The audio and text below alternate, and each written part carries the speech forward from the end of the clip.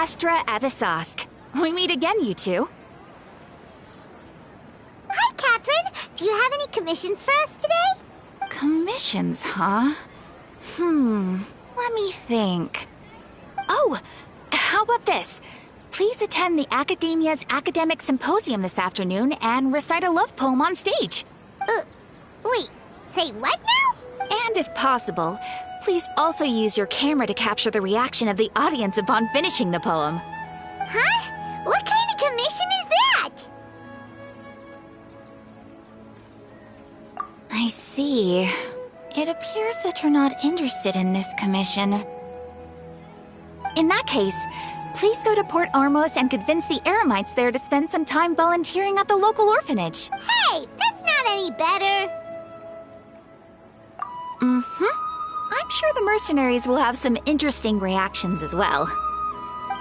Paimon's gotta ask, just who exactly has been submitting these commissions to the Adventurers Guild? Oh, the commissioner?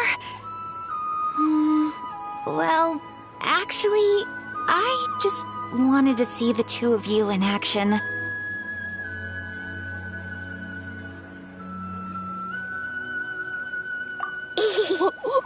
Was it so obvious? I was hoping you would actually take one of those commissions. That kind of chance to observe humans doesn't come by often. Ah, so it's Nahida. Paimon just knew Catherine wouldn't crack those kinds of jokes. When did you get into her head? From when she said, "Ad Astra Abyssosque." So it's been you this whole time? Are you done resting up, Nahida? Yes. I've been sleeping ever since we parted ways, and I even had a really, really long dream. It was another dream about the Sub-Zero's festival, except it was a happy one. In my dream, I was sitting in the middle of a flower terrace, and everyone in Sumeru City was holding hands as they danced in circles around me. They danced round and round, and everyone looked really happy. I also got to sit on a gigantic flower carriage. Ferris, the Knight of Flowers, raised me really, really high above the ground, and I was throwing an endless amount of Yalda candies at the children. You know, Nahida, maybe your dream is how the Sub-Zero's festival really should be. It's meant to be a joyous time where everyone gets together to celebrate your birthday. Huh? Wasn't I describing a really happy dream? Why are you both looking at me like that? Wait, could this be an example of the emotion known as pity? No, we aren't pitying you. That would only make everything worse. We just don't want you to feel too sad. By the way, have you had a chance to visit Dunyarzad? How's she doing? The Homianis haven't allowed any visitors after the festival, so we haven't been able to check on her. Yes, I paid her a visit right after I woke up. She was resting at the time. Her condition is stabilized. However, since Elazar is a manifestation of the withering on the human body, we can only cure it by finding a way to take care of Irminsul's own withering. But for the moment, our top focus should still be figuring out what the sages are up to and what they're planning. Right. Who knows what'll happen if they manage to pull off another scheme like the Samsara of the Sub-Zero's festival? So our first priority should be investigating and putting a stop to the sages' activities. As for how we should pull that off, let's discuss it somewhere else. There are too many adventurers around here. Oh, good point. Sorry, adventurers. We're gonna be borrowing Catherine for a little while.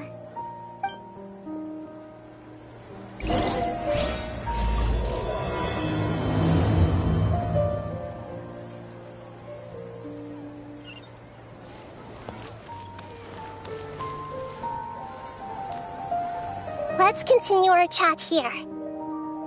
Okay, so do you have any ideas on how we can investigate the sages, Nahida? Actually, I've already done a little bit of work on that. But for now, I want to hear your thoughts.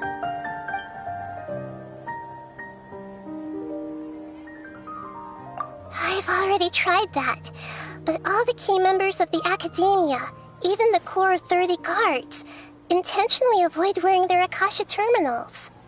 It seems that from the very beginning, they've been guarding against info leaks from the Akasha. Of course, it could also be because they're wary of me. Have you already caught the sage's attention? I'm guessing not yet, but distrusting me would make perfect sense if they've ever paid attention to the urban legends about me. In any case, I probably can't take over their minds directly.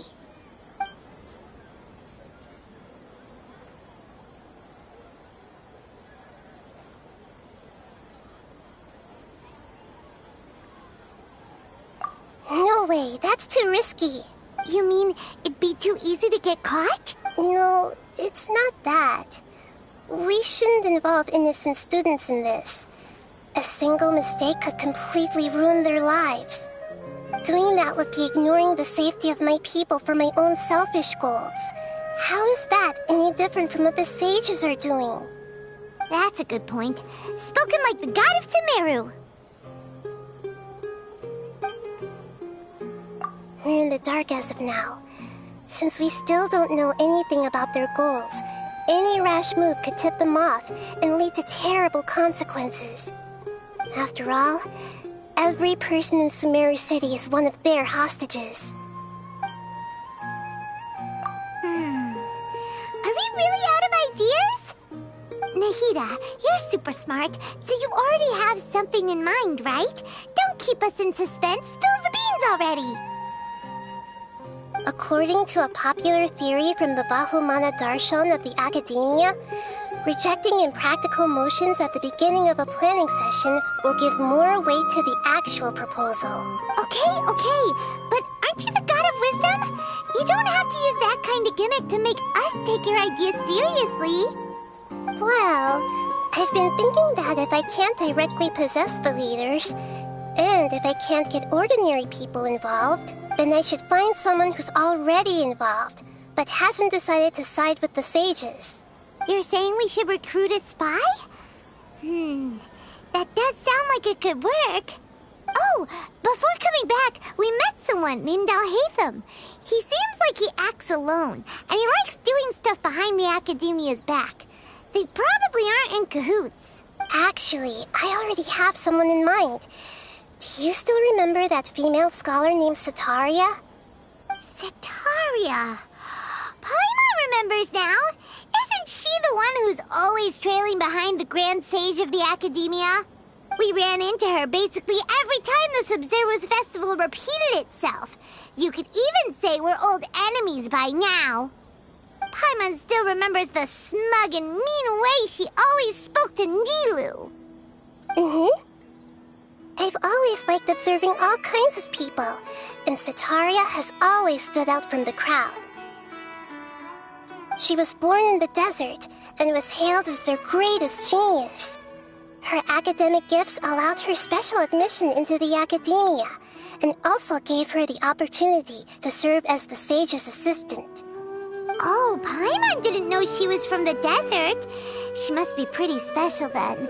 Paimon feels like most of the desert dwellers around the city are working as mercenaries. The name Setaria means star. When she lived in the desert, she shone like the brightest star in the night sky. Later on, she was chosen by the sun. The star was given a place in the daytime sky to complement the sun's dazzling light. Soon after, the star witnessed the sun scorching the earth, which brought forth many disasters. The star began to waver. Instead of staying beside such a sun, wouldn't it be better to return and light up part of the night sky? But in the end, she couldn't give up the radiance of daytime. To cope with her shame, the star buried her guilt and closed her eyes. From the sound of it, Setaria's just hung up on the research opportunities here. But she doesn't really support the Academia. She still feels guilty about not doing more for the desert, right? She's just running away from her problems. Indeed. When they are presented with complex moral issues, many people will simply plug their ears and go with the flow until the problem can't be fixed anymore. She's suppressing a lot of guilt, but before she realized it, she had already become the sage's accomplice. She can't deny her part in their schemes anymore. Right. We must somehow make her face her problems again. That way, not only can we get useful intel from her, but she can also use it as an opportunity to redeem herself. From my past observations, Setaria will take a day off from the academia every 10 days to do some shopping in the city. Tomorrow afternoon just happens to be a shopping day for her. That'll be our chance. To prepare, let's go check out some of her favorite spots and have a quick chat with a few of the vendors there.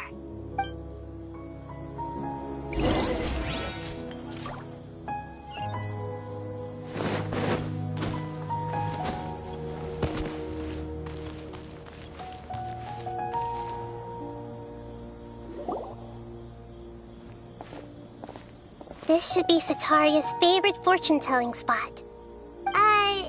So should we ask the fortune teller about Setaria? No, I already have enough information on Setaria. The most important thing now is for you to pay attention to the vendor's talking style and key characteristics. Talking style and key characteristics? My poor lost lambs, have you become troubled over your fates? The divine voice of wisdom often echoes between mine ears. If thou be blessed today by the gods, I may be able to show you the way. Huh? Really? Nahida, you've been whispering things to her? Shh! My friend here has some doubts regarding her future. Can we get a fortune reading for her? Of course, of course. In that case...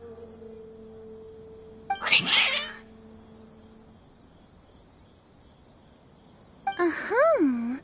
It would seem that Harut and Marut are quite wary of you. Perhaps, at some time in the past, you have somehow offended the gods. Only mocking the god of Animo, questioning the lord of Geo's financial savviness, and brawling with the god of Electro. Do those count? Oh, nothing. Go on, pick an aspect for her to divine.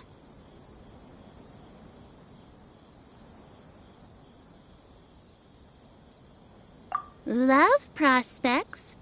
No problem at all.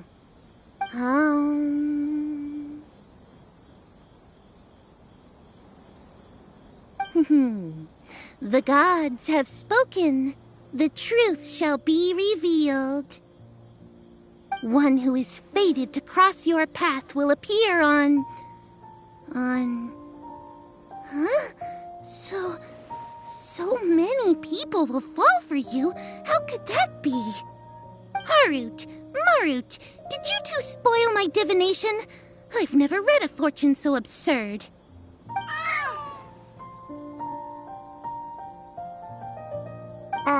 Actually, Paimon thinks this is probably the most accurate fortune-telling you've ever done.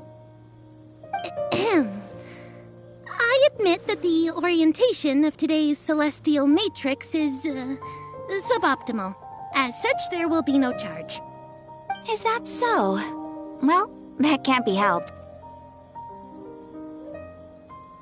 If you were to bring some food offerings for Harut and Marut on your next visit, perhaps they could help you reverse the wheels of fate.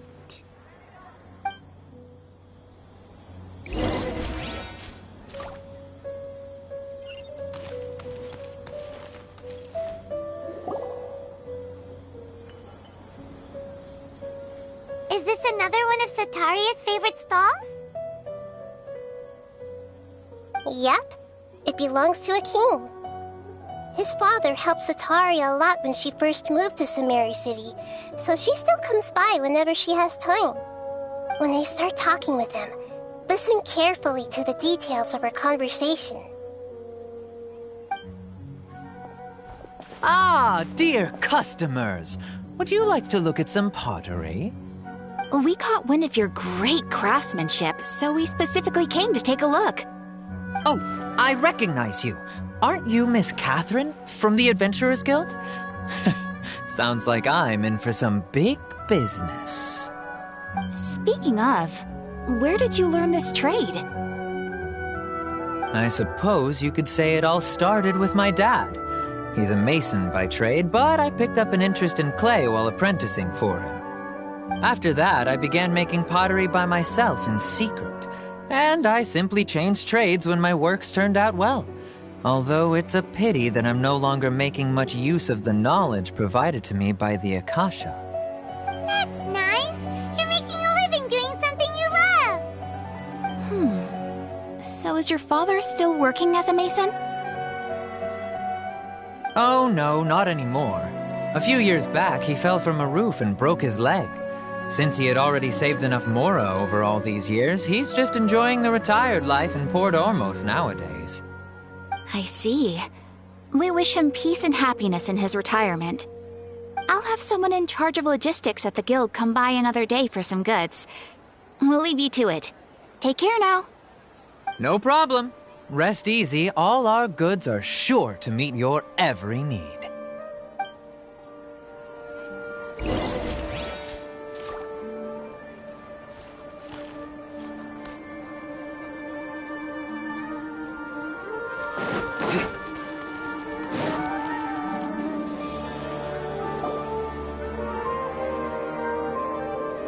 This should be our final stop. Sitaria's always thinking of this restaurant when she's working at the academia, so she always comes by whenever she's out in the city. Nahida, you've really thought of everything. It's my duty to protect Sumeru's citizens, after all. Hi there. I feel like I've seen you down by the docks before. Huh? Sorry, I don't quite remember. If I recall, you were having a discussion with someone about shipbuilding at the time. Ah, that's right! I've always been really interested in feats of marine engineering. After all, I grew up in Liyue Harbor and spent my entire childhood staring at the ships going in and out of the port. I came to Sumeru to study, but failed to make it into the academia due to my lack of talent. But I'm still discussing all kinds of problems with different scholars, and I'm continuing to study and perform research from the restaurant's basement. I'm sure I'll get to the academia after their next round of exams. What an admirable spirit for learning. Amazing! Sure, but you'll find hardworking people wherever you go. So this restaurant has a basement as well? Huh. First I've heard of it. That's right. It's not usually open to patrons. Most of the time, employees use it for breaks or to hold private events. I see. Guess that makes sense. Well, good luck with your studies, Miss Chishan. Thank you so much. As long as I can make it into the academia as an official student, I'll be happy.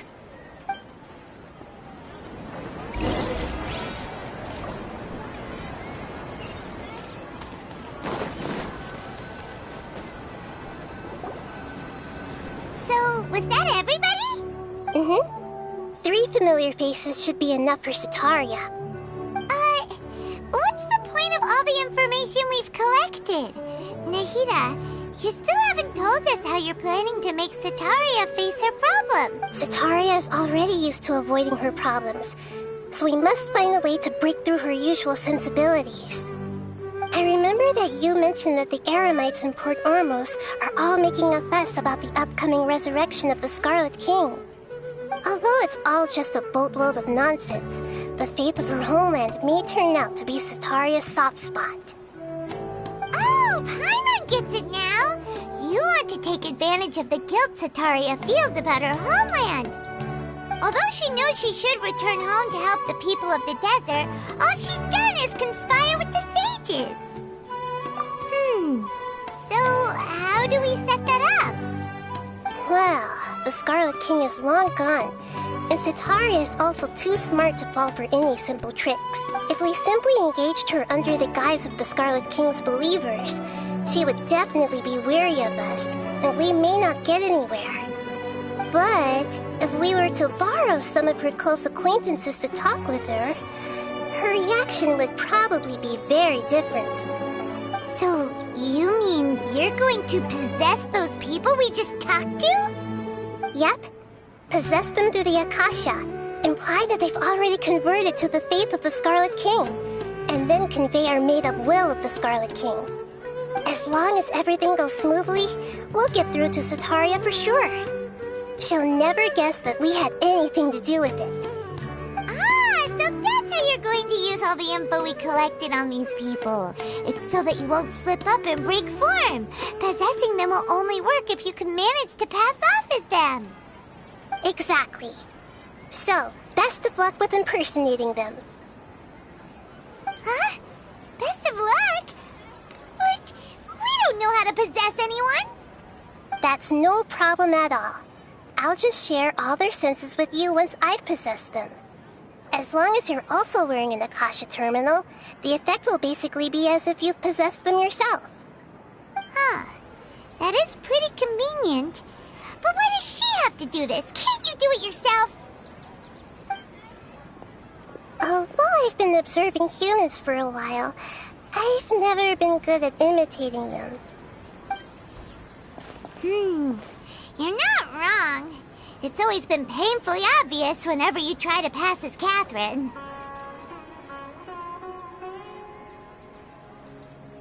If it was at all possible, I would have preferred to leave these people alone.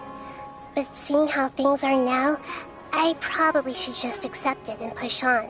Yeah, don't beat yourself up over it. We're only doing this to help everyone, and we'll only be borrowing them for a little while anyway. Alright, then let's give it a go tomorrow afternoon.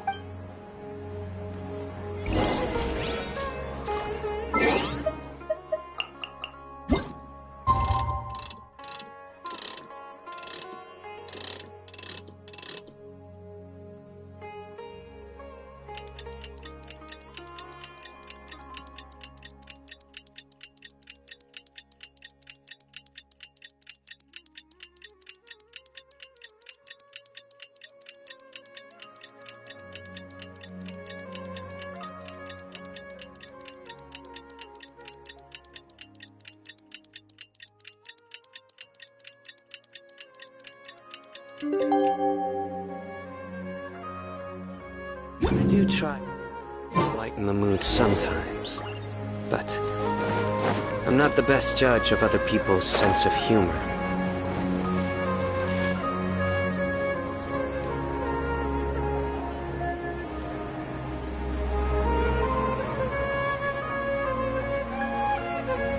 Oh, here she comes. Sataria's here. Let's quietly follow her. Once she starts talking to her acquaintances, we'll find a safe spot to begin possessing them. As for how we'll sway her to our side, I'll leave that to you. I trust you'll know what to say. Paimon's starting to feel kind of nervous. Okay, let's go. Looks like they've already started talking. Let's find a hiding spot and get started.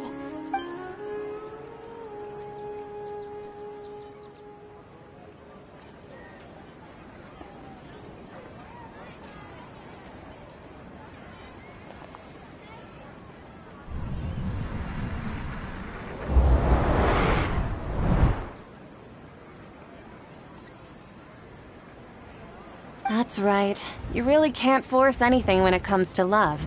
And besides, everyone around me has a very different background and outlook. Are you still listening to me, Nabia?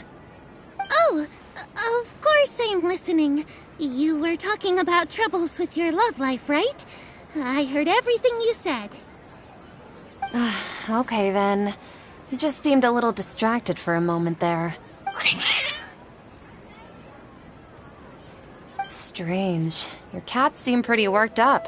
Is something wrong? I always thought they were quiet, happy kitties. Oh, what are their names again?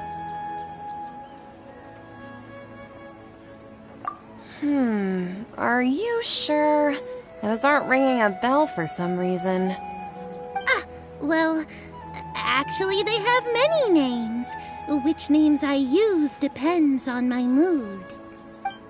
Huh, I see. I imagine that must be hard for the kitties, too. So, which fortune do you want me to read for you today? You must have come for another echo of the divine voice of wisdom. I'd like to get another reading on my love prospects, but to be perfectly honest with you, I feel like I've been a real mess recently. A mess? Well, could you do a reading on how long it'll take me to finish my current project at work? I really just want to get it over with. I hear you. No problem at all. The gods will reveal the truth.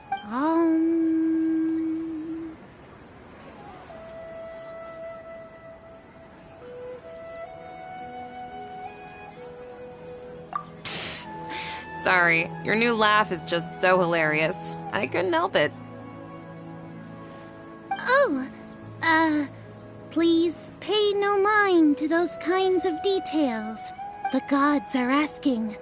Sitaria, why haven't you gone home? Why haven't I gone home? Do the gods really know everything I've been thinking about? Sitaria, why don't you just go home?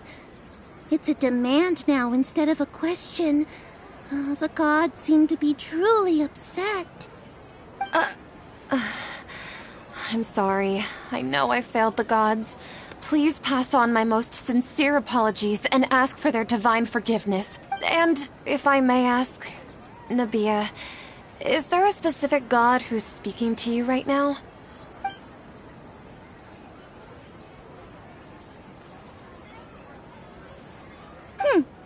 What an inconsiderate and naive question. The god who is speaking to me is, of course, the wisest and mightiest of all, the Scarlet King. The Scarlet King? No wonder he would make such a demand of me. Oh, wait a second. The Scarlet King passed away a long time ago. Even though news of the Scarlet King's resurrection has been spreading like wildfire, it's all just a misinformation campaign from the academia. How can the Scarlet King still exist in real life? What insolence! I am the Scarlet King's most loyal believer. Do you wish to refute his voice of wisdom? Oh, no. As a child of the desert, I am only reveling in his power upon learning that his divine glory has touched even this city. I will think very carefully about his demand of me. I'm sorry. I must go now. Wait!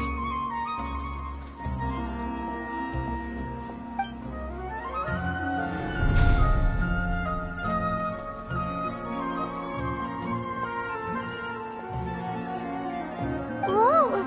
She just ran off in a hurry. She looked pretty upset, too. Well done. Sitaria didn't seem to suspect anything amiss. To have something she's been trying desperately to avoid show up out of nowhere and berate her, that must have shaken her to the core. Aw, Nahida, it seems like you understand human emotions really well after all. All I know are some abstract Harabatot theories. And in any case, my time with you has shown a lot of them to be utterly useless. I'm still trying to make sense of everything. Anyway, enough of that. Let's hurry and catch up to Sitaria. He's out of Keem's now, right on cue. Let's get ready to possess him right away.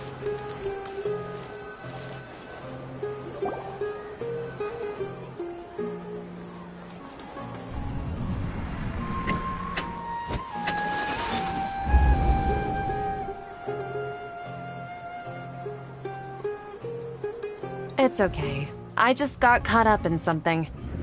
Oh, actually, didn't you ask me to help you look for work? What kind of work were you looking for again? Oh, right. Your old man's craft. How could I forget? Speaking of, how's he doing? Is he feeling any better?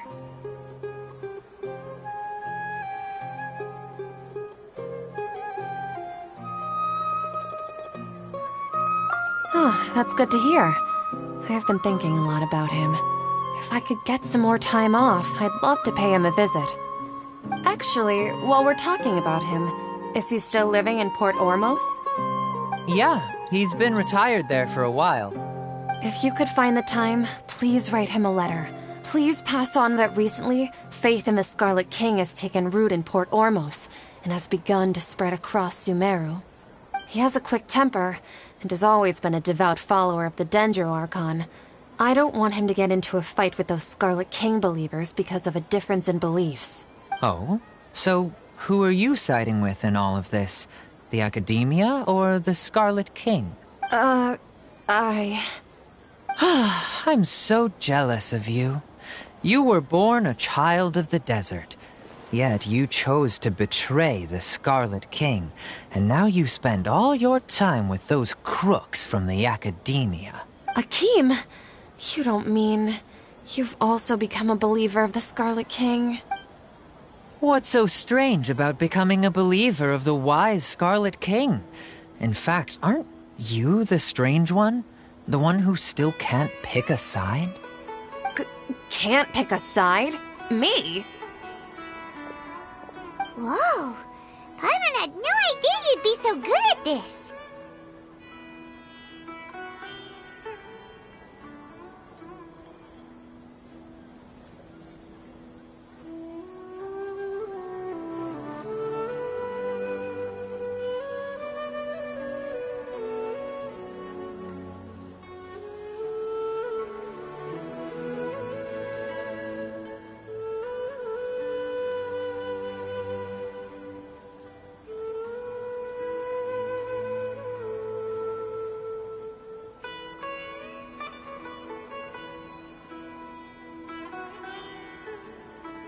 You really zeroed in on the issue and put it right in front of her. It might feel a bit overwhelming for Sataria. But once everything is over, I'll be sure to pay her a visit to her mind and explain everything. Anyway, let's keep going.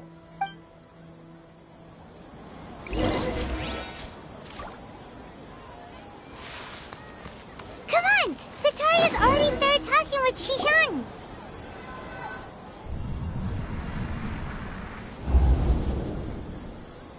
So, Shishan, have you noticed anything weird in the city lately? Like, as if someone was trying to preach to you about something?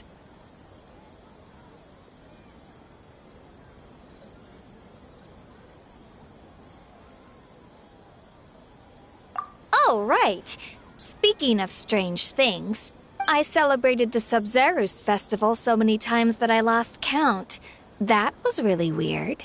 Wait, how could you be aware of that? That should be impossible. Nothing in the report indicated anything like that. Are you still failing to realize that the Academia's lowly tricks could never deceive all of Sumeru's citizens? Shishan, don't tell me that you've converted to the Scarlet King as well! What an absurd question. You make it sound like I should be ashamed for becoming a believer of the Scarlet King. In reality, shouldn't you be the one who is ashamed? You, who worked side by side with the Academia and treated people as nothing more than experimental subjects? Please, please stop! Even now, Sataria's still trying to run from her problems. She can no longer justify everything to herself. Hey, she's trying to talk to the guards! What should we do? This is the most important part of all. Quick, get ready. Mercenary, you're a member of the Corps of 30, correct? Please help me pass a message to the Matcha right away. The situation in the city is getting out of control. Please, try to remain calm, miss. Tell me what's happening in the city. Heretics are infiltrating the city, and they've already converted many residents to their side. Heretics? What kind of heresy are you talking about? The Scarlet King! Many people I know have suddenly started believing in him, but he's long dead. It's impossible. Miss Sataria, nothing is impossible. You know my name? The Scarlet King is immortal, and all who defy him will one day pay the price. You must face the truth, Sataria. You tread a treacherous path, and the longer you ignore it, the tighter the Academia's grasp on you will become, and the deeper you will be ensnared. Child of the Scarlet King, never forget that the desert that belongs to you lies elsewhere. What's so strange about becoming a believer of the wise Scarlet King? In fact, aren't you the strange one? The one who still can't pick a side? What an absurd question. You make it sound like I should be ashamed for becoming a believer of the Scarlet King. Setaria, why haven't you gone home?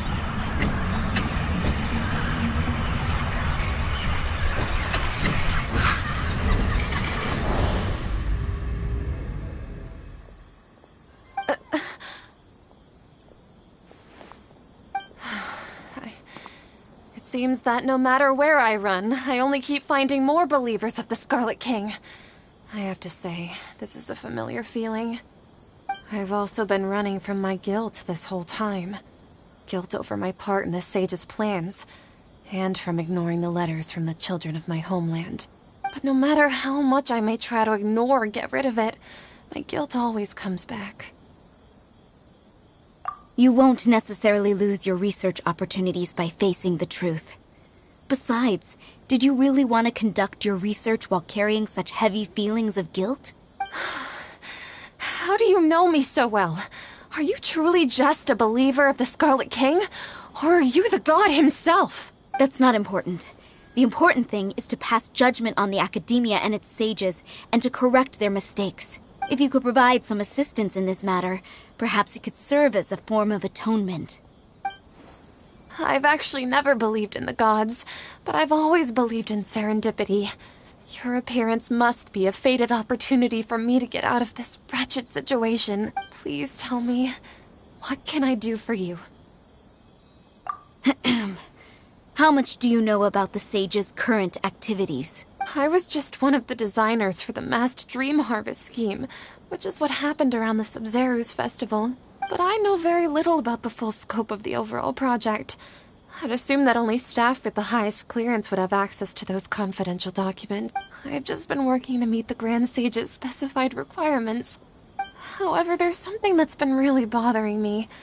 I heard that a scholar who was previously expelled has returned to the city, and even the sages are still quite wary of him. To fight against the Academia, we will need to figure out the nature and the purpose of their work. Is there a way for us to get access to the confidential documents you mentioned? It should be possible if we're willing to take some risks. After all, I'm an assistant to the Grand Sage, and I've been working on many tasks outside of the project.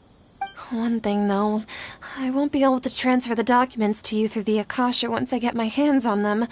The sages have always closely monitored all activities within the Akasha. Let me see... let's use the most primitive method. Send someone to pick up the documents tomorrow evening at the Academia entrance. The Academia entrance? Wouldn't that be too conspicuous? Don't worry about that. I assure you, this won't be a trap. I'm only suggesting this location because it'll draw more scrutiny for me to leave the Academia again. It'll be safest for me to distract the guards long enough to hand you the documents. All right, I trust you.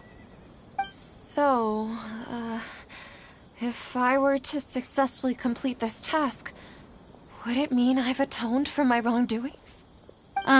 That'll depend on the judgment of the Dendro Archon. The Dendro Archon. That's right. Her people are the ones we have endangered.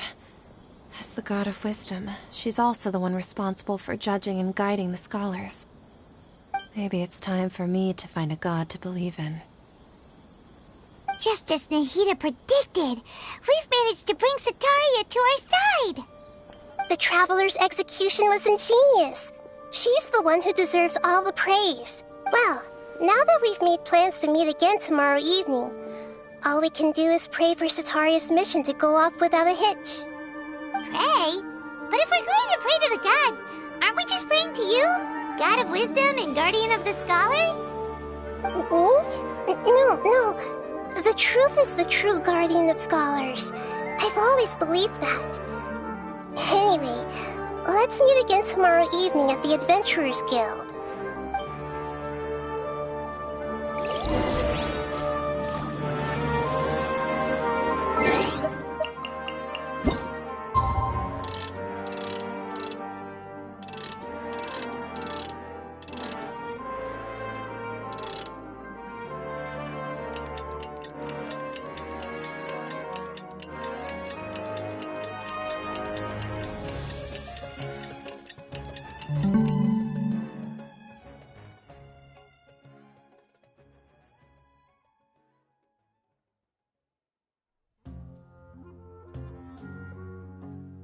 Good deeds and bad. In the end.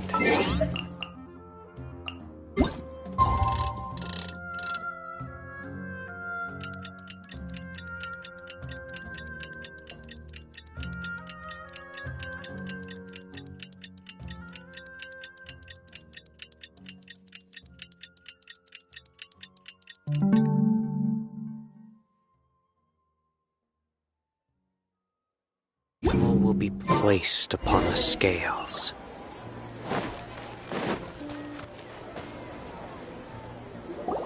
Catherine, we're here! Oh, you are the other Catherine, right? That's right.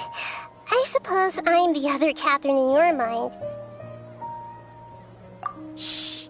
We're on a secret mission tonight, so we need to protect Catherine's identity. Yep, Paimon's right. We cannot fully rule out the chance that the meetup tonight is just a trap. If something were to happen, my existence may be the only trump card we'll be able to play.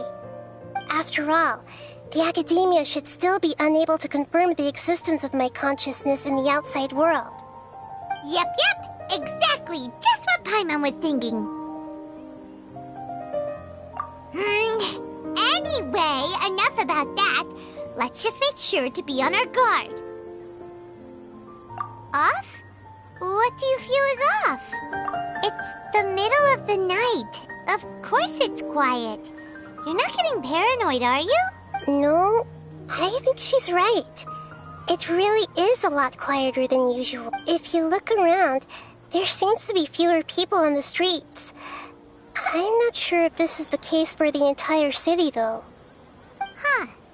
Maybe it's just a coincidence.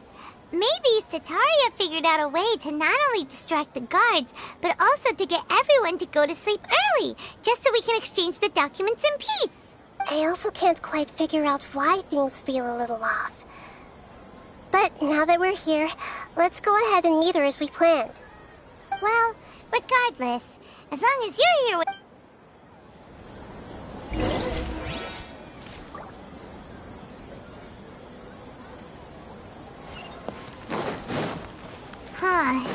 There really aren't many people out right now. Let's hope it'll be this quiet in front of the Academia, and that Setaria managed to distract all the guards.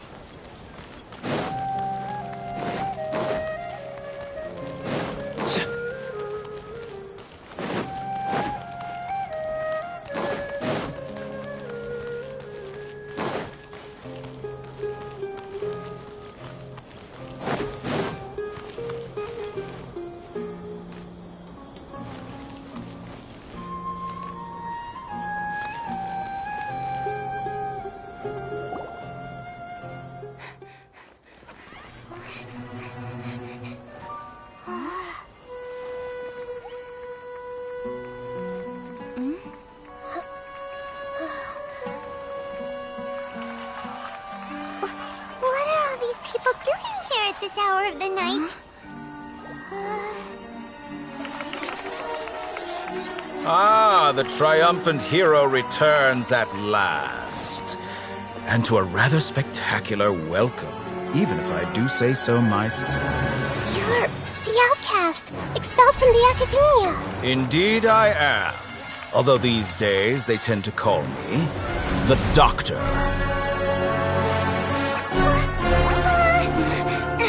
If you're looking for your researcher friend, she has already been taken into confinement. With some basic caution, she could have discovered the listening device on her person. Clearly, she lacks the degree of rigor expected of a true scholar.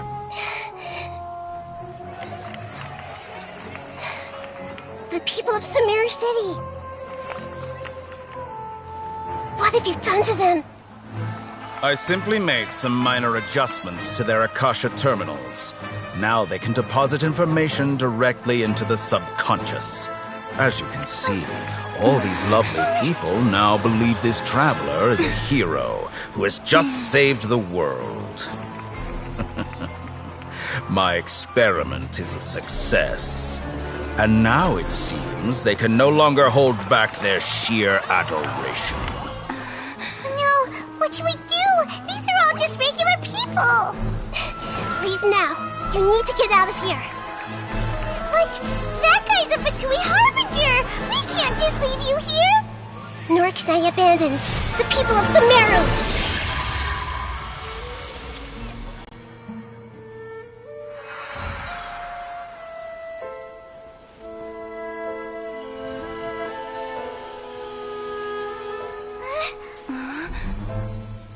Don't worry. We'll meet again outside of the city.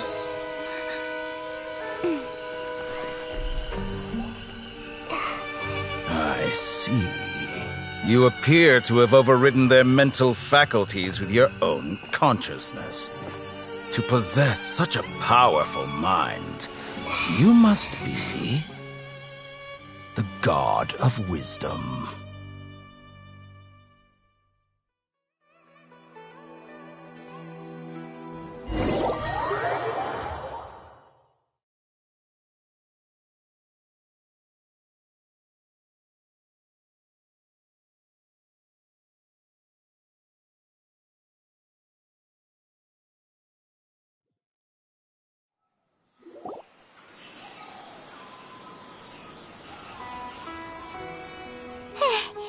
This should be far enough. Whew. Paimon needs to catch her breath first. Is Nahida going to be okay? We only made it out because of her.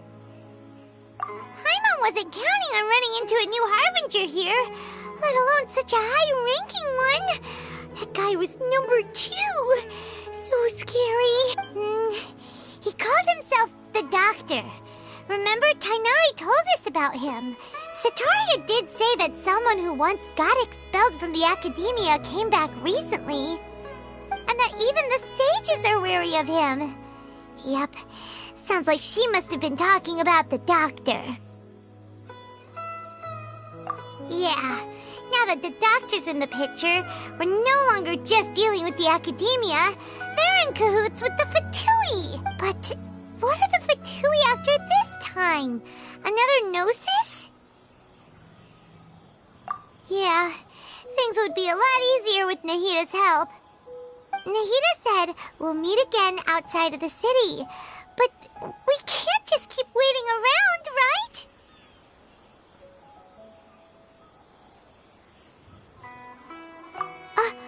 You mean... Oh, right! Wasn't he invited by the sages to work on some project when we were staying with him in the Avidia Forest? That has to be the same project! Even though he turned it down at the time, he might still know something. There's no time to lose. Let's go to Gandharvaville.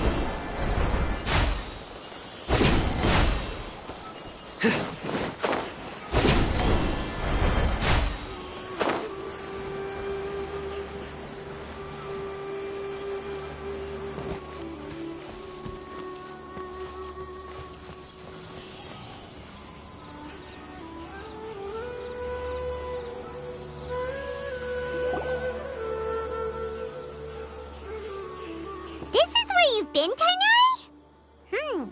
That's... Shh! Keep your voice down.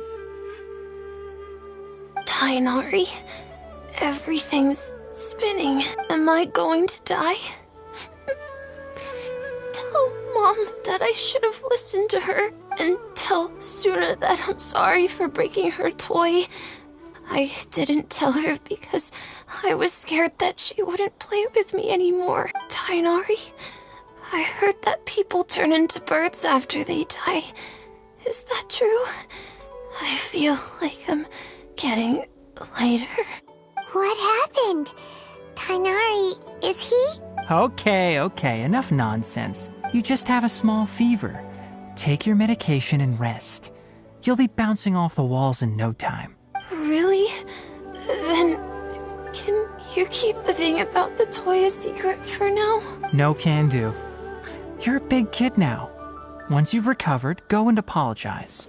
Keeping secrets to yourself won't solve anything. Oh. Hey, let me ask you something. I recall that you're usually pretty healthy. How did you get this sick all of a sudden? I don't know either. Mom's been telling me not to play in the forest. I just wanted to look inside. It's different from before. I got lost and went around in a huge circle. After I got out, I started feeling dizzy. Could it be? So that's how this whole mess happened. Anyway, go rest. No running around until I say so, got it? Traveler, Paimon, let's step out for now. Mr. Forest Watcher, how is my son? I gave him some antipyretics. Let him rest here for a while. I told him that he would feel better after some medicine and rest, but I only said that to comfort him. His symptoms resemble a fever, but something else is causing them. They seem more akin to a disruption in his psyche. Antipyretics won't be of much use. What do we do? Mr. Forest Watcher, you have to help him. If memory serves, a plant called Vasanti grass can help soothe the mind. A small number grow in arid deserts. They usually look like shriveled weeds, but can be revitalized with a splash of water. They're expensive and unable to grow in the Avidya forest's climate, so I don't have any on hand. I'll ask the caravans. Go find Kale, have her prepare medicinal tools and a set of traveling gear for me. All right. Thank you. Contaminated region, huh? Is that why you two are also here? Yep. Is it a new withering zone? Doesn't seem like one. Whether you look at scale, internal conditions, or resultant effects, they're completely different. The only thing they have in common is that they aren't welcome. This nuisance made itself home in the Avidya forest, so I can't turn a blind eye.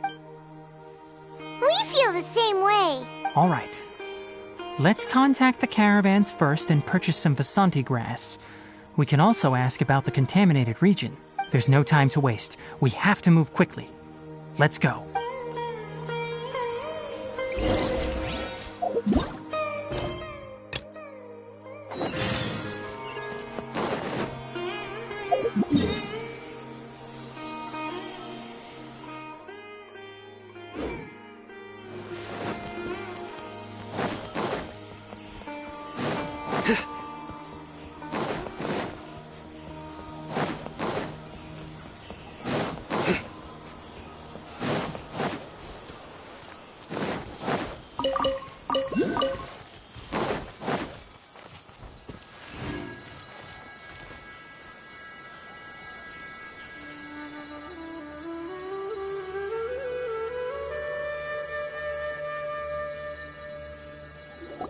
Hold it right there.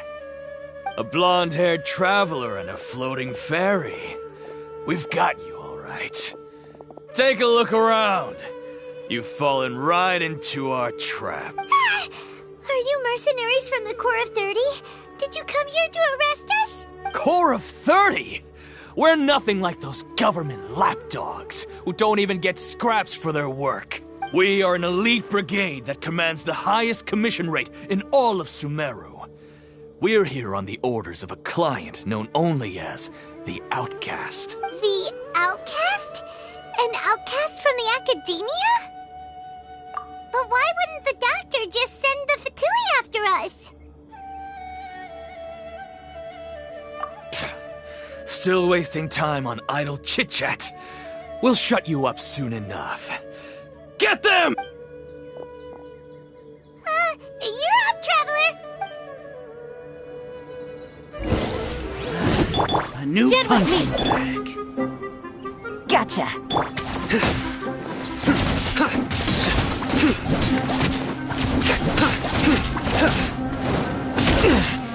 Hold it, Amber! Help!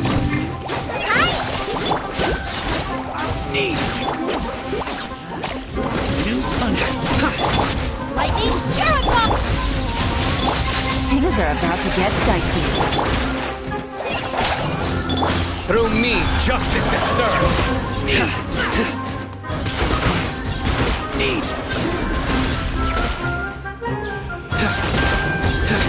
Your penance is... It isn't over yet! Here comes reinforcements!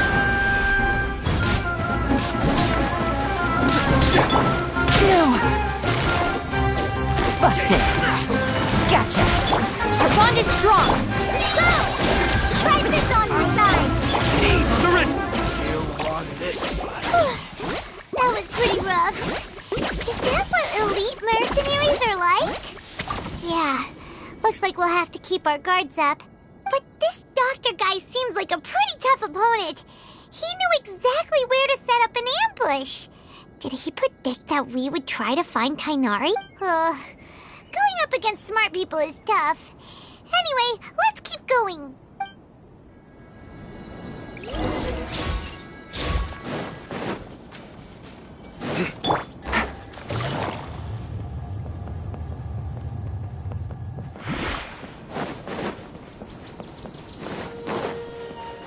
Take it easy.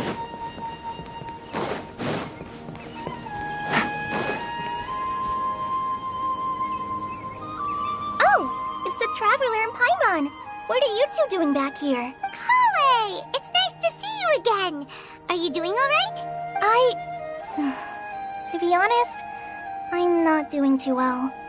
My Elazar has been progressing at a faster rate lately. I'm finding it harder to complete more intricate tasks. As a result, Master Tainari is taking me off the patrol schedule.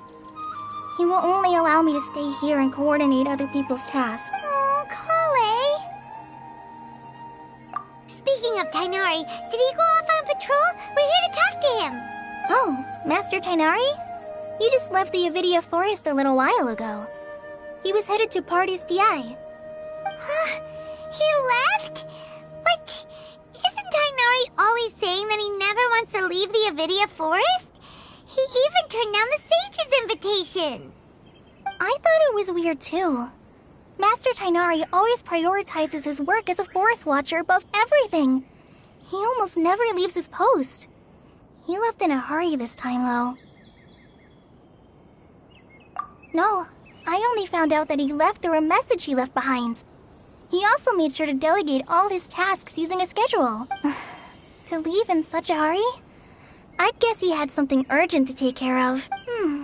Master Tainari originally studied in the Immorta Darshan of the Academia, and Partis DI is something like the Immorta's research base. Many rare shrubs and grasses have been planted there for research. I know that before he became a forest watcher, Master Tainari once spent a long time conducting research at Partis DI. A research base, huh? Gotta wonder what kind of research Tainari just decided to work on all of a sudden. Oh, we don't have a lot of time, so let's go look for him at Party's DI. Don't worry. I'm fine. I'm used to living with Elazar by now. If you run into Master Tainari, please send him my regards. Got it. Will do. See you later, Kale.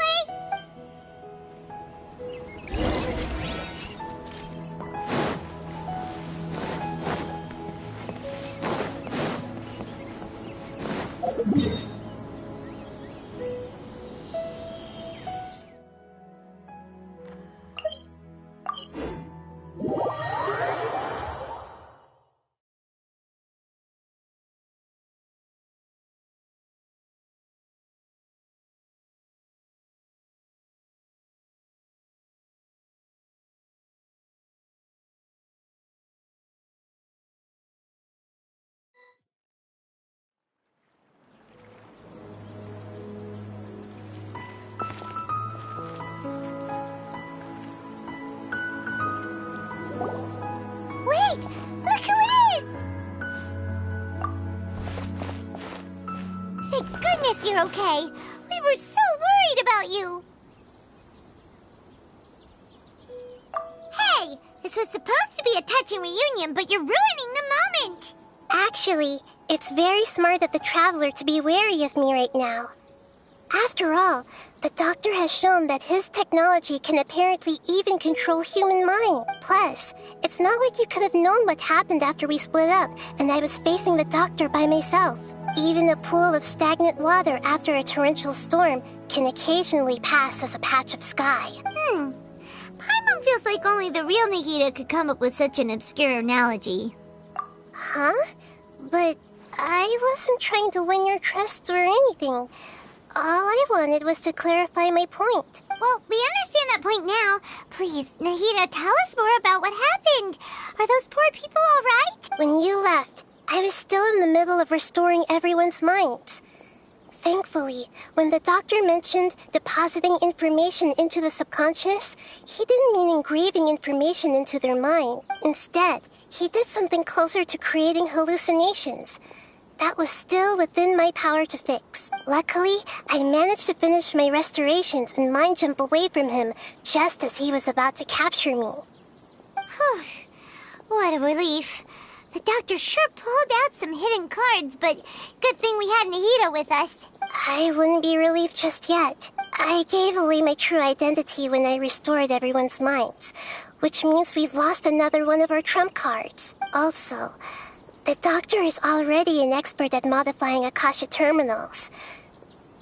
Maybe it's only a matter of time until he captures my consciousness inside the Akasha. Would that mean you'd no longer be able to jump between minds? Then, how do we stop him? It feels like he's toying with us. What a nasty piece of work. Plus, the doctor's combat ability alone is apparently enough to make him worthy of being number 2 of the Fatui. We shouldn't give up hope just yet. Let's try to find another way to attack this problem. Actually, Nahida, how did you know we were trying to get to Party's Di? Have you been waiting for us? Yes, I have.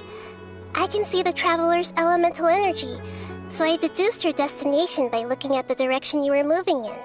You didn't come here for sightseeing, right? Did you find any leads? We're looking for a scholar we know. His name is Tainari, and the sages once tried to reach out to him.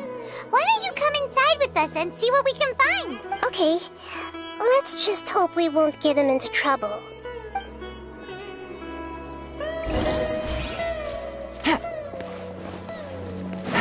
Take it easy.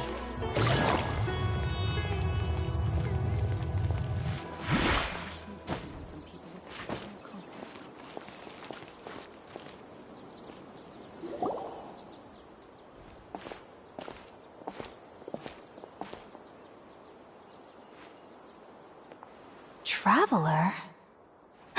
It is you! Ah! The voice! It's Hypatia!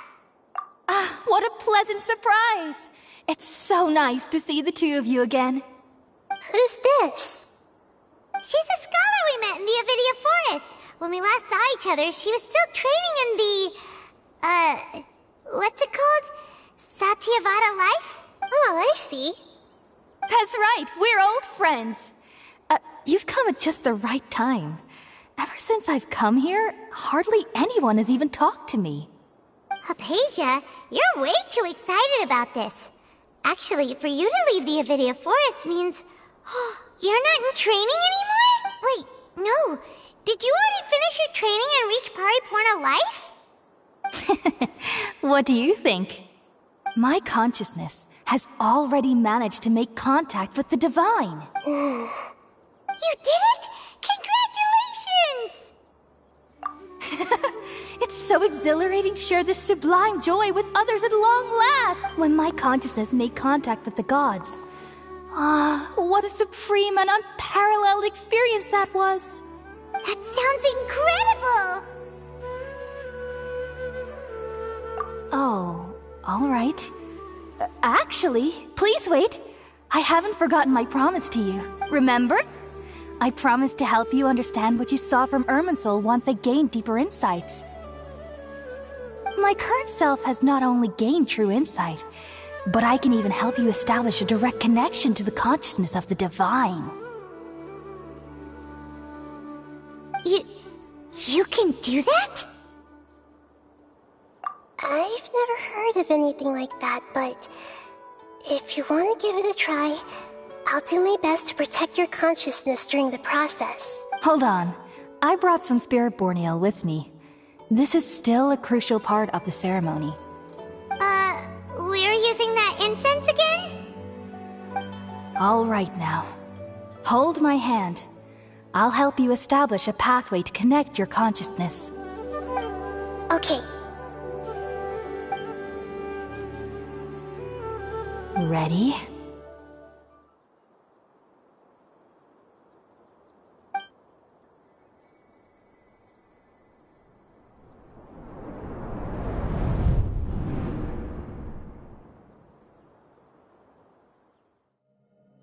It took 3 betrayals for me to finally understand. The world is just an elaborate tapestry of lies. My fury will never be quelled. The first to betray me was a god. My creator. My mother. Valuing strength above all, she saw no worth in me and I was discarded. The second was a human. My family. My friend. Consumed by fear, he saw me as an abomination. The third was one exactly like me. A hope for the future. A fledgling barely out of the nest. Powerless before his mortality, he broke his promise to me. Humans, they can't be trusted. And the gods fill me with pure loathing. So I said good riddance. I denounce the world and laugh in its face. My chest will never again be defiled by worldly filth. I will scrub away every last trace of human emotion. Then it will be empty, a blank slate, and ready to receive a supreme gnosis, brimming with pure divinity.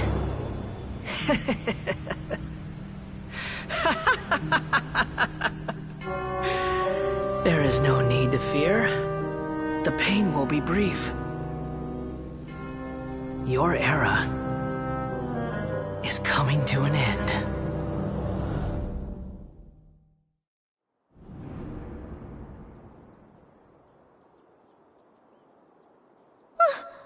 What was that? Did we actually just see the Balladier's memories?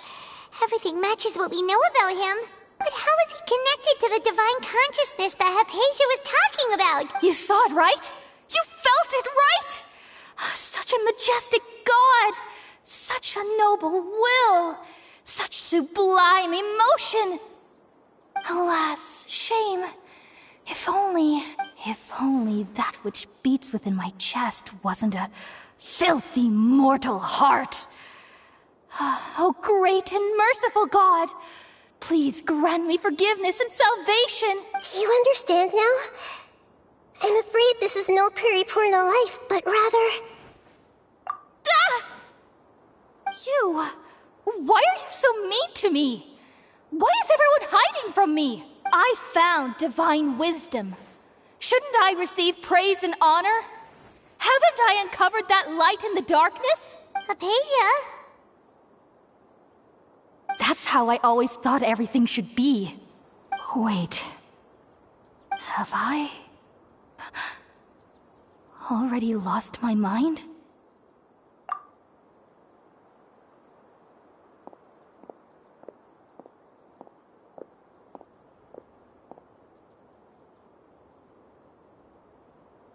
Wait, something isn't right!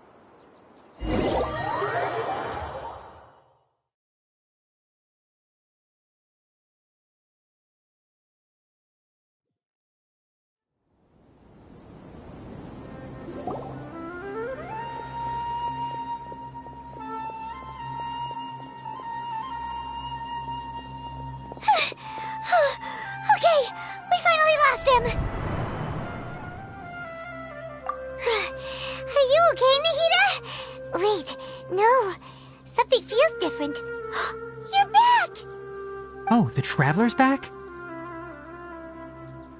Nahida was controlling your body for a while. It seemed like she jumped over to you as an emergency measure right before the Catherine puppet was destroyed. After that, Tainari heard the commotion and came over. He helped us defeat the mercenaries and then he ran with us all the way here. What? You swapped places? You mean your consciousness also went into Nahida's body? Wait, then where is Nahida's consciousness? Where is she now? I never imagined that an individual's consciousness could be transferred around like this. Had I not seen it with my own eyes, I would have never believed it.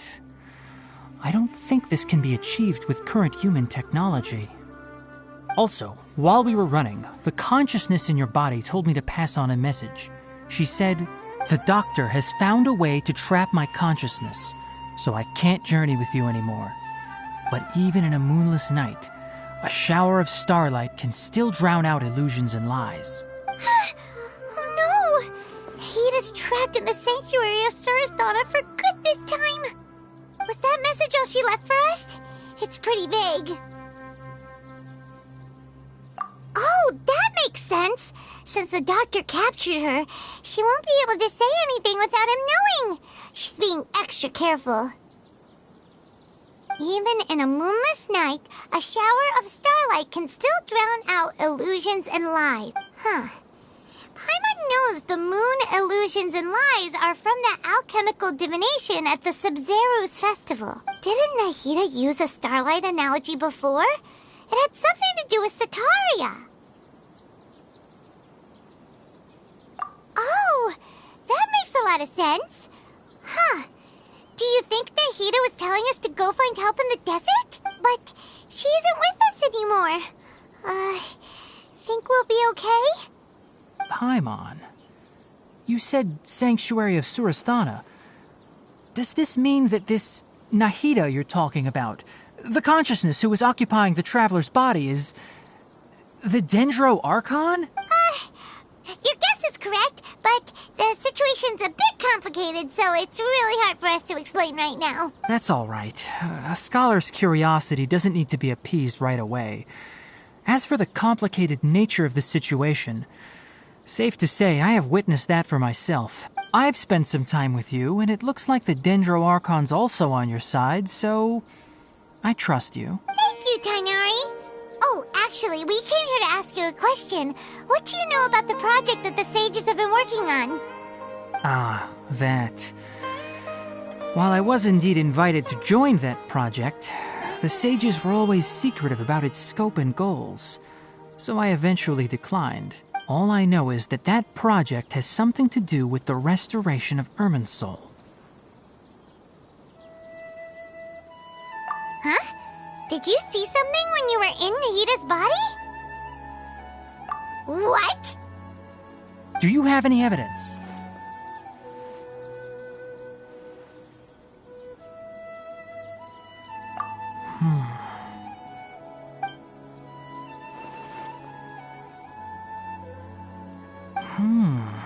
So that's what happened.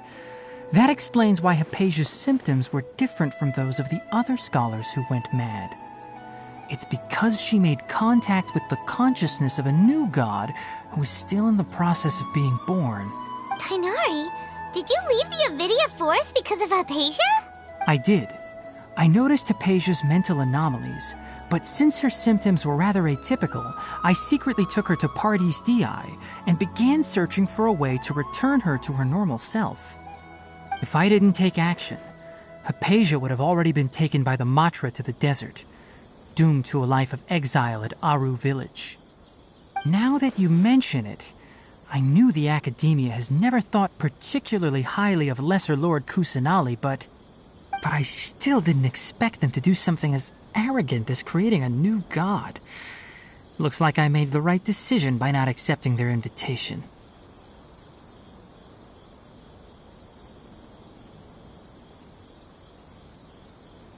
The Doctor and the Balladeer. We have 2 Fatui Harbingers in Sumeru.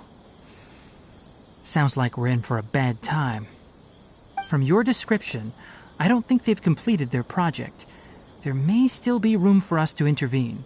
But then, what is the connection between creating a new god and restoring Irminsul? Yeah, it feels like we're still nowhere close to figuring out the sage's goals. Right, we've pretty much gone over everything we need to know, so we should head out. How about you, Tighnari? What are you going to do? I'll stay here for now. I still want to try a few more things to help Hypatia. If you're planning to go into the desert, start by heading for Caravan Rabat. That'll be your fastest route. Come find me here if there's anything else I can do to help. May the spirit of wisdom go with you. Thanks, Tighnari. Hopefully Hypatia will feel better soon. We're off then.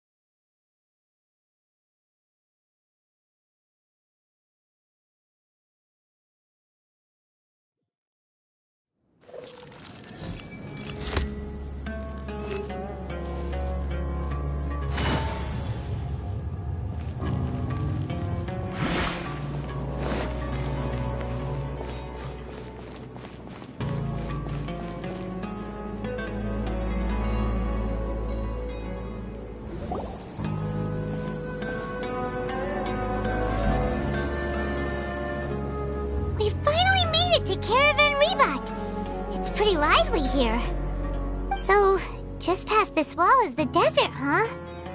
Oh, wow. Paimon remembers hearing people call this the Wall of Samiel. It's made to block sandstorms from the outside.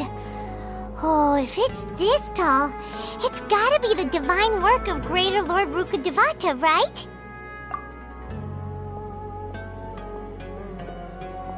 Enough gawking. Come on, follow me. Huh? Over here.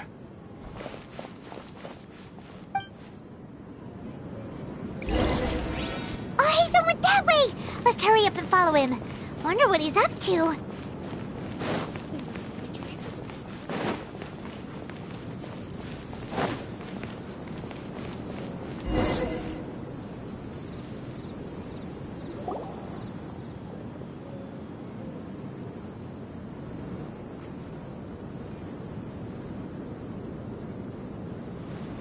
What the... Where did she go? How did we lose them? They were just here a second ago.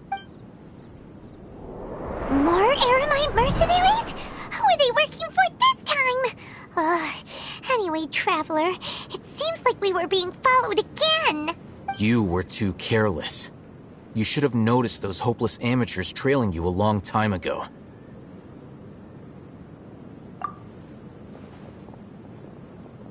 There's no need to thank me.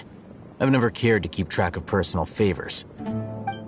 All I did was correct a mistake I happened to come across. It's a habit I developed at the Academia. You really gave Paimon a scare, Alhaitham. We never thought we'd run into you here. Last time we met at Port Ormos, didn't you say you were going back to the Academia? Wait, don't tell Paimon that you're here to take us back on their orders. Oh.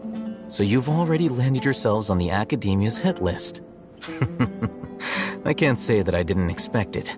However, had I wished to turn you over to the Academia, don't you think you'd already be the Eremites' honored guests by now? Oh, right. You do have a point. I have no interest in running errands for that project. As a scholar, I've always belonged to the camp that promotes researcher autonomy. And these days, you're more fascinating than anything the sages can offer. Not quite. To tell you the truth, I'm still investigating the Divine Knowledge Capsule. Unfortunately, I've run into some difficulties. Everyone says the capsule originated in the desert and was eventually moved to Port Ormos. If I am to get to the bottom of this, I must understand how the capsule first came to be. Which brings me back to you, and why you're so interesting. The leader of Ain al-Ahmar used the Divine Knowledge Capsule right in front of you, and upon seeing him, your expression became perplexed, and you were lost in thought for quite some time. To have that kind of reaction, I think you must have realized something. Are you interested at all in sharing what you've been hiding from me? Alhaitham, you really have a ridiculous eye for detail. What kind of person even notices or remembers stuff like that? So that's your answer. Well, I do work for the academia after all. So considering that, it is indeed wise to keep your cards close to your chest. But that does prove you do have some undisclosed information about the Divine Knowledge Capsule. Am I right? No matter. Rather than simply learning the answers from you, I'd still prefer to investigate on my own. Speaking of, you two are also headed to the desert? That's right! We have the same plan as you! But we don't really have any concrete goals at the moment. Then I'd suggest starting with Aru Village. It's the largest settlement in the desert, so it'll probably have more resources and intel than anywhere else. Well, would you like to head there together? It's always better to travel with someone you know. Let's go!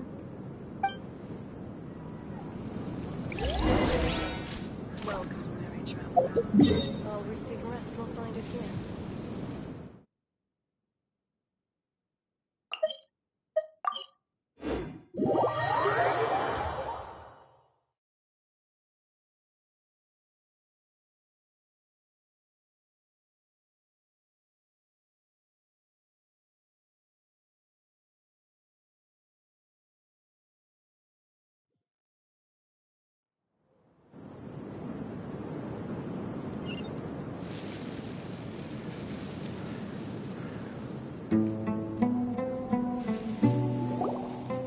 Before us lies Aru Village, the safe haven of the desert folk.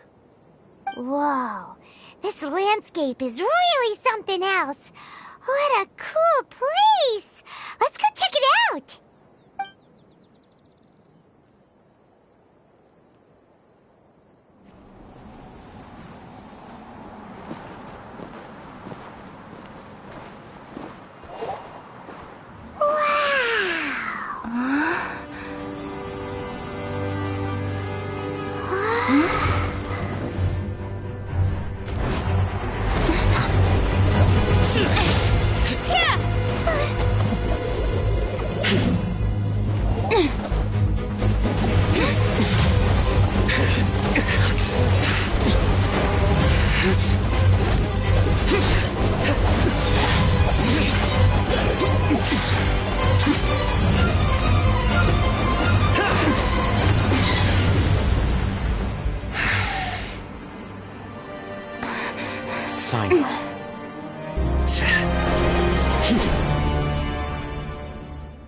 Unless my memory fails me, we have barely spoken 2 words to each other before now at the academia.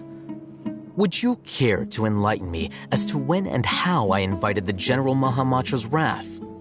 Alhaitham, do not think you can escape my judgment just because you managed to escape my attack. Judgment? So that's how you'd characterize your actions here, is it? Or would elimination perhaps be a more accurate description? Had I used my full strength, not even this traveler would have been able to stop me. Though styled like an assassination, I sought only to ensure that my target would be unable to flee or resist. Standard practice for the Matra, as well you know. Seemed to me more like your own personal touch. Who is that, Hatham? Did you call him General Mahamatra? Yes. General Mahamatra Sino, head of all the Matra at the Academia. He's a formidable hunter, and the ultimate nightmare for any who have committed academic crimes. You seem to have placed a lot of trust in Hatham, to the point of blocking an attack for him. If I were you, I'd never choose to side with him. I wouldn't believe a single word that comes out of his mouth. I have been pursuing this scribe for a long time. I urge you, stand back and do not seek to defend him any longer. Otherwise, there will be consequences.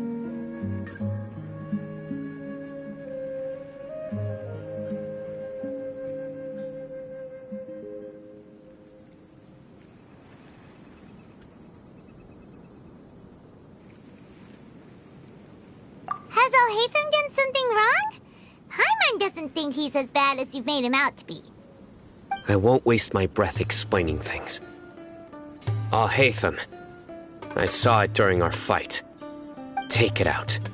The divine knowledge capsule you're hiding on your person. Unless you want me to retrieve it for myself. Very perceptive of you. Nothing escapes a Matra's senses. Wait, the divine knowledge capsule? Didn't it fall into the Matra's hands in Port Ormos? No wonder you speak with such confidence, Sino. But I must admit, I'm very curious. What does this capsule mean to you? And why, as General Mahamatra of the Academia, are you all alone in the desert? As far as I'm aware, the other Matra have been speculating about your disappearance. Have you been given a mission that's, let's say, morally dubious?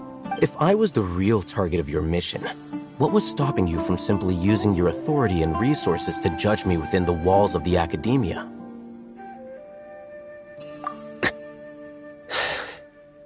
I should have known you'd be difficult to deal with. You two? Ugh! What you would do, Traveler? Paimon feels like we can't trust either of them! Ahem. Well, look at you two, acting all tough and self-righteous over there. Wait, Dia?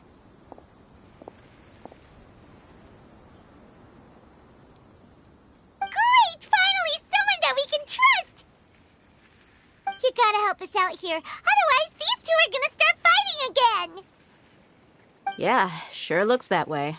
Two giants from the Academia duking it out once and for all. Not something you get to see every day, that's for sure. Listen, I know you academic types love to fill up your big brains with self-righteous morality and lord your empty rules and virtues over each other. But how dare you bring your petty disputes into the safe haven of Aru Village? It seems like someone's gonna have to beat some sense into your thick skulls until you finally learn to respect these grounds.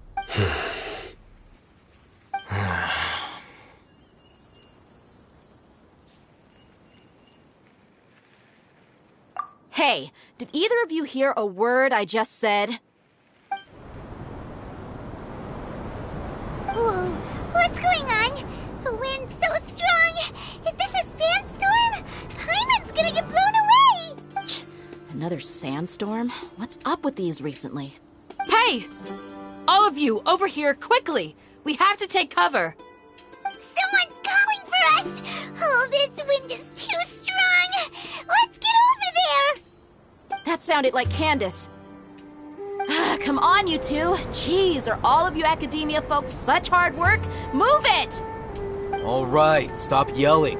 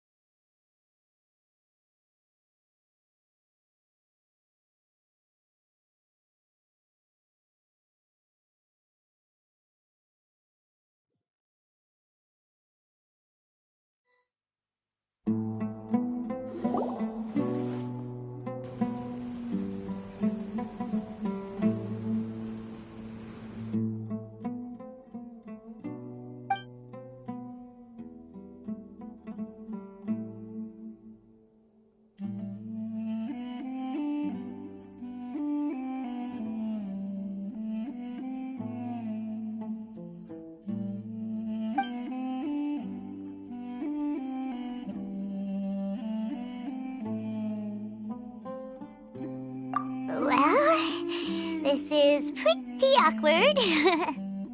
Hey, wanna play sardines with 3 people who wanna tear each other limb from limb? Sure, why not? Sounds fun. The air is so thick and heavy. Paimon can hardly keep floating anymore.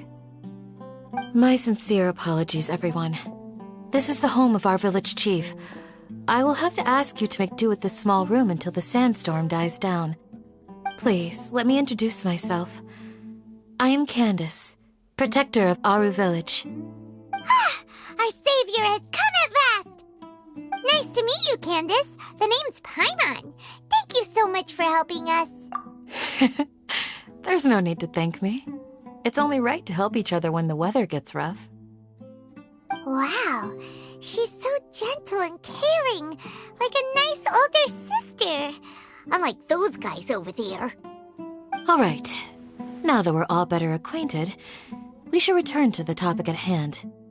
As a guardian charged with the responsibility to protect my fellow villagers from harm, I was observing your conflict from afar, even before the sandstorm started. And now that you have set foot within our village itself, it is all the more my responsibility to make absolutely sure that you pose no threat whatsoever to us. So please, have an honest and sincere conversation with one another and put your hostile feelings to rest. If anyone dares to start anything again while they are under this roof, I will not hesitate to send them out for some quality time with the creatures of the sandstorm. Oh, on second thought, Paimon may have misjudged Candace's character. And that goes for you too, Miss Dia. Do I make myself clear? All right, we got it, Candace. That's what I like to hear. So, which of you will begin? I was supposed to be a mediator, but I might have gotten a little too involved just now. Anyway, one of those two should probably start talking. Wait, that was you trying to be a mediator? I have nothing to hide, so there's no shame in explaining myself. While Alhaitham wasn't wrong about the other Matra not knowing my whereabouts, it's not because I've been assigned a morally dubious mission. Rather, I've chosen to exile myself. Huh? Exile yourself? A little while ago, I discovered that there was data missing in the Academia's project planning and development files. What little they did report clearly did not match the project's actual progress. As General Mahamatra, I had the responsibility and authority to request an audit. However, to my surprise, the person responsible for the erroneous data was none other than Grand Sage Azar himself. I tried to investigate the issue myself before submitting a formal audit request, but I soon found that all leads and potential pieces of incriminating evidence were carefully concealed from me. I began to realize that they were cautious of me from the very beginning. Unsurprisingly, the Grand Sage rejected my audit request as soon as the submission reached his desk. He even said to me, "The power of the General Mahamatra is granted by the sages. You have no right to judge us." So they really are up to no good. I realized then that to the Grand Sage, the Matra are nothing more than tools for the sages to assert and maintain their control over knowledge. The vows that we took, the principles that we strive to uphold, they are meaningless to the academia of today.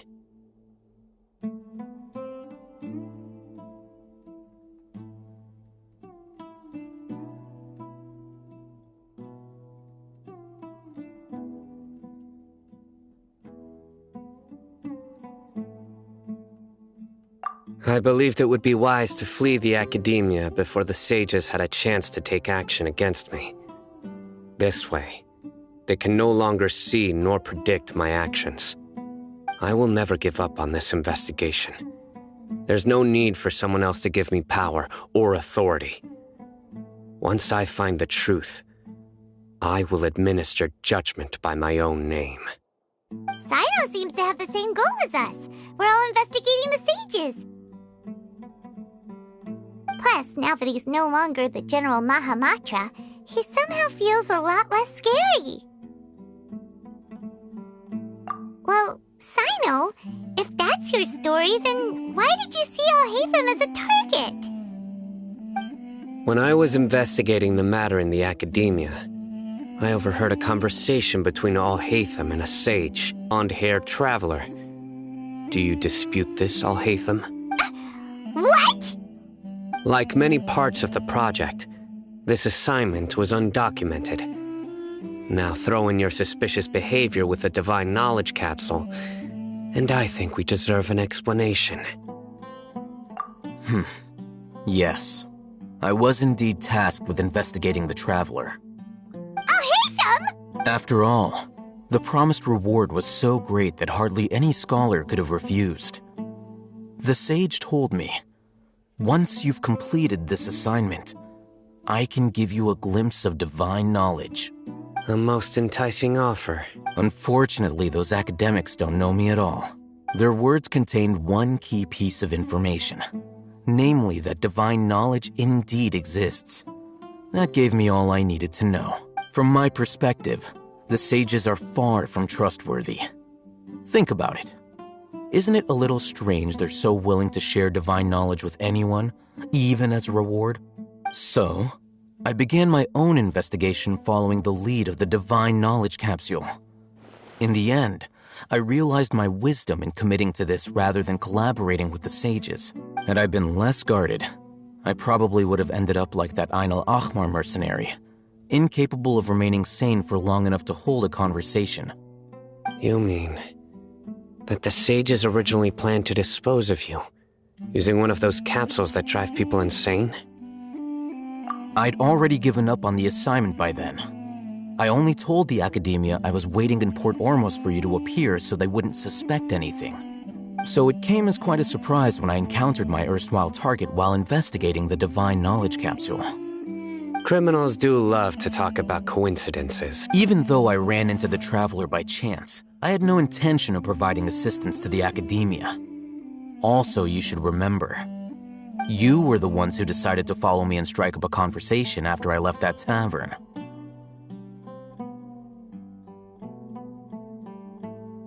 That's true. Alhaitham helped us out at Caravan Rebat as well. Maybe he's telling the truth. I'm willing to apologize, if that's worth anything to you. I took the divine knowledge capsule behind your back because I judged its existence to be a significant risk.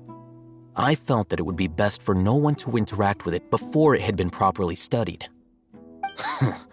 After all, curiosity often proves to be the most dangerous thing in this land. You should be well aware, Scribe Alhaitham, that curiosity can also lead you to danger and suspicion. Answer me this. Did the sages share any information about their project with you? Have I not made myself clear? You and I are both distrusted by the academia. Do you really think they would tell me anything? Fine.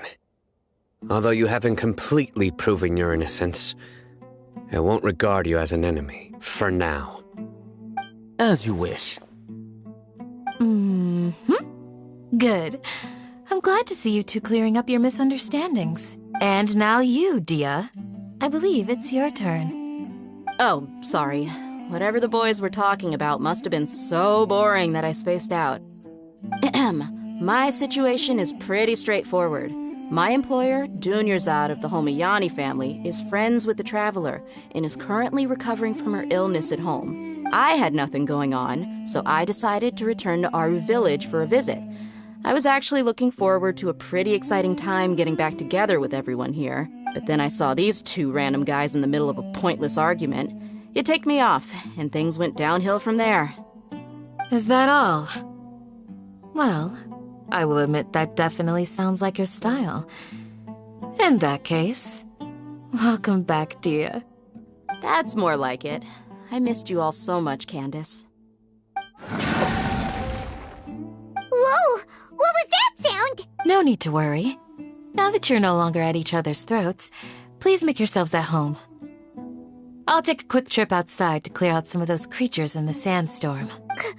Creatures? In the sandstorm? Are you sure you don't want some backup? Fighting in a sandstorm is not for the faint-hearted. Anyone without extensive training in these conditions is at a disadvantage. You needn't worry. Yeah, just leave him to Candace. Don't worry, she's as tough as they come.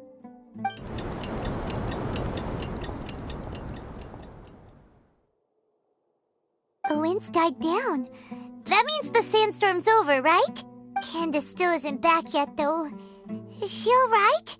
Maybe we should go out and check on her. When you put it that way, even I'm starting to feel a little worried. All right, let's go. We've been here long enough, and the boys are as chatty as the floor.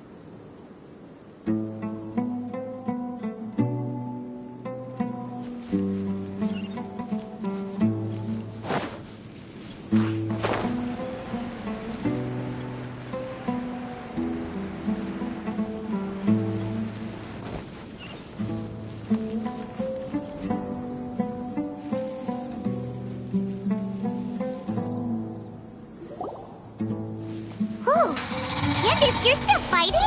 You've been out here dealing with these creatures the entire time? Yes. They just keep coming in waves. I've lost count of how many I've defeated. Before I realized it, even the sandstorm had stopped. Ah! Here comes another wave! Leave this round to us. I got interrupted earlier, but now I have something to take my anger out on. It's been quite a while since I've seen the Flame Mane in action. I'll leave these to you then. I'll be sure to put on a good show. Let's go!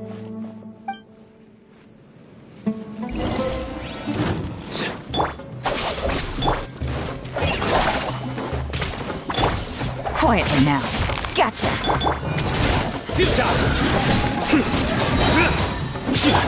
Here comes the catch. Out of my way! Hi! Nowhere to run! Here comes another wave! When are they ever gonna let up?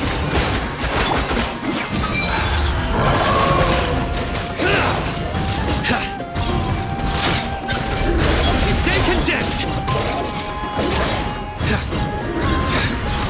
Guilty!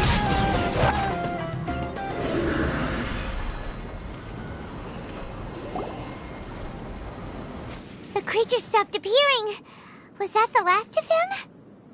What we fought just now was probably the aftermath of the sandstorm. So we should be safe for the time being. Well fought, everyone. No injuries, I hope. Huh? Who are you? Ah, my apologies. I haven't had a chance to greet you yet. I had my hands full taking care of the village's elderly and children. I am the chief of Aru Village. Everyone usually calls me Uncle Anpu. Sir, I am also originally from the desert, but I have not been back for some time now. May I ask if such sandstorms are common? I can't say they've always been common, but recently the storms have become increasingly severe and frequent. Besides sandstorms, we also occasionally get earthquakes. According to an investigator who stayed in the village a while ago, these unusual natural phenomena are related to the withering of Irminsul. Another effect of Irminsul's withering. So, Irminsul's withering causes withering zones in the forest, and sandstorms and earthquakes here in the desert? Everything in the natural world is inextricably connected to Irminsul. These regional symptoms can indeed be a reflection of Irminsul's present state. Everyone in Aru Village needs to take good care of themselves. Speaking of which, why haven't I seen a single village keeper since I got here? Village keeper? Who are they? Village guards like Candace? Does your curiosity know no bounds? Village Keeper is how Aru Village refers to mad scholars exiled here by the Academia. Most of them are scholars who lost their sanity after a period of training in the Avidia Forest. The Academia believes that their crazed mutterings may have a negative effect on the psyches of other scholars. So, they're forcibly exiled to the desert. Though if you ask me, it's all a boatload of nonsense.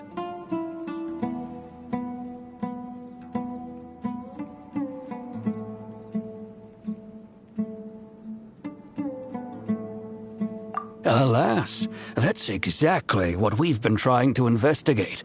One by one, the village keepers have been mysteriously disappearing without a trace. But no one in the village has ever seen them leave. If you're planning to stay around the village for the next few days, I'd appreciate it if you could keep an eye out for them. I've had encounters with those people in the past. I'll see what I can do to help. The Matra are the ones responsible for their exile. Now that you're no longer with them, are you trying to alleviate your guilt and atone for your past sins? I'm fascinated by how you think. Mock me if you will, but if you are guilty, I will eliminate you, regardless of my position or I... Oh, you're the former General Mahamatra. You must be an expert in these kinds of investigations. Thank you for your help. Is it because you're reminded of Hypatia? Oh, these poor scholars. First they lose their sanity, now this! We need to help get them back home, safe and sound. But, is it really a good idea to tag along with Sino? You seem like you really don't trust him. I'll be grateful for the assistance. No doubt you will do a better job than some of my former subordinates. Let's start by finding a spot to share what we know so far.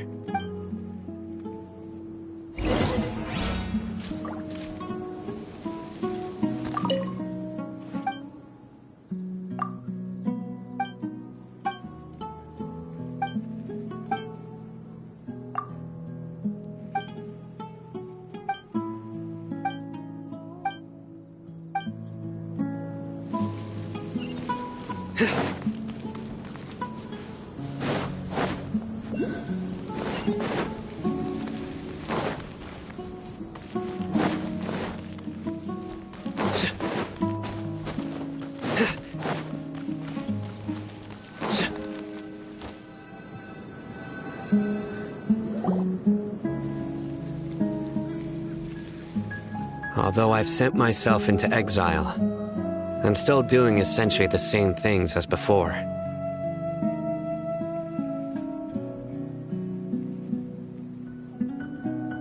Do you still have any questions for me before we start our investigation? One of my former subordinates told me that this title has its origins in a strange incident. The Academia has long exiled mad scholars to Aru Village. A mysterious phenomenon exists here. When mad scholars first arrive, they are as incoherent and deranged as before. But after spending some time here, they invariably begin to calm down. Initially, the people of Aru Village greatly resented having to take in the mad scholars. But a strange incident one night changed that. Aru Village was struck by the strongest earthquake in living memory. Seeing buildings on the verge of collapse all around him, the then chief of the village was preparing to take everyone to safety. Suddenly, he noticed a mad scholar crouching in a corner, caressing the ground with his hands. A soft, green light radiated from him, like a divine glow against the backdrop of night. Despite the powerful tremors that ripped through the ground that night, all the houses remained upright, almost as if they had grown roots reaching deep into the ground. In the end, not a single building collapsed, and no one was hurt. After that, the people of Aru village treated the mad scholars with greater kindness, and began to refer to them as the village keepers. The soft green light? A mad scholar protecting Aru village? What do you make of it, Traveler? Paimon thinks so too. Actually, Sino, do you know if any of the mad scholars continued to wear their Akasha terminals at Aru village? In theory, they would continue wearing them so the academia could still monitor their activities. With that said, the main Akasha system would no longer have any interaction with them. Oh, no wonder! Everything makes sense then! Add in the fact that they calmed down, it was probably Nahida who calmed them. If you are able to draw a conclusion from this one story alone, then it appears you possess much more information than I do. So, what do you make of the story?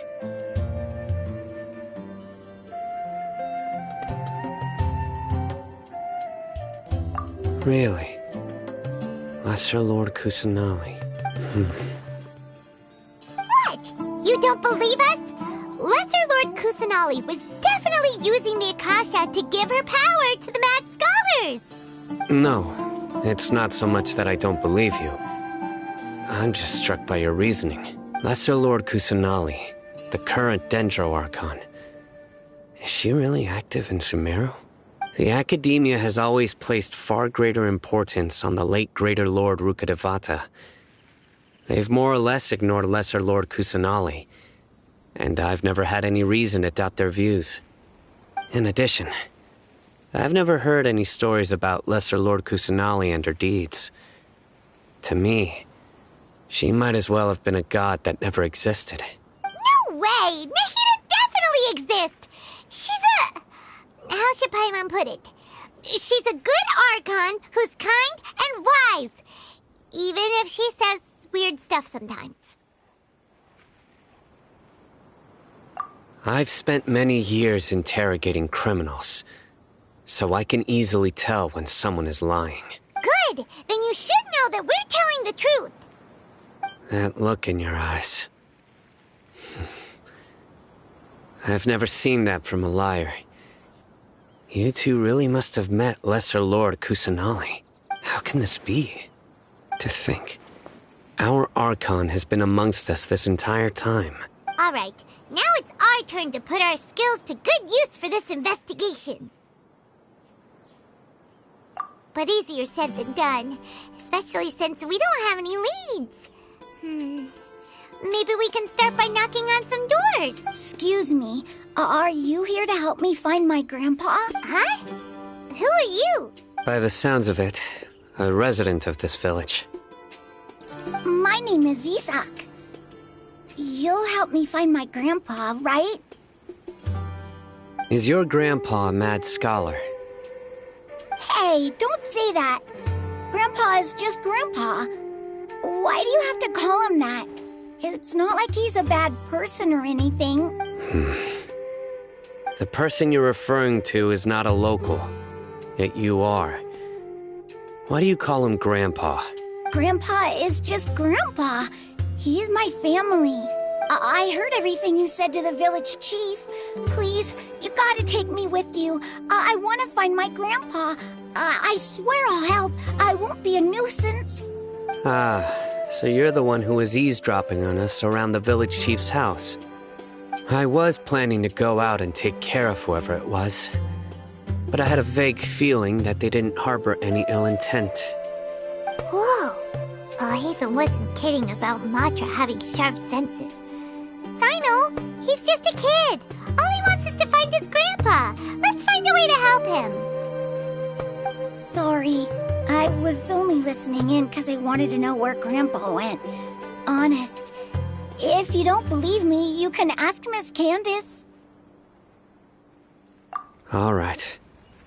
But first, Let's confirm the facts with Candace.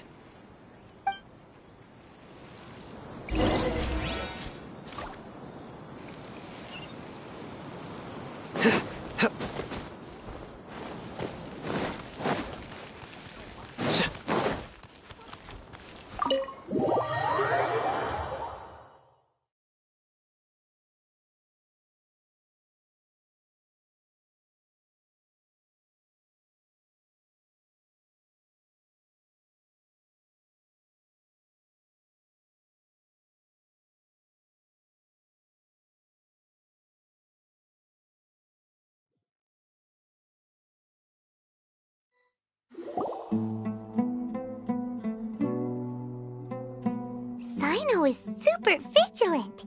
Is this what all the Matra are like? Ah, you're back already. We just wanted to confirm something with you. Do you know a boy by the name of Isak? I had a feeling he'd go looking for you. Huh? You knew this would happen? Yes. Although he tried his best to stay hidden, I still noticed him eavesdropping outside the window. He really wants to get his grandfather back. Isak's parents were both Aramite mercenaries who rarely returned to the village after finding employment in the city. He was raised by his grandfather. Unfortunately, it was only a few years before his grandpa passed away. Isak was still very young at the time, so various families in the village took turns caring for him so he could survive. Later, an elderly mad scholar arrived at the village. Isak thought the scholar bore a striking resemblance to his grandfather, and thus often spied on the man. However, the scholar was unkempt in appearance and incoherent in speech. Although Isak referred to the man as his grandpa, he was afraid and didn't dare to approach him. One summer night, the oft mumbling and bumbling grandpa suddenly calmed down and seemed to become more lucid. He even noticed Isak hiding in the distance. So Grandpa walked up to Isak and patted him on the head. He even took Isak to the entrance of the village, where he patiently taught the boy the names of the stars, and accompanied Isak until he fell asleep. The next morning, Isak woke up and wanted to go find his grandpa again, only to realize his grandpa no longer recognized him. However, even so, Grandpa retained his calm expression. It's said that those who saw the scholar claimed he no longer appeared to be crazy, but appeared to be living in his own world, almost as if he were sleepwalking. Isak was thrilled that his grandpa was able to find peace, and would follow him all the time, asking him things like, "Grandpa, want me to take you somewhere fun?" Or, "Grandpa, could you tell me stories about the stars again?" All this somehow just makes Paimon feel really sad. It seems like they both deserve so much better. Perhaps. Nearly everyone who lives in the desert has some form of hardship or regret. But even so, we must still continue on with our lives. It's also my reason for fighting. I must continue to protect this land.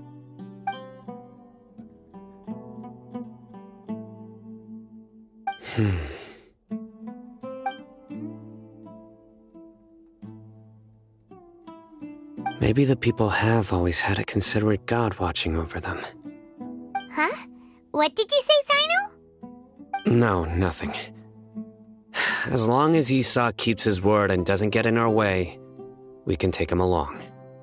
Perhaps you are more compassionate than I gave you credit for. Please accept my thanks on Isak's behalf, Sino.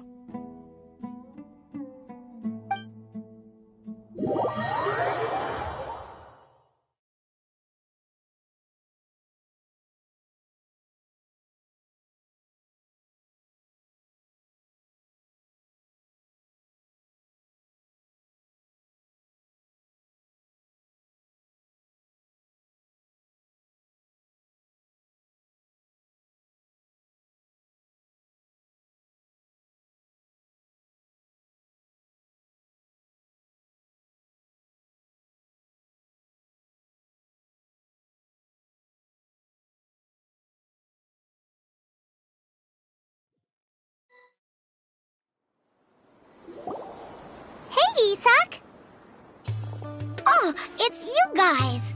We've cleared everything up. Let's go find your grandpa. Really? Wow, thank you so much. Yeah. All right. Let's ask the local residents some questions first.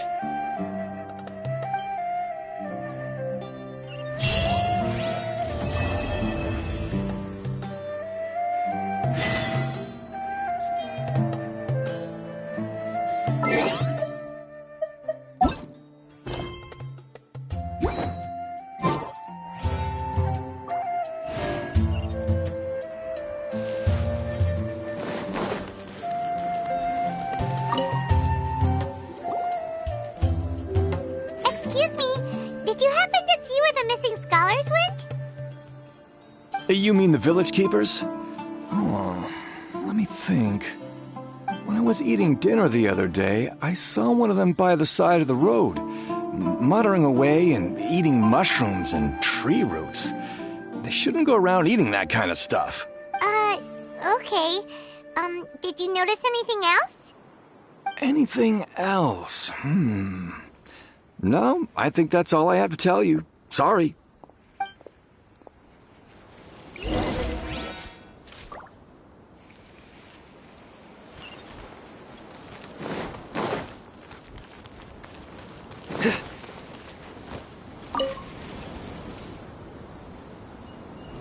The scholars that have gone missing.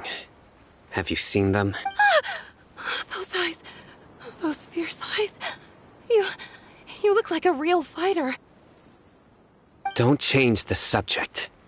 Right. You were asking about the mad scholars. I think it's been a few days since I last saw them.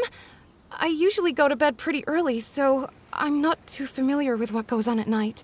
But honestly, I feel quite sympathetic towards them. Even though they act a little strange, they've helped me in the past. If it weren't for them, my house would have collapsed long ago. Do you also think Grandpa and the others are good people? Grandpa? Oh, hello there. It's little Isak. You mean that nice man who looks like your grandpa's long-lost twin, right? He was actually the one who protected my house. I saw it with my own eyes. He happened to be staying near my house that day and was doing something with his hands on the ground. It still feels pretty surreal now that I think back on it. Did someone teach them how to do that? Well, whatever the case, I'll always be thankful to him and whoever taught him to look out for others. I'm pretty sure that if I ever went mad, I wouldn't be able to do anything like that. Gotcha. Thank you.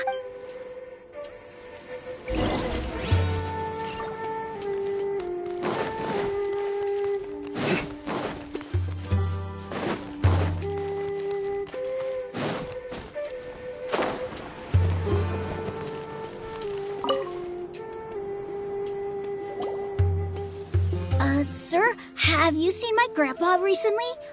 You know, the one who likes to sit and space out near the village entrance. Oh, well, if it isn't Isak. Oh, your grandpa, huh? It's been a while. The last time I saw him, he was spacing out by the road as usual. I went and asked him if he'd like any of the food I had prepared, despite my wife's protests. Like many people, she's really quite terrified of them. And speaking of my wife, she's still always complaining about how I don't make enough mora. That might explain why she's always mad. Oh, thank you. Thank you for taking care of him. It was nothing. You're looking for him, right?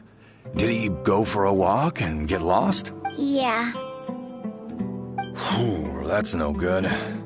Well, once you found him, come by my place again and I'll cook a little something for the both of you. I've known you since you were very young, so as far as I'm concerned, you're family. Please feel free to come by anytime. Wow, what a nice guy! Okay, thank you, sir. Huh? Don't say anything for now. Isak, stay here. Let's head over there. Stay quiet as you move.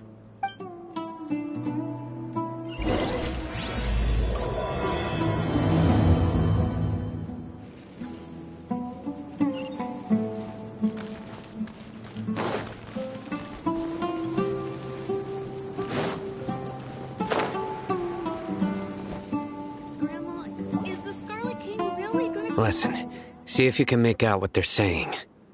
Have you heard? The mighty Scarlet King, the sovereign of our faith, will soon return to this world. Yes, of course I have. The Scarlet King is the one and only true ruler of this land. I've never believed in any other gods. Still, you say he's coming back, but it sure doesn't feel like life's about to change around here anytime soon. What's your proof? Haven't you noticed? The village has been getting more deranged scholars than ever. Delavar was saying that many people also went insane just before the fall of the Scarlet King's civilization in ancient times. We don't quite know why, but it seems like there's some sort of connection between insanity and the Scarlet King. Isn't it a sign of the Scarlet King's power that all the mad scholars have disappeared? If you ask me, they must have been chosen as the final sacrifice for the Scarlet King's resurrection. Huh. Now that you say it, that does make some sense. Does this mean our lives are finally going to take a turn for the better? Exactly. Those city folks will get what's coming to them. Now, repeat everything you've just said from the very beginning. Huh? Who are you? Where did you come from? My patience is running thin. You heard what I asked.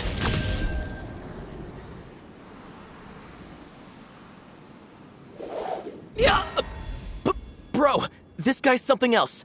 Just look at his eyes. One wrong move, and he's gonna flay us alive. Let's not get on his bad side, okay? I am no match for this guy. Oh, okay, good sir. What is it you would like to know? Tell me about the Scarlet King's resurrection. Well, I only know a few things from hearsay. I went for a drink the other day and heard others talking about a rumor that the madmen will disappear, and that the Scarlet King will return to this land. I'm not making this up, I swear! Hey, go on, keep talking. It's true. It's all true, sir. We desert folk have had more than enough of those people at the academia. They keep sending us all their mad scholars and won't let us have a good life. Would you want to live like this if you were in our place? The radicals were even more thrilled than me when they heard the news. We're all praying for the Scarlet King's speedy return. Delavar also said that once the Scarlet King returns to our side, it's only a matter of time before we conquer the land on the other side of the wall.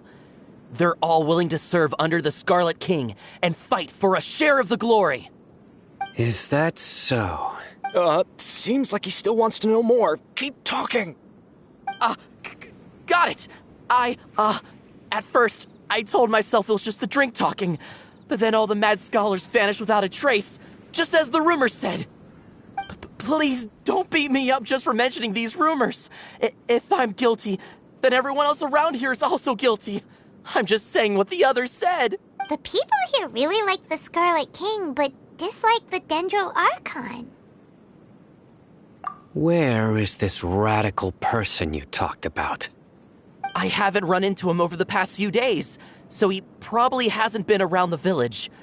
What about you, man? Have you seen him at all? No, not at all. We wouldn't dare lie to you. He's really not here right now. Sounds like you're not too close with the radicals. No, of course not. All we know are their names. I have many ways to stop you from talking, and many others to stop you from sending warning messages.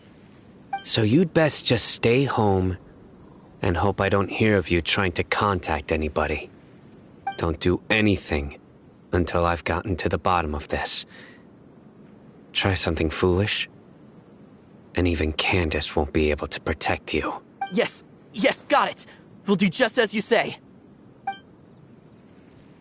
That scared Paimon half to death. Sino is pretty terrifying. He didn't try to reassure us at all. It's like he's used to hearing that. Oh, Paimon bets lots of people have told him that before. I heard that. Sorry. It's part of being a Matra. The rumor we heard just now seems like a strong lead. but we need to check a few more places. Very well. Isak! I'm here. Where's your grandpa's house? Well, I can take you there. Just follow me. Join the Eremites and embrace a wonderful new life.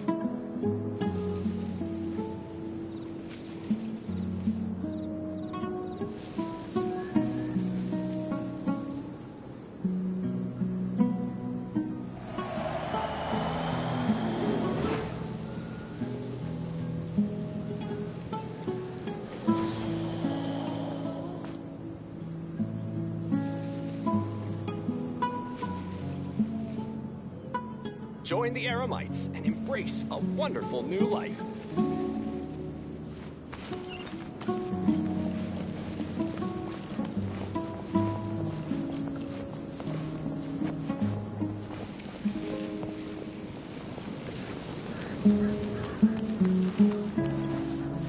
Grandpa? Oh, he likes to be alone. Sometimes he stares at the sky in a daze, and other times he just pokes at the ground with his fingers. Every now and then, he yells out at the top of his lungs, so a lot of people are really scared of him. But he's a good person, really. I know he is. I swear, he's just like my real grandpa. But I'm not the best judge of other people's sense of humor.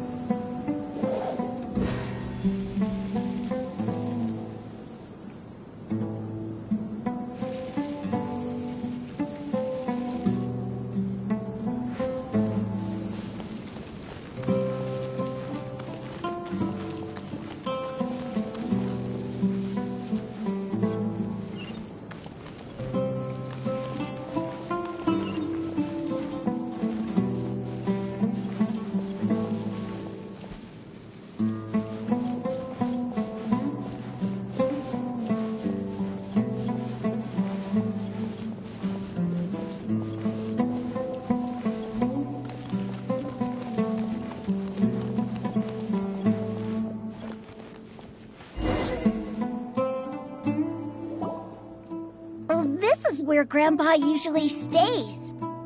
There sure isn't much here. No. Incense? Please don't say it's the same one as before. But are you okay? Are you getting dizzy or need to lie down? There's a scent that you can sense, but I can't. A certain traveler here Harbor once passed out from that smell. Thankfully, Tainari saved the day! And then he gave us a long lecture to explain all about how it worked. So, you know Tainari? Huh? You know him too? Are you two friends? Yes. Now that I concentrate, I can also make out the scent of incense. Wait, surely Tainari didn't lecture you too? No. No need. Did you first encounter this scent at Tainari's house? In the forest. From a scholar.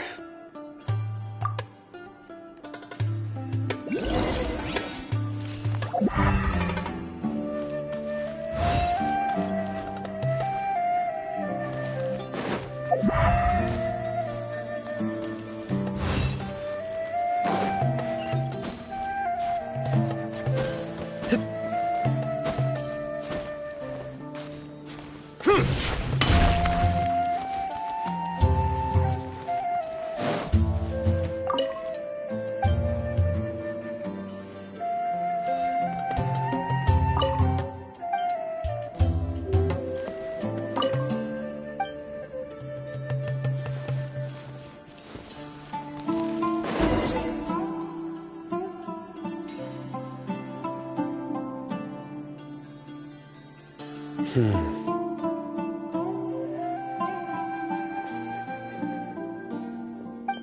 are you looking for, Sino? Here it is. Take a look right here. Paimon doesn't see anything. Although the traces have been completely buried in the sand, there are footprints here. From the size and shape, they belong to an adult male. This pattern is a common one from this area. Local shoes. This was probably someone from the village. The scent is quite faint, but still extant. The footprints head in the direction of the door.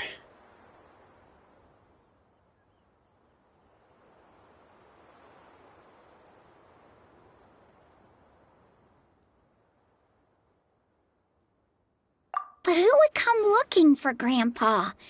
He doesn't have any friends. We'd have to ask whoever lured him away with the incense. Huh? So you can lure someone away with just a scent?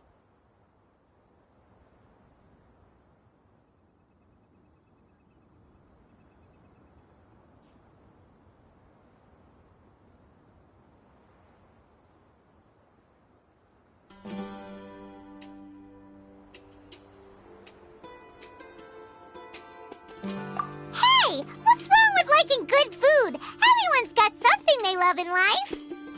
Exactly. Most scholars are fond of incense, since the smell supposedly helps them clear their minds and discover new knowledge. Even deep within the clutches of madness, they still yearn for their knowledge-seeking days, and will follow the scent whenever it presents itself. No, Grandpa. So, someone's taking advantage of their weakness? Huh. Still, why would anyone want to abduct all the scholars? Are the rumors really true? Could the disappearance of all the mad scholars have something to do with the radicals? It's highly likely. Please, you have to save my Grandpa. Grandpa's never done anything wrong. Please help him. Sounds like we'd better help get him back. Don't you worry, Isak. We won't let whoever took him get away with it. Let's head to Aru Village and inform Candace and the others about what we learned here. After that, we'll set off to find the scholars.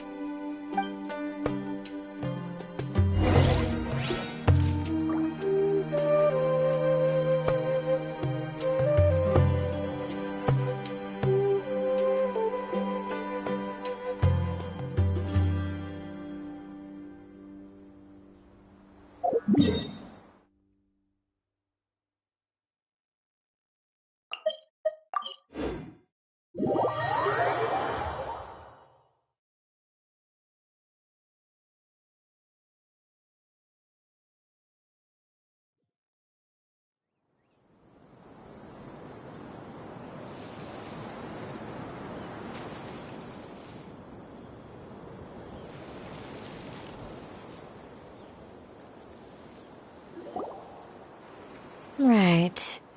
The darker fabric definitely looks a lot better. That'd be my choice, too. We're back, Candace! We've got a lot to tell you. Ah, welcome back. Sounds like everyone's friends already. Oh, Dia's here too! You bet. So, everything goes smoothly? Reasonably. Alhaitham didn't go with you? We haven't seen him at all. Huh. I saw him around the village entrance earlier and figured he was investigating with you. I guess he must have gone off on his own. Did you find out anything useful?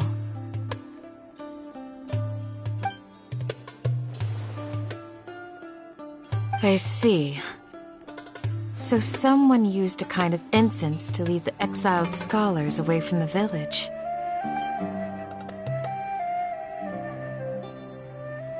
The resurrection of the Scarlet King? First I've heard of it. Far as I know, the kind of incense you just mentioned is only popular beyond the wall. Scholars are fond of it, but as you can see, there aren't many scholars still studying around these parts. No seller would be able to make a profit here. Not to mention, making incense is a labor-intensive process. You won't see anybody in the desert with the patience to make or sell something that requires that kind of effort. It seems someone from beyond the wall must have been supporting this. Makes sense. So what should we do then? Do we go back to the academia and search for leads there? If it was any other day, that would be your next logical step. But today, you've got me on your team, so you get an extra tip. Didn't you say that the villager got his news from the tavern? Well, I also like to drink at the tavern, so I know a thing or two about these radicals he mentioned. If Paimon remembers correctly, the leader of the radicals is some guy called Delavar. Ah, yeah. Delavar, the scar-riddled bandit, Engur, the wide-eyed butcher, and Jabari, the duck-tailed bearded crook. The whole lot of them are known around these parts.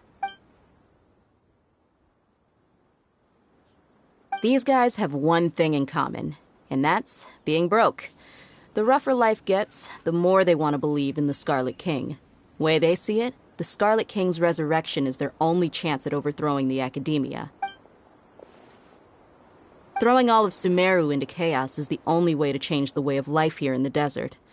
Anyway, that's my guess why they've chosen to become radicals. Tia! You're amazing! You really know this place inside and out!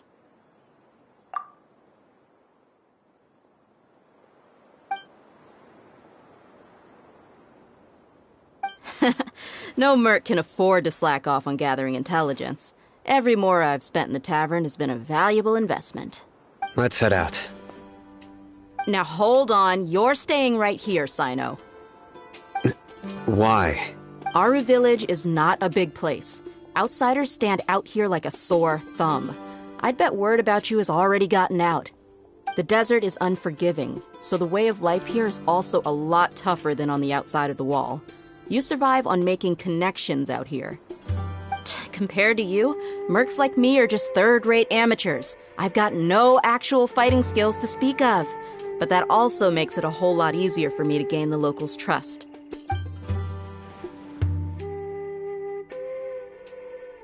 I need to go around and ask some questions, but it'll be difficult if you're with me. Fine. Good, then we've got a plan. The Traveler and Paimon will go to Caravan Rebat with me, and we'll try our best to figure out where the mad scholars have been taken. Sino, you'll have to stay in the village and continue investigating on your own. All right, sounds like a plan.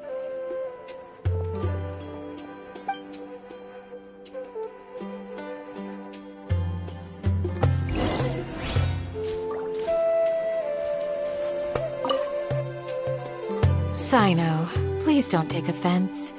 I'm sure Dia just wants to help everyone solve their problem as quickly as possible. That's why she can be so straightforward at times. I don't mind. Ah, I see. Well, from the way you were staring out into the distance, I thought you might have been mulling over Dia's words. No, I'm used to being treated that way. It's natural to fear strength. I take no objection to it.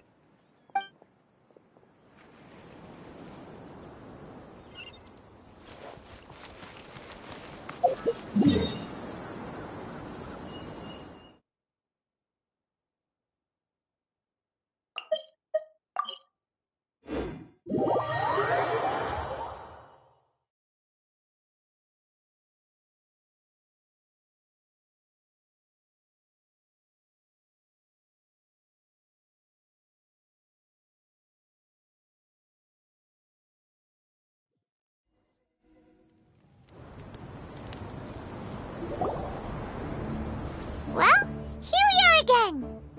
Sounds like you're starting to get familiar with the area. Paimon's amazed every time we see the wall of Samiel. How can a wall this tall even exist? It's almost unreal. I know what you mean. I had the same question every time I walked this way when I was a kid. Also, why is this high wall here? And can a wall really block sandstorms?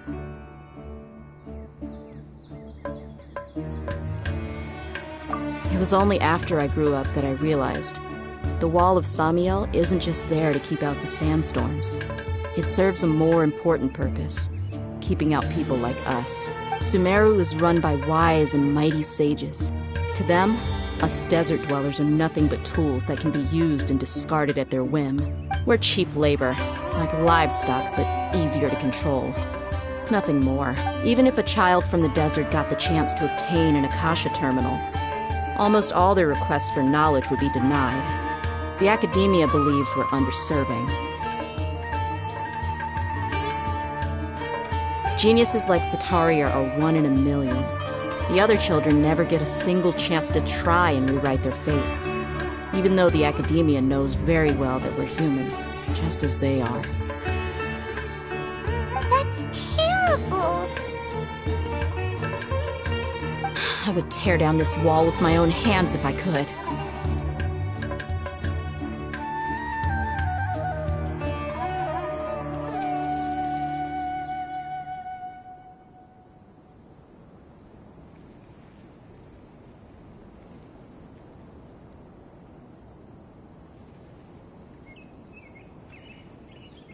Hey, Dia. You're not thinking about doing anything scary, are you? No, not at all. This place just gets me thinking, that's all. Besides, we're here to procure information, aren't we? Yep, we gotta catch those... Shh. Caravan Rebot is crawling with people, so be careful what you say. We don't want anyone to find out what we're here for. Our mission started the moment we arrived here. Let's go check out the tavern. Maybe we'll find someone I know.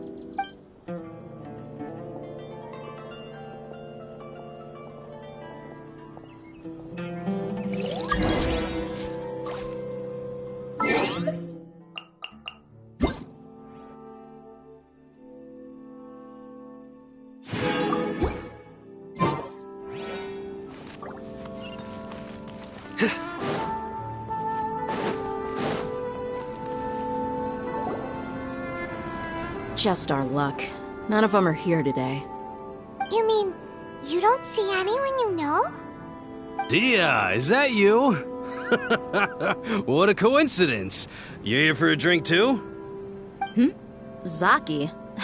Finally, a friendly face. Oh, and who do you have with you here? Guests from another land? Hello, hello. I'm Zaki. Dia's, how would you put it? Drinking buddy? We've had drinks together a few times. You could say we go back a ways. Anyway, as far as my friends here, they aren't too shabby, are they? You rarely see any Outlanders so friendly and respectful nowadays. Absolutely. Much better than those people on the other side of the wall. So, Dia, are you looking for someone? Yeah. Have you seen Engur, Delavar, or Jabari recently? Of course I have. Matter of fact, we were all here drinking together just a few days ago. I've got a spice trading deal from another nation. I thought maybe Delavar and his friends might be interested. Know where I could find him? Ah, how thoughtful of you. Then I assume you also know that Delavar's been having a hard time making ends meet these days. So, you came here to help him out? Hey, keep it down. Let's just say I prefer to keep this deal a secret. Y'all at Caravan Rebot are like family. If there's more to be made, why not do it together? Besides, Delavar and his friends have muscle. They'd be a good fit for escorting the goods. Yes, how considerate of you. Delavar's my friend too, so of course I can take you to him. Come with me.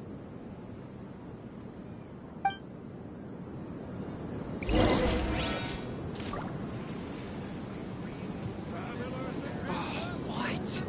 So he's not at the hotel today? Welcome, merry travelers. All who seek rest will find it here.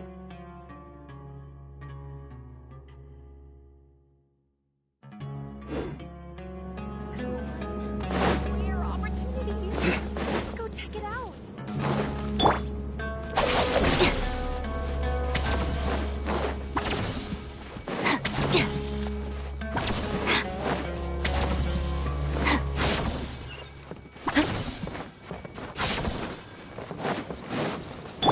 Take it easy.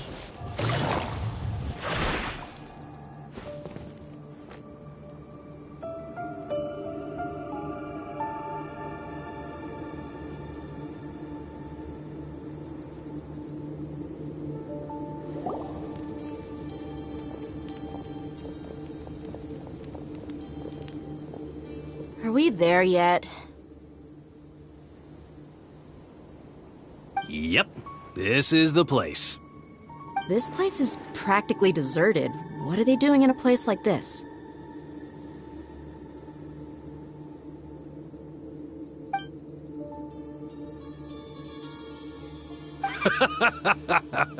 Why don't you take a guess? Go on, a wild stab in the dark. You're like lambs to the slaughter. It's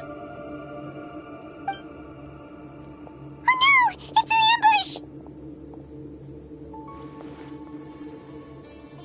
ambush! What's this all about, Zaki? Come on, Dia. You really think we didn't hear about what you said back in Aru village? The boys have kept a close eye on you from the moment you set foot there. Not only do I know that you're looking for Delavar, I also know that you've teamed up with people from the Academia to look for the missing scholars. So, you've been watching us from the very beginning? Uh-oh. Paimon knew leaving Sino behind was a mistake! And you left the strongest one in the village, didn't you? Who do you think you are? You really thought we'd fall for your little business deal nonsense? So you and Delavar have been partners all along. Dia, I guess it's only natural for a traveling mercenary like you to be out of the loop. Those of us who hang around the tavern have stronger bonds than you think. But you got one thing right. We're all looking forward to an uprising in Sumeru. There's nothing more we'd like to see than the desert folk overthrowing the Academia. If that's the case, then I'm sure Delavar wouldn't miss a second of it. I'll be honest with you, if it weren't for what you said in the village, your little monologue about the Wall of Samiel would have convinced me that you're one of us. Delavar. And Enger, you're here too, huh? Long time no see, Miss Mercenary. You should have known the traitors are what us followers of the Scarlet King despise the most. Dia, I thought that you, a fellow desert dweller, understand that the Scarlet King is greater than the Dendro Archon. Little did I know, you don't deserve to join us. Yeah, gee, what a missed opportunity. Adopting radical views and kidnapping innocent scholars, all because of some baseless rumors. Anything else I'm missing out on? See? There you have it. Mercenaries are just a bunch of faithless scum with only one thing on their minds. Mora. Pathetic. You're all like a pack of street rats. You're not wrong. Mercenaries are driven by Mora, and my faith lies with whoever's paying me. As long as there's a profit to be made, anyone can become my friend. Enough talking! Get him!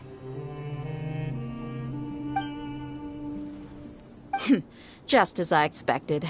Let's teach him a lesson, traveler.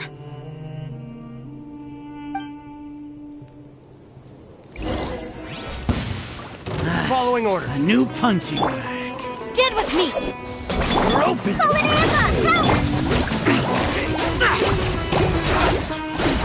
Quietly now. Futile!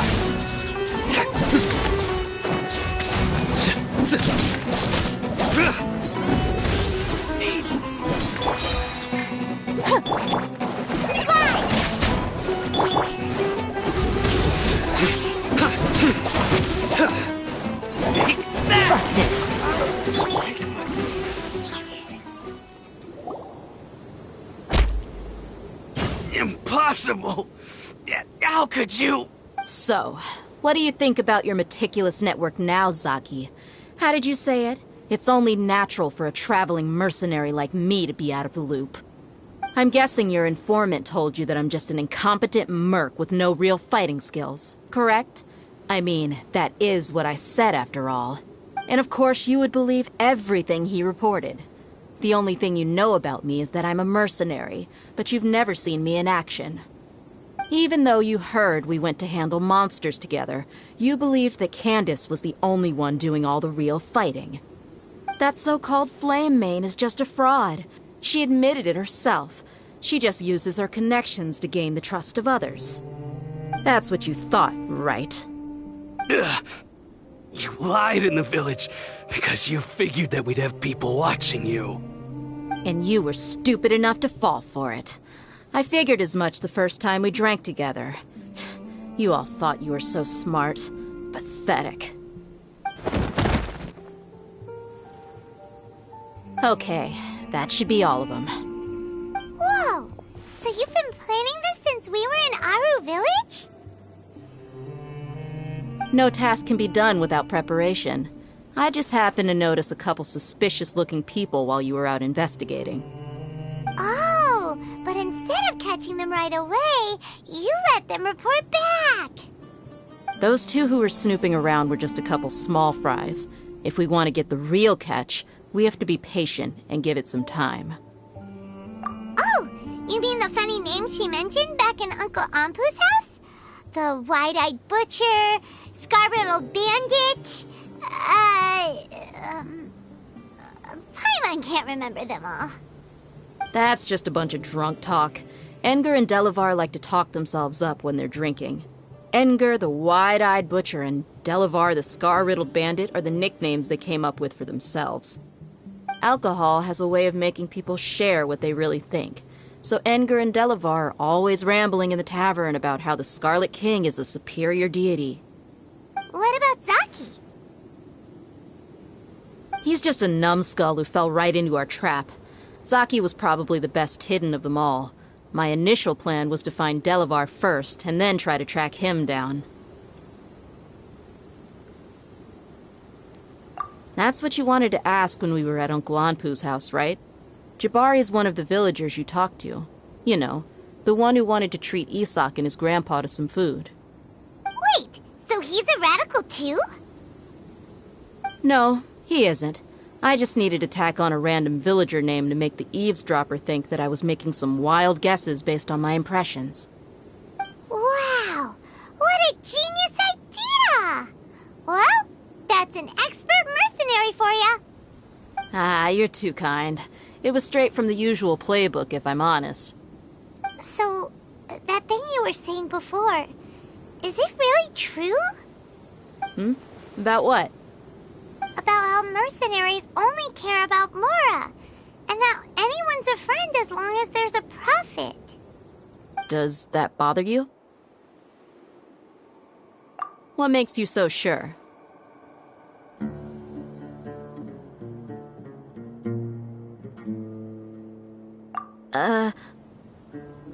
Dia, do you dislike the Dendro Archon like the other desert folk? You two are pretty sharp. No, I don't have anything against the Dendro Archon. I've heard a lot of nice things about the Lesser Lord from Dunyarzad. I can understand her devotion and gratitude. Dunyarzad's just an ordinary person. There's no way a god would be so involved in the lives of everyday people, unless they were truly compassionate. I've begun to realize that the sages are behind everything that's happened recently. The radicals' blind belief in the Scarlet King, making the Dendro Archon out to be an enemy. It's all the Academia's trickery. But I see through it all. And unlike them, I can never be hostile towards anyone who's never done anything wrong. Dia. Anyway, looks like we're done with business here. Traveler, lend me a hand. Let's tie him up and bring him to the village.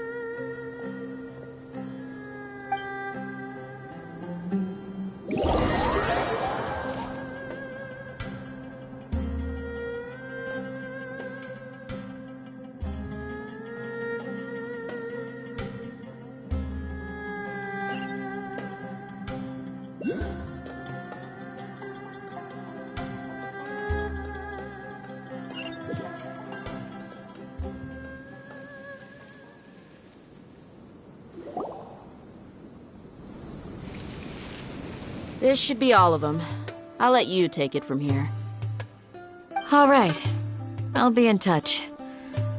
Until then, please stand by. Candace, do you need any help? Candace will be okay on her own. I trust her, so you can too. She's been guarding Aru village for quite some time now. If anyone is qualified to question the offenders, it's her.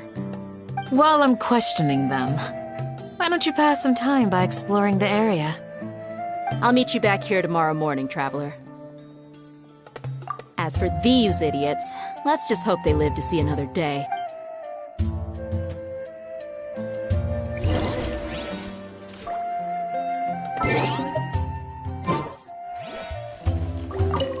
Candace is an expert at dealing with people like this. All we have to do is wait for her word.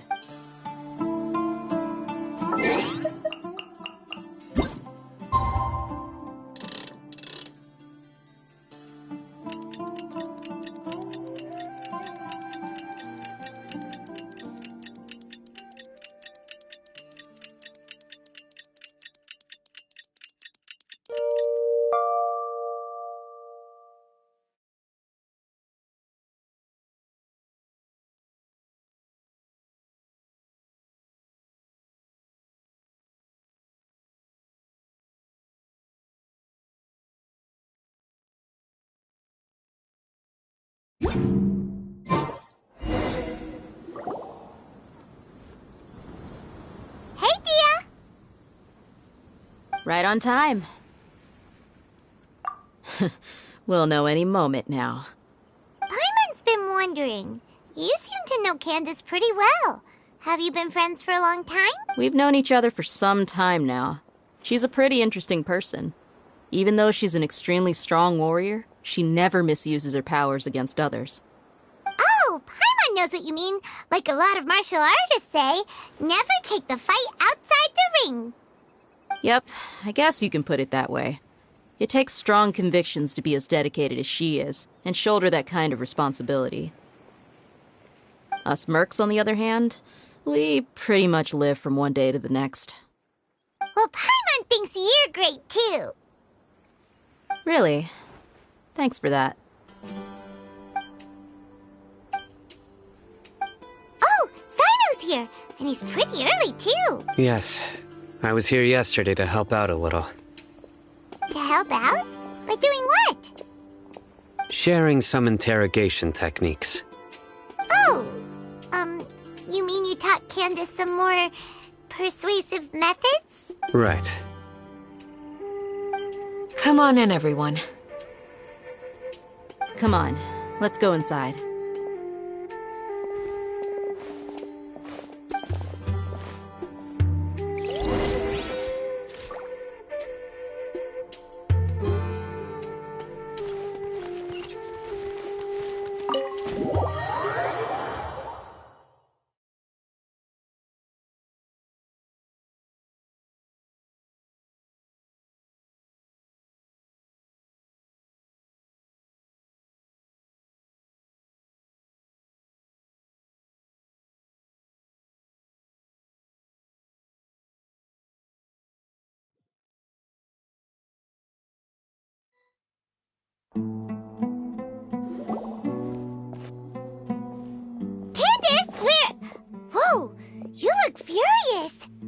Do I? Huh. What gave it away? Oh, there's no mask that can hide true bloodlust. Cover up your eyes, and it'll still show itself at the corners of your mouth. Perhaps I need to work on my composure. Still, it's perfectly understandable why I'm angry. I'm sure everyone present would agree. Yes, ma'am. Please, don't beat us anymore. We're gonna die. Well, looks like Sino taught her well. You fear death yourselves, yet you do not hesitate to place the lives of others at risk. The absurdity is mind-boggling. The ones you call mad scholars are known to us as the Village Keepers. They are vital members of our community, and some even count them as family. You come here, to my village, and you treat my people as nothing more than stepping stones towards your goal. Tell me, what would you do to you in my position? Mercy! Please, have mercy! You've made your bed. We may both be desert dwellers, but there is one thing that I understand better than you. The resurrection of the Scarlet King will only result in war. And war serves no one. The people of Aru Village care little about which god is in power. Life may be tough and tiring, but we wish to preserve our way of life. A war would only cause us to lose all that we have. And that is not a responsibility that you can afford to shoulder. We understand. We're sorry. I'll tell you everything I know. Please, just let us go. I'm listening. You might not believe this, but it wasn't us who came up with this idea. Someone was spreading rumors in the tavern. That's how we ended up hearing about the Scarlet King's resurrection. Some mystery man told us that mad scholars will make the perfect sacrifice to usher in the Scarlet King's resurrection. They give their lives, and we can get anything we wish for. They're called Village Keepers. Slip up again, and you'll regret it. Yes, sorry. It was all that mystery man's doing. He told us to spread word about the Scarlet King's resurrection and talked us into helping him. In return, he said he'll help facilitate the resurrection process. I'm not sure. That's one. Huh? One what? Strike. You get a total of 3. Then, you die by my hand. Wait, I'm telling the truth. We don't know anything. It was all him. 2. He got us to lure them out of their houses in the night with some kind of incense. We take them to a junction outside the village. Then the mystery guy takes them from there. You gotta believe me, please. I'm telling the truth, I swear. Just ask them if you don't believe me. That was indeed the truth. Traveler, go on.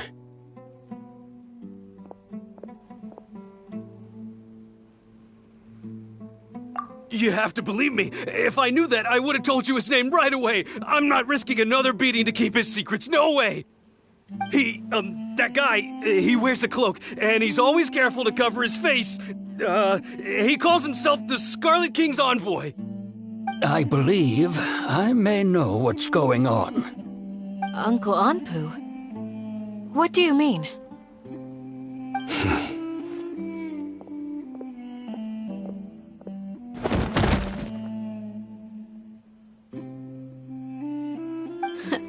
Smooth.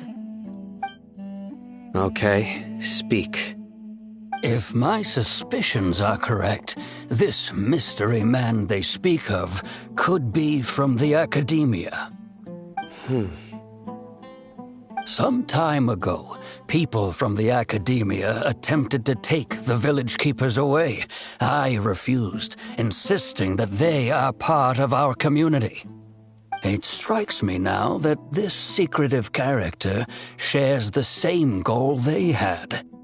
Which means it's highly likely that the Academia was purposely spreading a false rumor to trick the radicals into delivering the Village Keepers right into their hands. They were the ones who brought them here to begin with. Now they're trying to take them back? We aren't gonna let that happen. Not the academia again.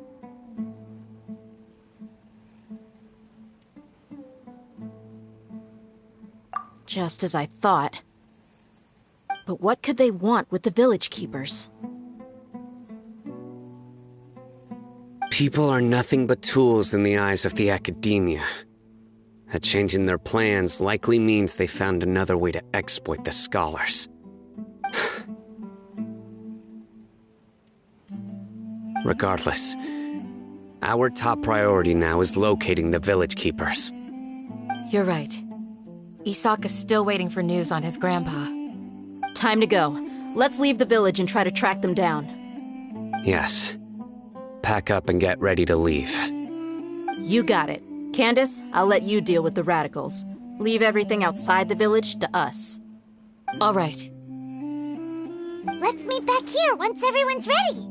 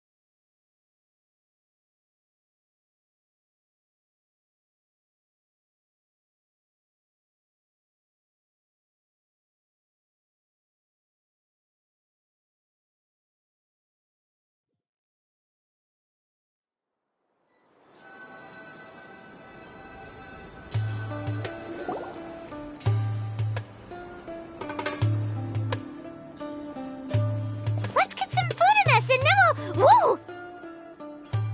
Where did you come from? Well, as you can see, I am merely sitting here and reviewing what we have deduced thus far. You were gone for ages, and now you're suddenly sitting here musing to yourself? Where have you been anyway?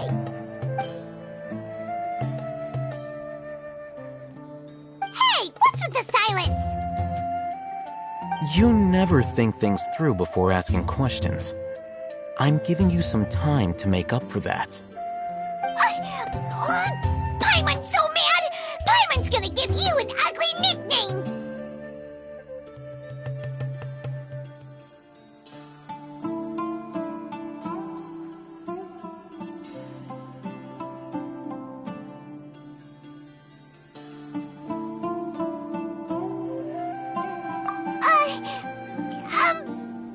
Never mind! Paimon's got nothing. There's just nothing super obvious to pick with this guy. It makes it so hard. Well, you've heard nothing to suggest I left this whole time, so clearly I stayed in the village to investigate. Anyway, you plan to leave Aru village and keep searching for the truth of this matter, yes? Yep. We're not gonna find out anything more by staying here, so we thought that we might as well take the search elsewhere.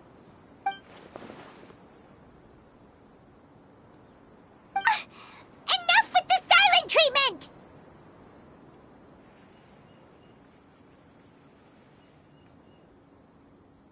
No.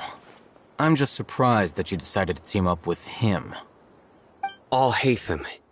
You haven't helped us out at all ever since we arrived at Aru village. Bold of you to question our choices. Yeah, you're all talk. While you were investigating, I had my own work to do, which I've now finished. Really? Paimon doesn't believe you. To be honest, we aren't really a team, so I have no obligation to inform you of my whereabouts. Not to mention that going separate ways allowed me to find some important information that you all had missed. Huh? Right here in the village? Correct. What did you learn? I'm going to take you to someone. But before that, you need to understand where she's coming from. What does that mean?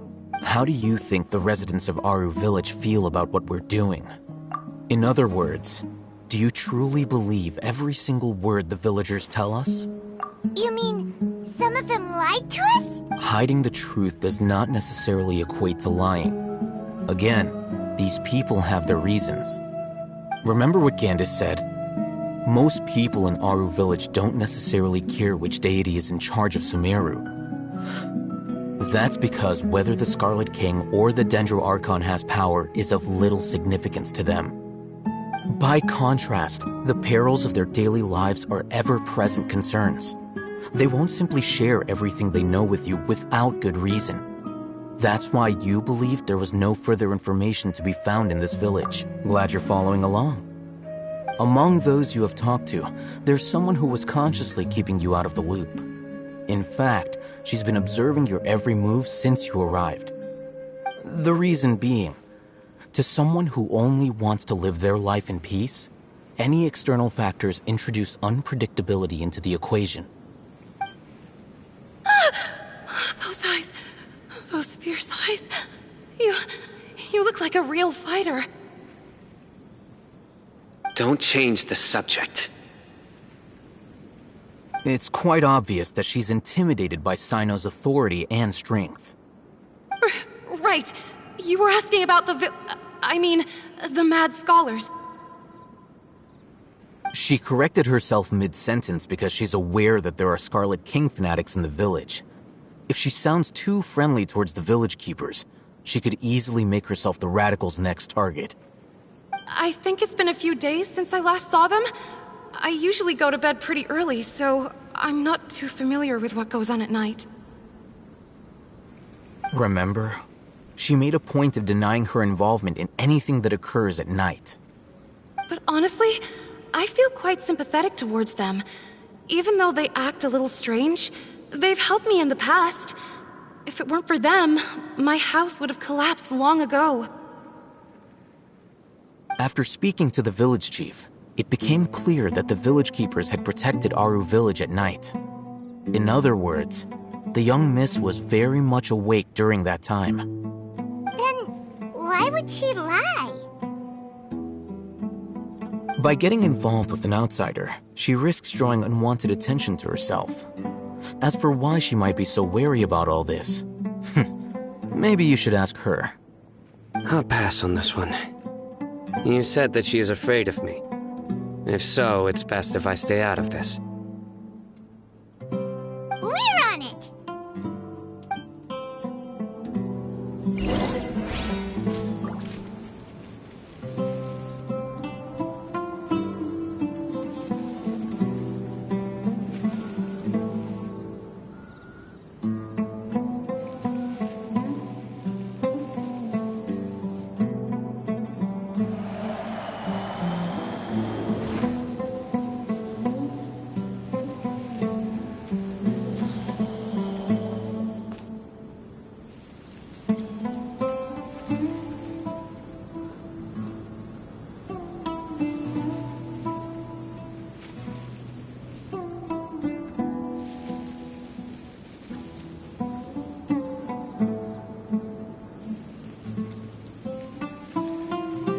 Luck can swing the results of a single game, but it's bound to run out sooner or later.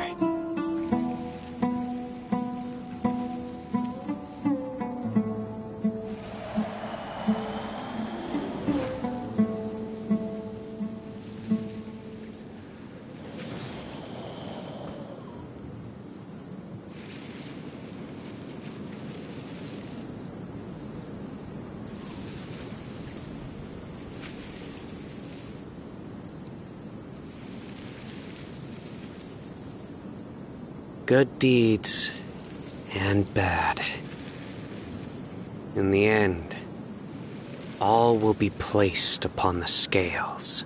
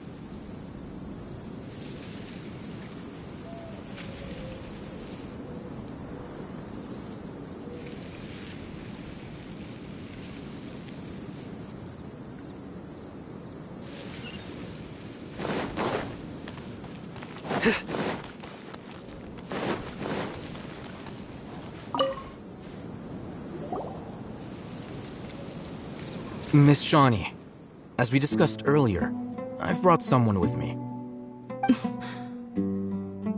Mr. Alhaitham, I'm aware of where you stand, but how can I make sure that your friends think the same as you? Huh?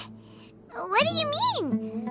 We need to clarify our stance or something? Go ahead and talk to her. You'll get the answers you want. Go on. Earn her trust. Is it really that simple? May I call you Traveler? Hi, Traveler. I want to ask you something. Do you think the resurrection of the Scarlet King can truly change Sumeru for the better?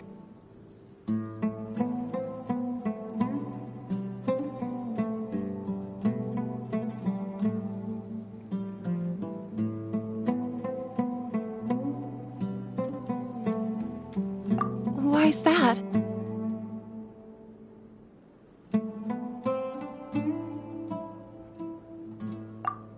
That's very similar to what Miss Candace says. I know you two are friends. That's why I'm willing to talk to you, even though I do have some reservations. Before, I wouldn't even have the courage to ask something like this. Traveler, do you believe our lives will get better?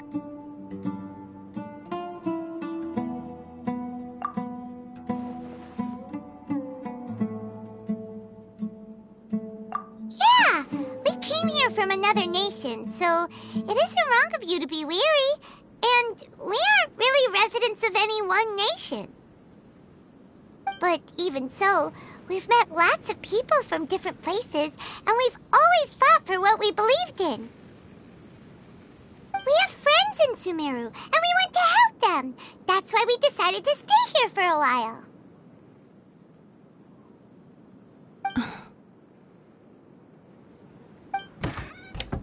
I want to trust you. My apologies for posing my questions like that. To be honest, I didn't expect you to come back for more information. Alhaitham told us you have your reasons. It's okay. We understand. The fact is that only one side of my family is desert folk. I don't really fit in anywhere in Sumeru. Some believe in the Dendro Archon, while others believe in the Scarlet King. I don't belong to either side, and neither side would want me. Speaking of which, the radicals mentioned that they despise traitors. Do they just think that anyone who's different from them is a traitor? Yeah. Some people can be so narrow-minded when it comes to bloodline and beliefs. It makes no difference what I say or how I behave. I'll always be suspected of having ulterior motives. Slowly, I just stopped talking to people. I pretended not to hear or see anything. All I want is to live my life in peace, and then it happened. The village keepers who had helped me disappeared with no explanation, and I didn't dare breathe a word about it to anyone. Until now. You can tell them. I'm sure she'll keep your secret. All right. I'll tell you what I told Alhaitham. I actually have a sharper sense of hearing than most. I hear strange crying sounds in the night. There are ghosts? Perhaps. I'm not sure. It's faint, but it's definitely the sound of crying. It comes from far away in the distance, and always carries very raw emotion. It used to be louder and more frequent, but ever since you arrived in the village, it doesn't seem to happen as often, and when it does, it's much quieter. I have to focus really hard to make it out. I confirmed this with the guards on night duty. They also have someone with a good ear, and he's heard similar sounds at night. But, because we're in the middle of a desert, he would rather believe that they are the cries of beasts than ghosts. There's really nothing around these parts, except for an old hospital not far from the village.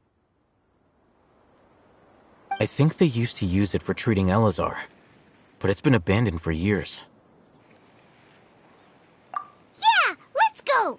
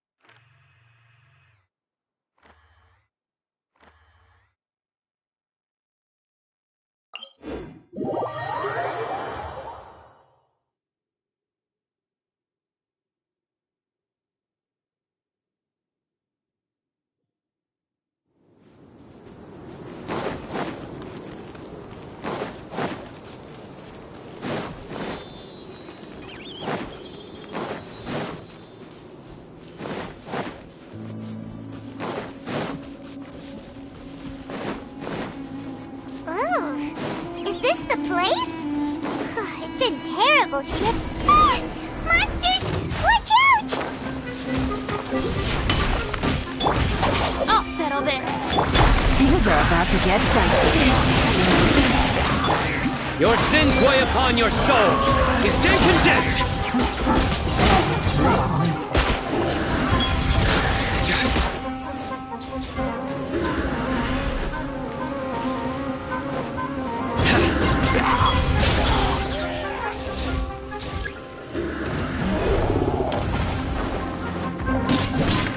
Our bond is strong. Out of my way. Fight this on the side. Here comes the catch. Through me, justice is served. Your penance is due.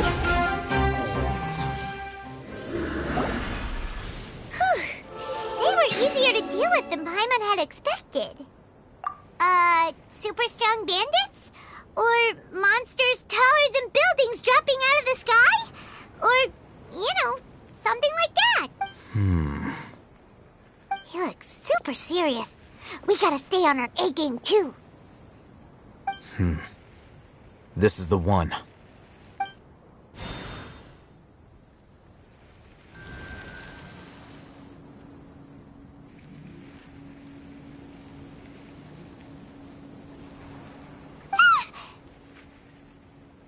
Let's go in and take a look.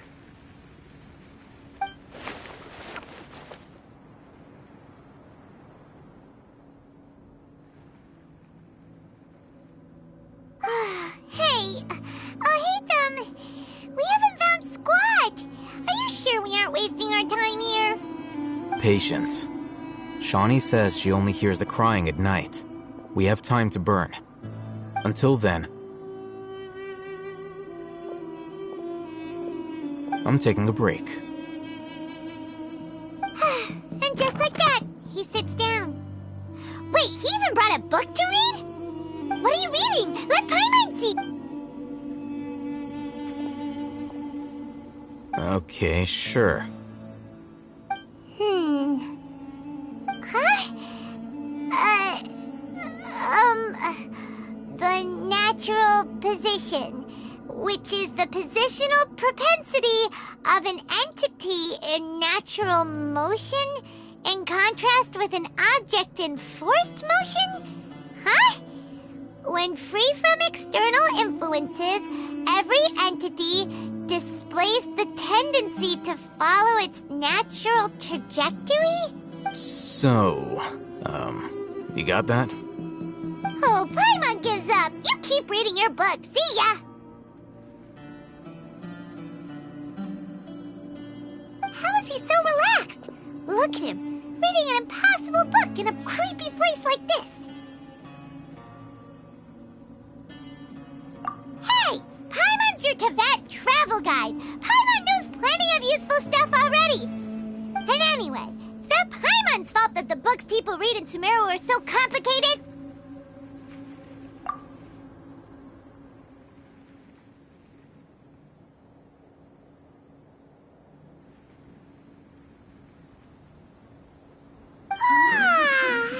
Paimon's getting so sleepy.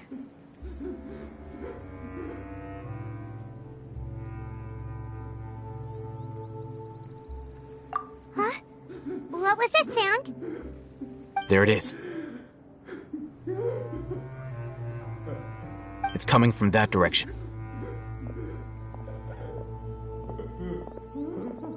Is the sound coming from here? Huh. Paimon's not seeing anything.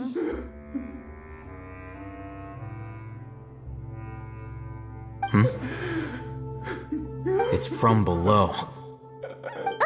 But there's no way we can get down there.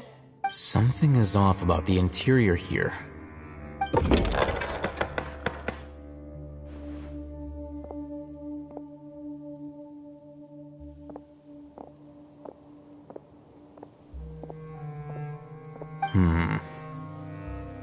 As I thought, there's a hidden structure. Wow. It's like they tucked another hospital into this one. Oh, it looks like there are other mechanisms around here. Let's keep exploring.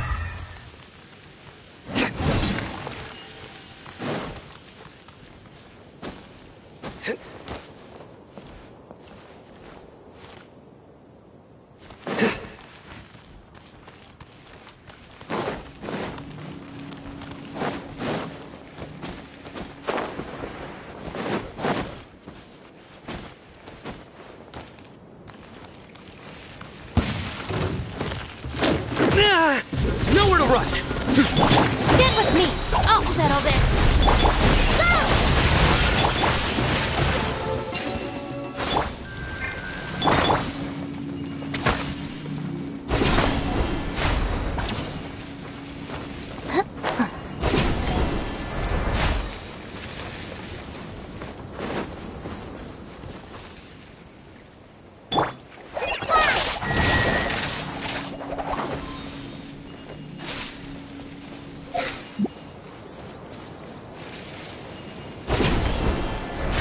Like a lamb to the slaughter.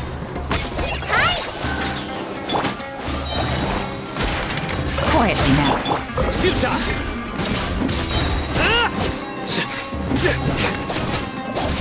Log the jungle!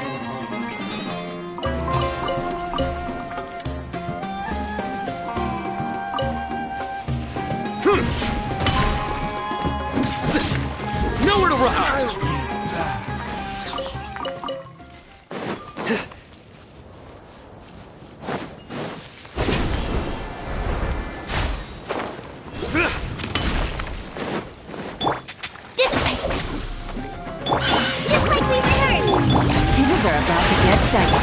Your sins weigh upon your soul. Guilty. You stand condemned.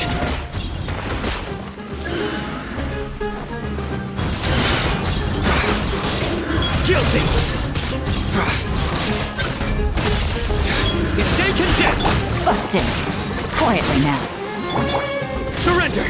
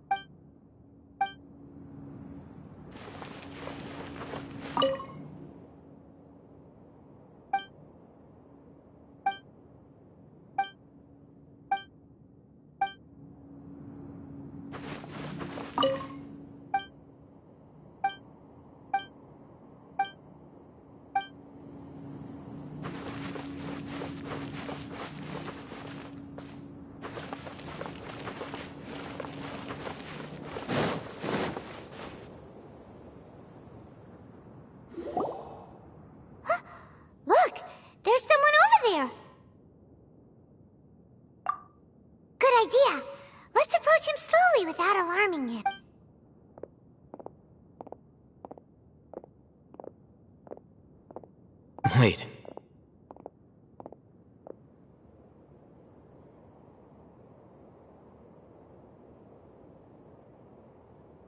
You're...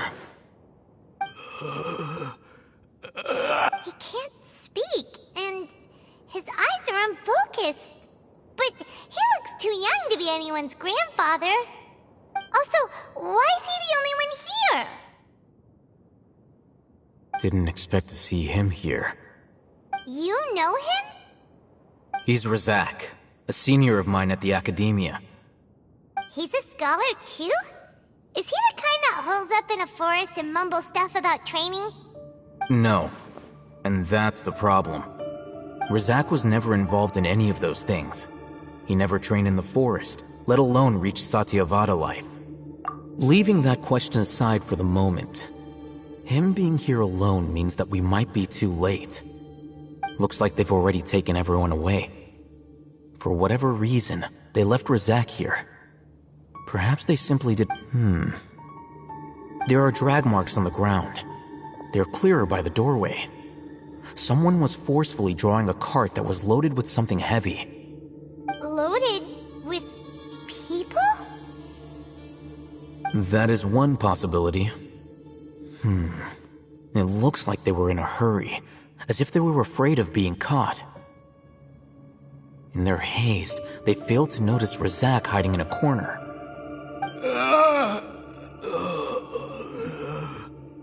The symptoms are identical.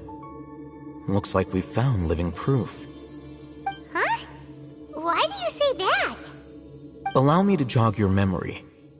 Recall your time at Port Ormos. Don't you think his symptoms look familiar?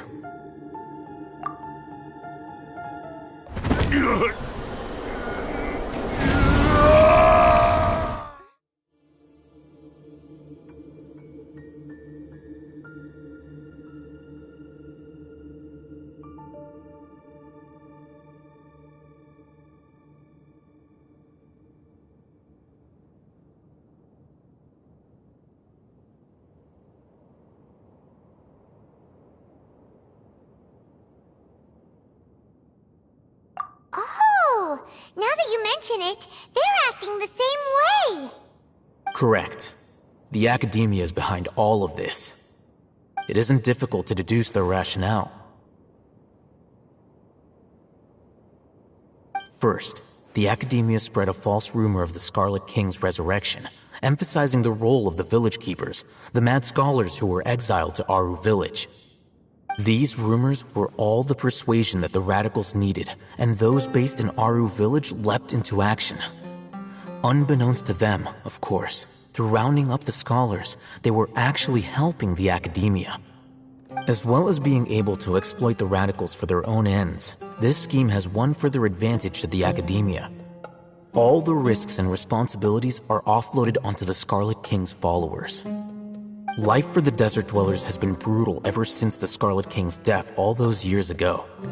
Beneath the surface, feelings of desperation are widespread. Many would give everything they have for the prospect of something better.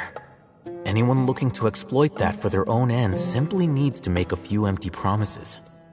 Even if complications arise, people will see that those involved are all followers of the Scarlet King and look for no further explanation than differences of belief.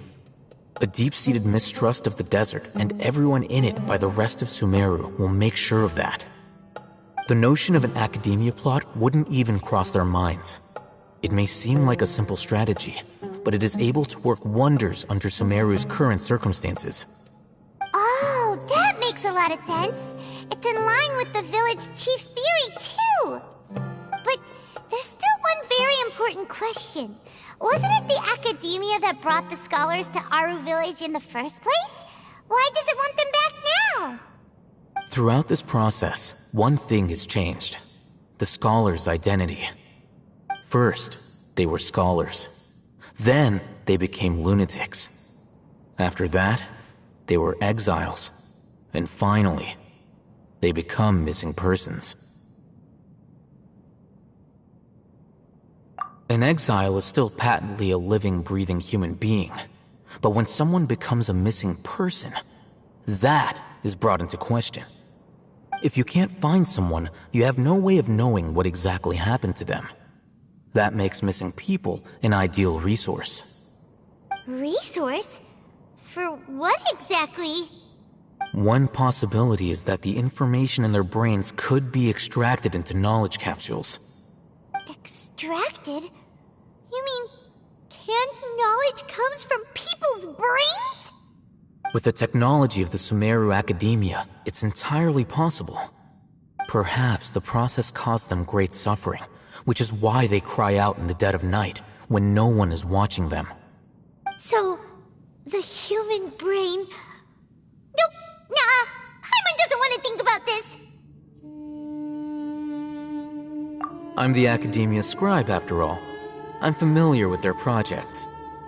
Anyway, judging by Razak's state, the contents of a divine knowledge capsule were extracted from his mind. But something went wrong in the process. Or perhaps his curiosity got the better of him, and he used such a capsule for himself. Paimon's a little confused. Can they just use anyone's brain?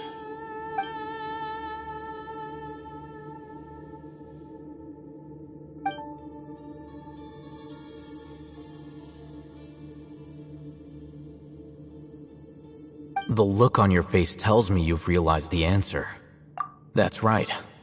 To some scholars, gaining knowledge about the gods is their entire life's pursuit. Extracting canned knowledge is just one of the extreme measures they turn to. However, I can't help but wonder, what do they seek to gain from divine knowledge? The Academia is going out of their way to look for forbidden knowledge, but what is their ultimate goal? I've spent quite some time trying to analyze the contents of the divine knowledge capsule, but to no avail. It seems like my way of thinking is too different from theirs. You mean you're not even slightly interested in getting your hands on this forbidden stuff? All scholars seek to expand the horizons of knowledge, but I'm not particularly interested in gods, so I don't share their degree of zealotry. Extracting information from people as if they were lifeless objects? If this is the direction of academic progress, then the Academia may as well shut its doors. Sounds like you're really against all this. Of course. The Academia's actions run contrary to their rules.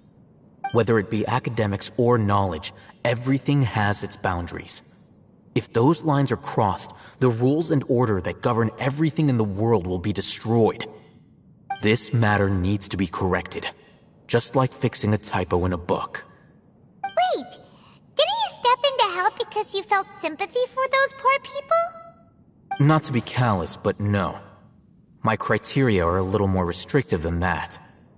There is no shortage of suffering in Sumeru, and the same can be said for the rest of Teyvat as well. What do you plan to do about that? Save every last person? Probably not. You can say that. Simply put, I don't blindly place my faith into strength or heroism. I do what I want. The divine knowledge capsule is something I want to investigate in full. That doesn't mean I'm willing to take action for the sake of a few strangers.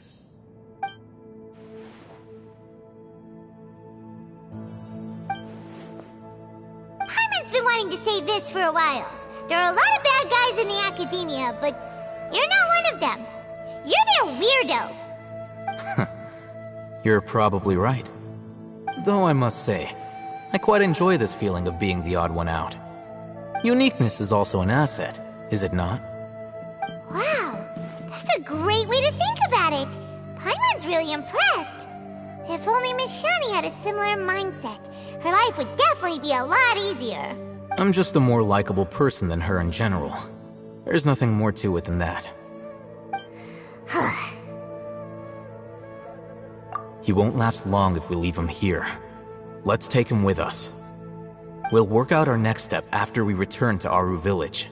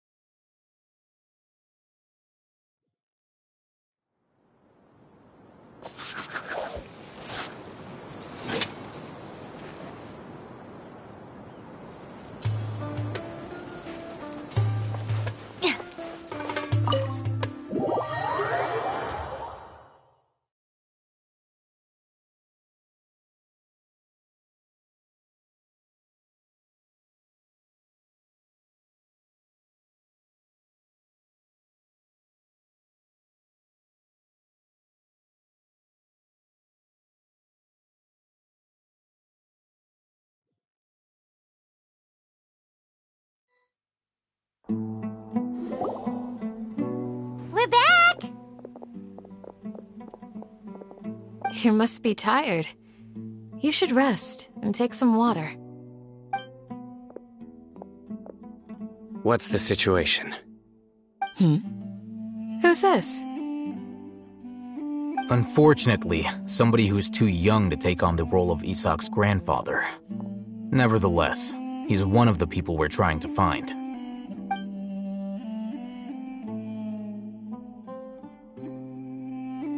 So, at one point in time, the abandoned Elazar hospital served as the Academia's site for extracting divine cant knowledge. Yep, pretty much. Their plan must have been implemented at some point before we arrived at Aru village, since divine cant knowledge has been in circulation for a while now. Yet, they fled once we were headed to the village, almost as if they knew we were on their trail. Why is that? Yeah, why is that? We may have a mole in our midst. One of us could be secretly revealing our whereabouts to the Academia. Huh? Are our friendships that shallow? Looks like none of you have realized wherein lies the issue. Sino, you're the reason why they can predict our movements. Wait, what's that supposed to mean? Choose your next words very carefully. It is simply a logical inference. I have my reasons. So what you're saying is, Sino's the mole. Interesting. And here I thought you were the most suspicious one, Al-Haytham, since you were always acting alone. I know. You have a point. But I realized something as we were returning from the hospital. Sino isn't like any of us. What are you trying to say? Do you still remember who you are, General Mahamatra? As a Matra, you are no doubt privy to certain kinds of information. Before you can take action against someone, you are required to have all the facts available, including the less than savory details. Simply put, the Academia has traditionally allowed you access to a wealth of sensitive information. Knowing their modus operandi, wouldn't you expect them to take precautions against you? If you want to raise a vicious wolf, you need to make sure that you can avoid its bite. The Academia is monitoring me? It's not that simple. The Academia has eyes all over Sumeru, but they have a special protocol for dealing with you. Every so often comes a Nyagarbaha Day. On this day, the Academia enters new information into the Akasha through knowledge capsules. I remember seeing a thick notebook next to the control panel once. Its contents were all about the General Mahamatra, his activities throughout the day, preferred methods of enacting judgment, everything. You're saying that the Academia entered my information into the Akasha too? But what's the point in doing that? My actions aren't important enough to be added into the Akasha. The Akasha is capable of computation.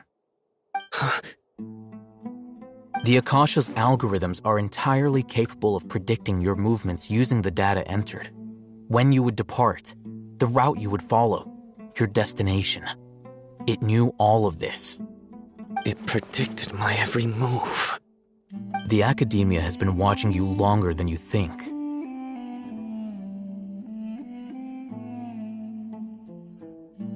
So that's how it is. Sino adheres to his principles so strongly that he's actually a thorn in their side. Tenacity of will and steadfast faith are worthless to the Academia. They need scholars who are easily pliable and mindlessly go after anything they can profit from. Sino, don't take it to heart. This just proves how much of a trustworthy ally you are. They escaped because of me. Don't blame yourself. It's not like any of us would have known. I have an idea. If they predicted my movements, then I might be able to guess where they went. Whoa, you bounced back fast. There is always an opportunity for safety after danger passes. Oh, so that's how it is! Paimon gets it now! If the Academia is trying to avoid Sino, then the safest place would be... Yep, that's right! They'll want to proceed in the direction opposite of where I'm going.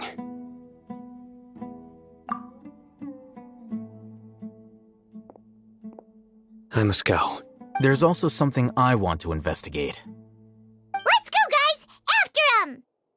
Please, wait! I want to go too! You want to go too? If so, you have to promise you'll stay safe. I want to find Grandpa.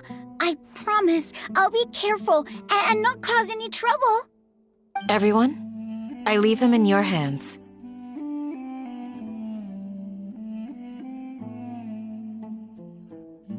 Yay! Let's go! Remember to pack some food with you! Paimon feels like we're missing someone, though.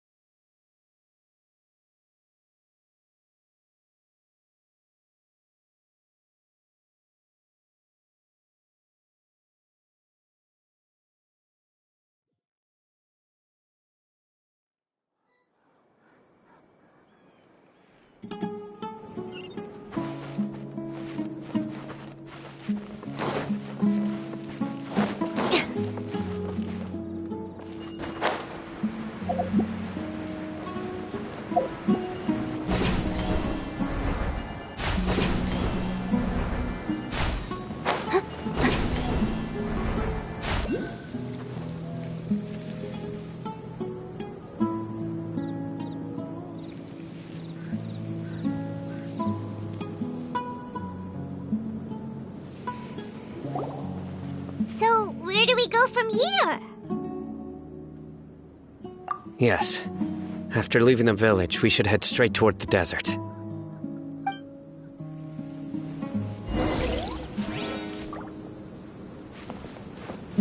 I know the desert like the back of my hand. Is that because you play here a lot? Yep.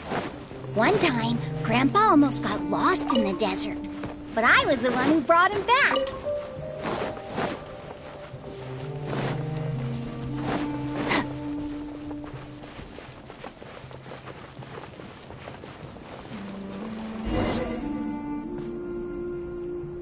There's something here.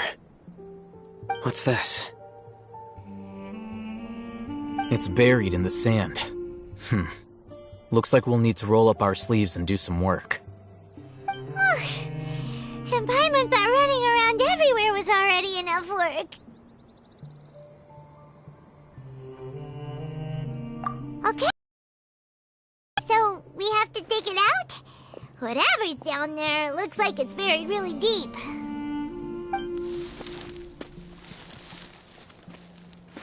These are likely fragments of an Academia-developed device, something akin to a headset. Looks like there were more than one village keeper. They must have been escorted this way because there are device fragments scattered around here. Let's split up and search the area. Chances are that we'll find other things nearby.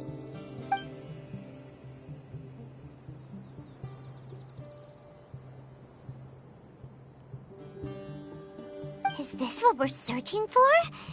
It looks kind of scary. This is definitely a device used to extract divine knowledge.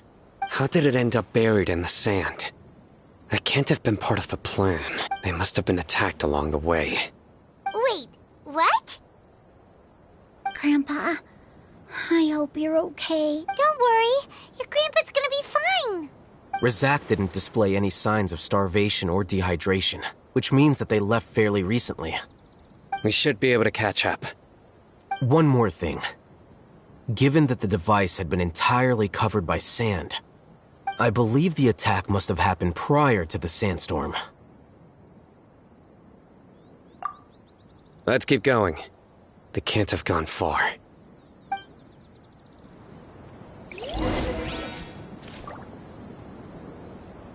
Ugh, but running on sand is so tiring.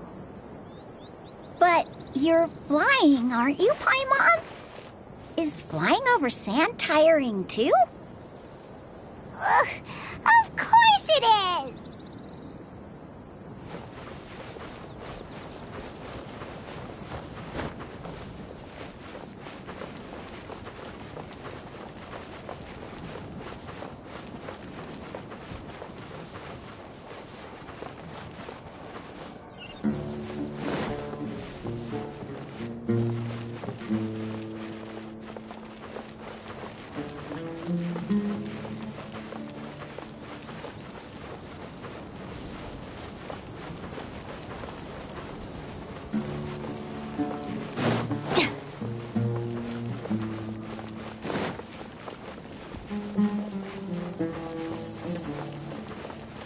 Voices, over there. It sounds like an argument. Don't get any closer. They'll notice us. Dia's talking with the Eremites? Very interesting. Let's listen in. If you had informed me sooner, there'd be plenty of room for us to... You're one of us. We would never lie. Scholars. You don't know as much as I do. Need me to... I knew it. That's our Dia. Dia? Why would you... Dia! Hey, what are you doing? Huh? Didn't you say you'd help me find Grandpa? Why are you on their side? Well, look who's here. Ain't that something? This complicates things. You've betrayed Aru village? So, this is the great General Mahamatra. Dear, you'd be better off as my assistant than hanging around with this motley crew. Seen for yourself, I have the means and methods, and my ideals are far more admirable than theirs. I'm not the type that's easily swayed, Raman. You of all people should know that. Wait, what's going on, Dia? Whose side are you on here? Shut it, Paimon. It doesn't matter. Whichever side you pick, nothing could deter us from the grand mission of resurrecting the Scarlet King. Once our Lord of Old returns to this land, we will have a new beginning. Face the facts, Raman. It's not gonna happen. You should understand that more than anyone. Have all your years as a merc taught you nothing about placing hopes in a ruler? I'm a desert dweller and a proud follower of the Scarlet King. Whether I live by the edge of the sword or in peaceful comfort, my soul will always carry this conviction. It's not too late yet. The village mad scholars aren't gonna bring the Scarlet King back to life. You don't understand, my dear lady. Pursuing our faith is our purpose in life. Even if the chance of success is 1 in a million, we must be willing to give everything we have. Even if it'll expose you to the academia? Even if they end up disbanding the Eremites? Your Eremites, which you've worked so hard for all these years? Yes. We've waited a long time for this day to come. The sun and the moon no longer shine here. All you see now is cracks in this desiccated land. But fate has finally dealt me a hand to play against the Academia. With these scholars in our custody, we'll stomp the Academia's forces and fight our way beyond the wall of Samiel. Ridiculous. Think about it. The Academia controls the entirety of Sumeru.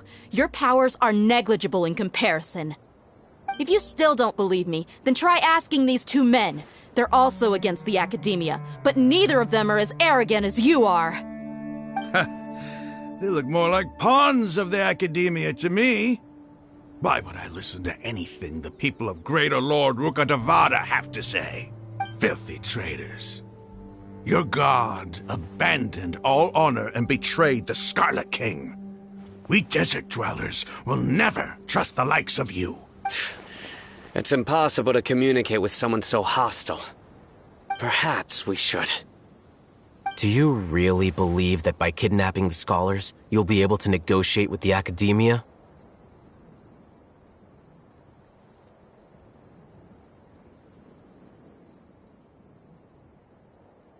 These people have no value as bargaining chips, but I could be persuaded to take their place as your next hostage.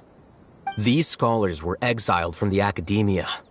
I, on the other hand, am their current scribe, and will be a much greater asset to you. Wait, you can't be serious. So, you want to trade places with the hostages, do you? Precisely. Any wise person would gladly accept my offer.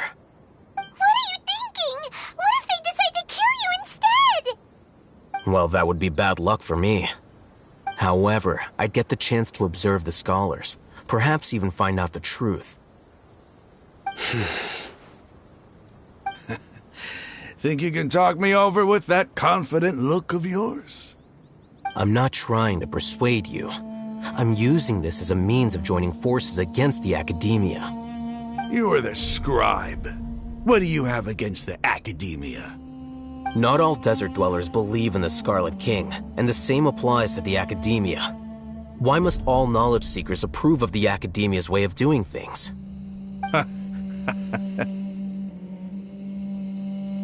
You Academia scum! Every last one of you is nothing but a hypocrite, just like everyone else on the other side of that wall. I've made myself clear enough.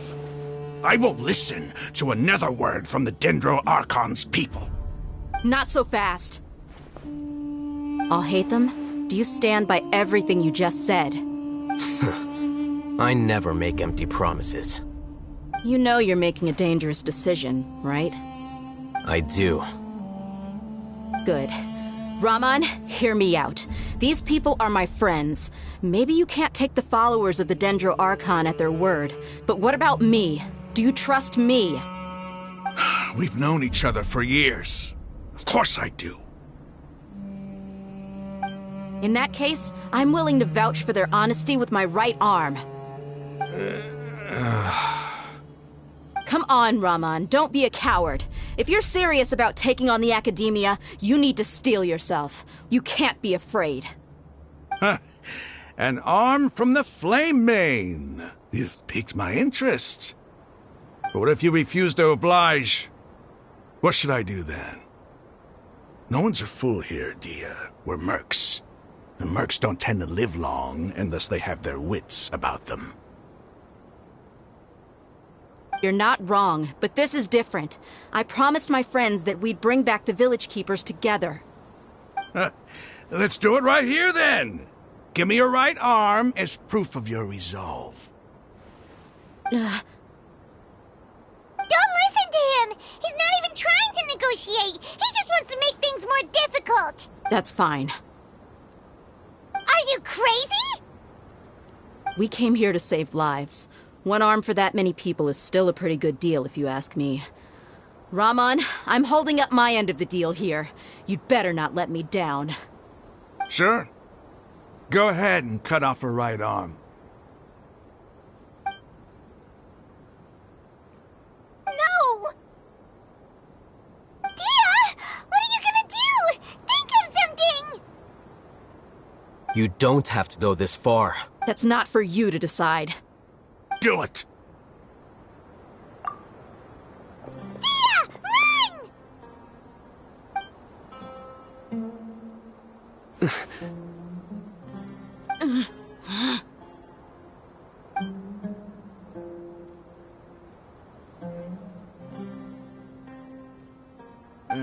Stop! What's wrong? Can't do it? Flame Mane, you and I are both desert folk. Cutting off your arm is no different than cutting off my own fingers. Where's the sense in cutting my own kin to pieces? You've shown me that you're serious. Go on now, take your friends and leave. Meet me in the desert at noon tomorrow.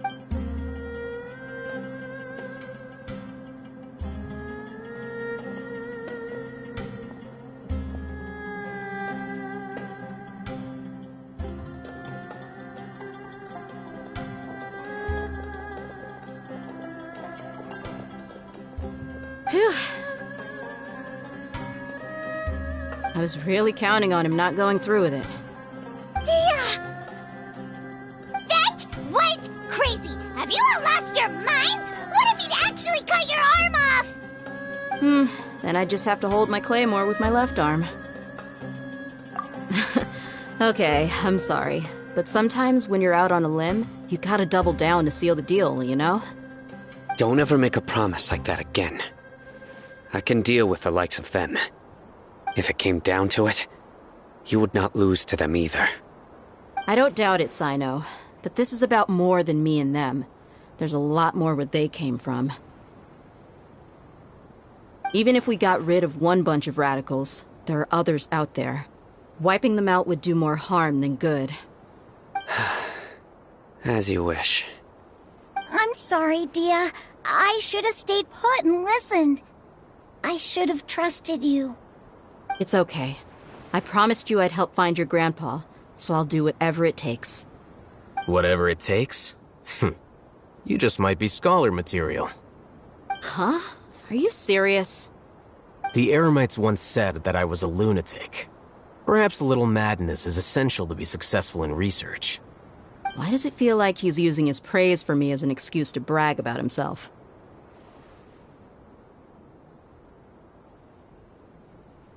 Okay, let's get moving. We should head back to the village and rest up. Today was just a trial run. Noon tomorrow is gonna be the hard part.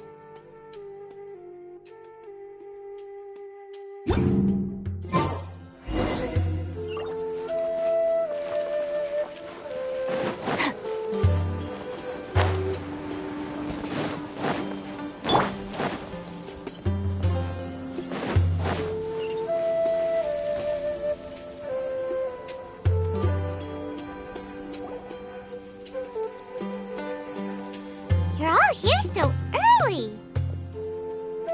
Looks like we have everyone here. Isak, are you sure you want to come with us? I'll watch from a safe distance. Dia, I want to be there to bring Grandpa home. Okay, let's go then. Dia, wait. What's the matter? I heard that you were quite reckless yesterday. No more of that today, understood? Or I'll be very upset with you. Fine.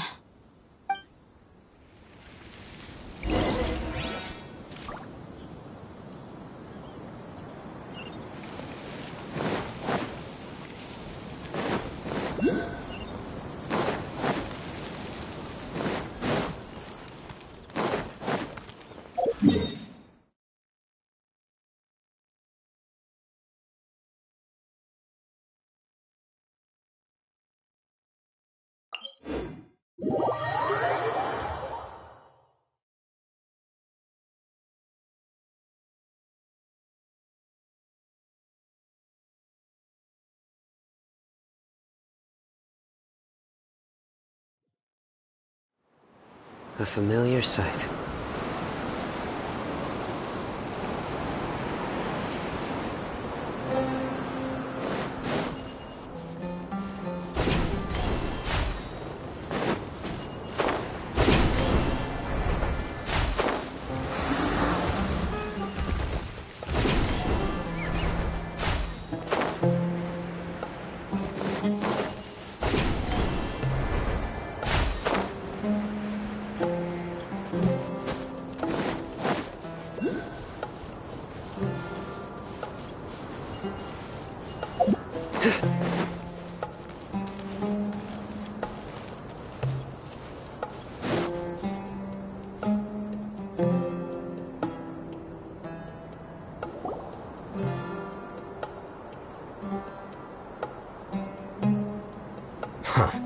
They got here before us.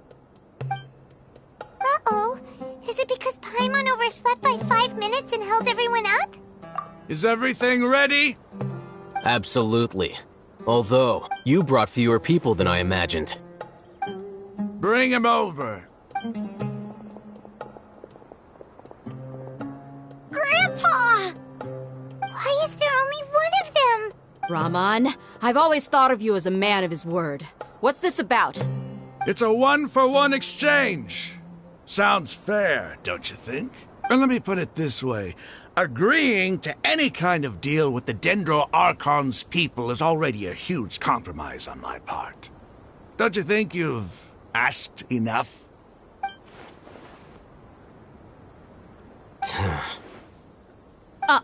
You stay right there!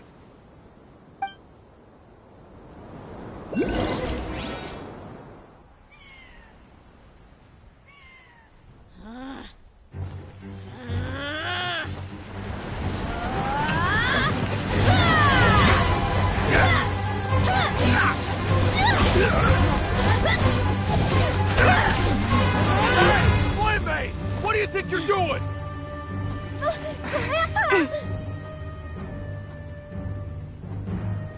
Don't you see this blade here?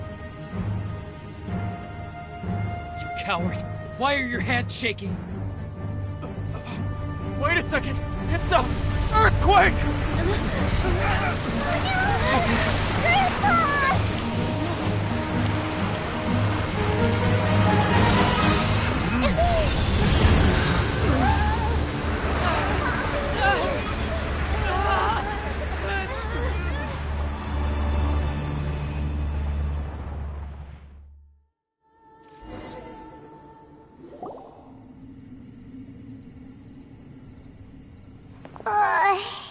Paimon's dizzy.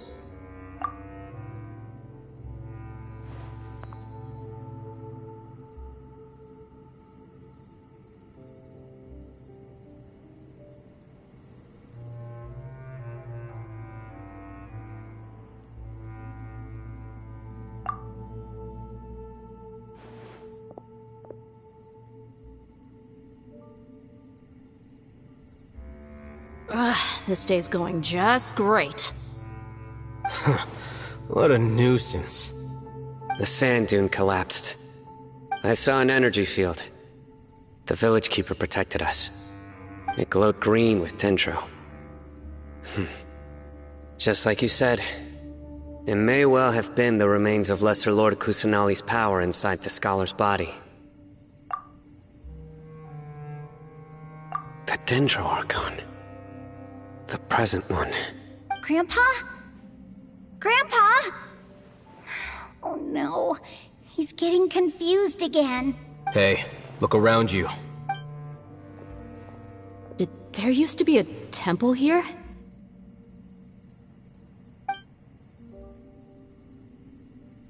It seems that when the sand dune collapsed, it exposed these underground structures. The symbols on the gate belong to the Scarlet King's civilization. This structure must be ancient. Over time, the sandstorms completely buried it and left it in the state we see now. It could have been an underground palace in the distant past. Oh, a miracle. Praise the Scarlet King! What's he doing here? And his men too? They must have fallen down here with us. Pretty lucky if you ask me. Most of them seem in really bad shape. Except for him. He got... Mind your head. No, this isn't the time for conflict. Our exalted lord has shown us the way to his sacred palace. He's not actually gonna go in there, is he?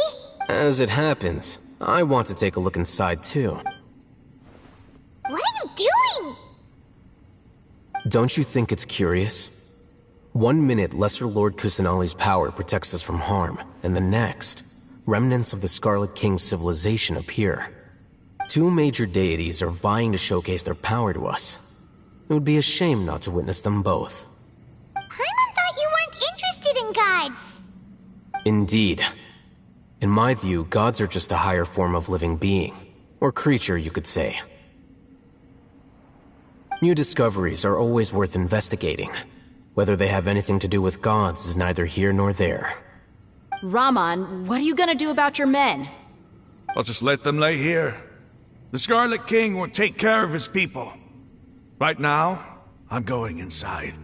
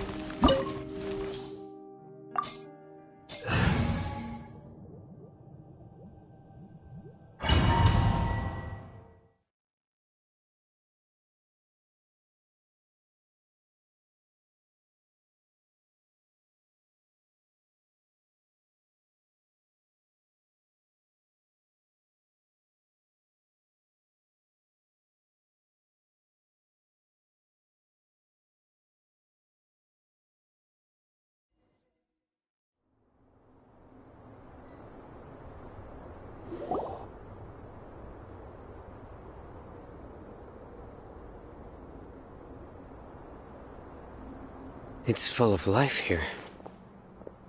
This defies comprehension. It looked completely desolate from the outside. Yeah, and there's so many plants. It's so pretty. Sir Raman. Huh? Me?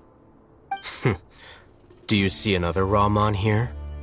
Are you mocking me? What do you mean, sir? Interpret it however you want. But there's something I'd like to draw your attention to. While this structure is clearly left over from the Scarlet King civilization, the energy that flows in here is that of the Dendro Archon. Whatever you say. It's not like I have a vision. There's nothing to be angry about. Think of this as an academic journey. It does seem kinda strange.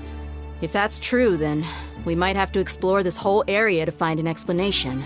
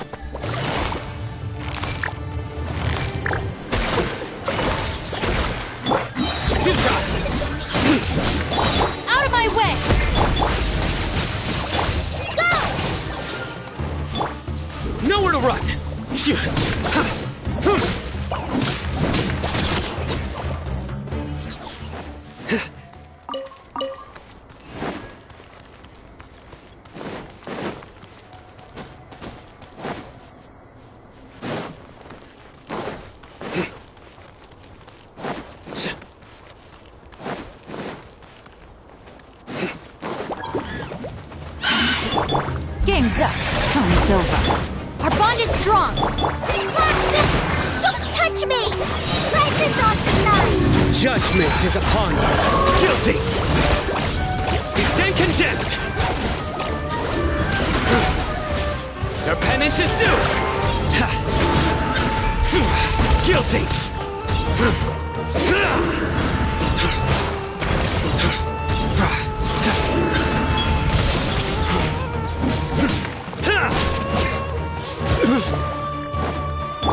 Gotcha.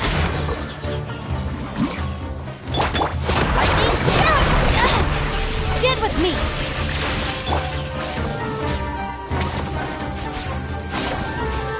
Surrender!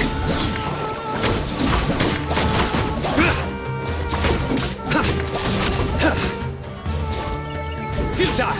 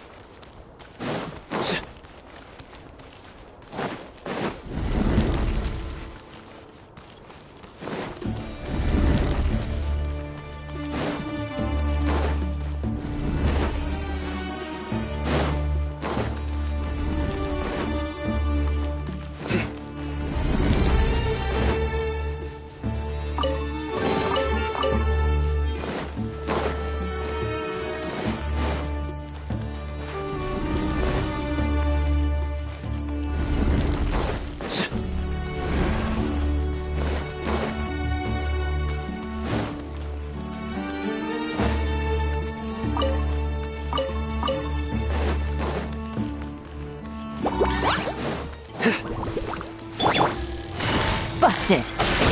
Quietly now. Our bond is strong. Your sins weigh upon your soul.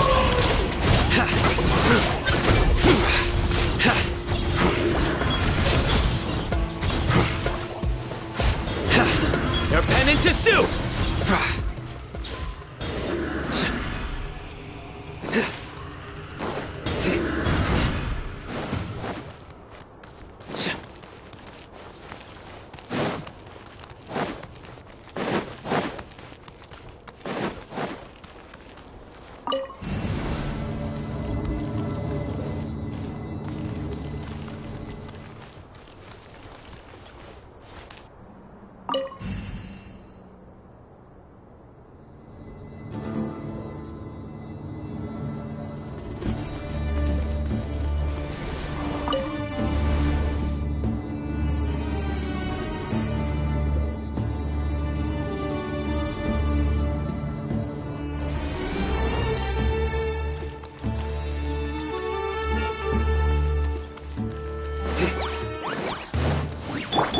Here comes the catch.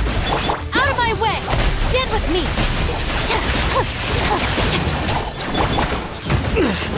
A tough crowd.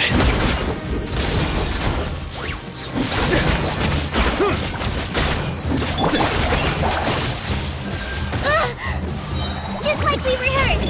Dissipate! Gotcha. Quietly now. Nowhere to run! Through me, justice is served. Guilty! You stay condemned!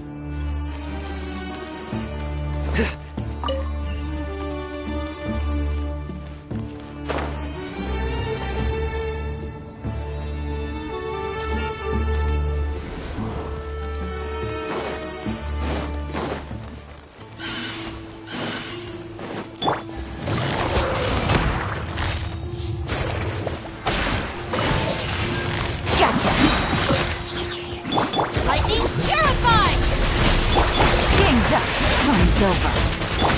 Surrender!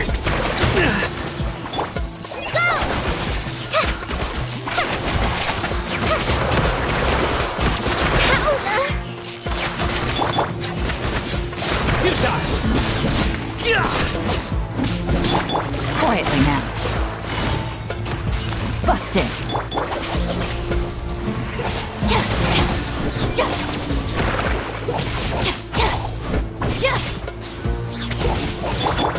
Surrender!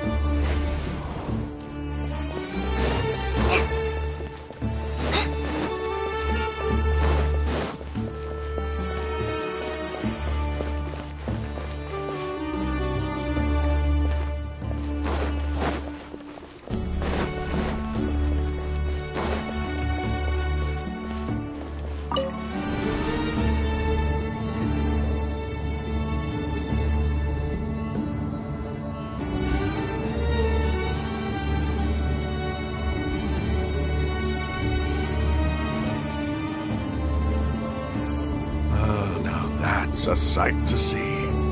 The Scarlet King's splendor surrounds us. There's so much vegetation here. It's different than what I expected. Sure are a lot of plants for a desert.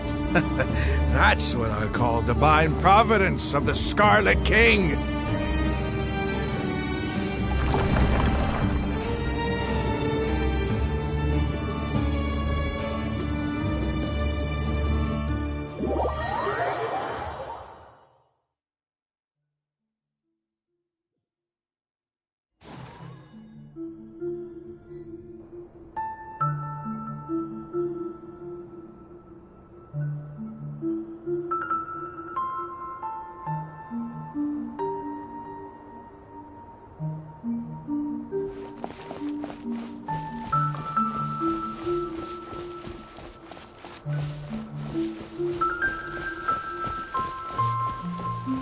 It's getting brighter!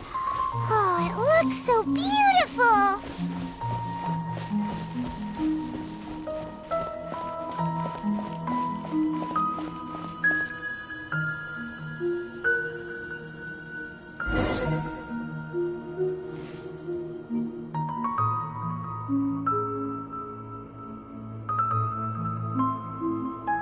Wait. What's that? A load of flowers. And it looks like there's something among them. Oh, these are Scarlet King runes. They left something behind. Yes. It's an elegy written in an ancient script. What does it say? Here lies our faithful priest Kasala. His wisdom is a miracle among the people, deserving of high praise and admiration. You can read ancient Scarlet King script? Of course. Every student needs to master at least 20 languages before they graduate. He's not serious, right? There's still something off about this place. The elemental energy here is too concentrated. The scent of life. Is it trying to tell us something? Is this it? Analyzing.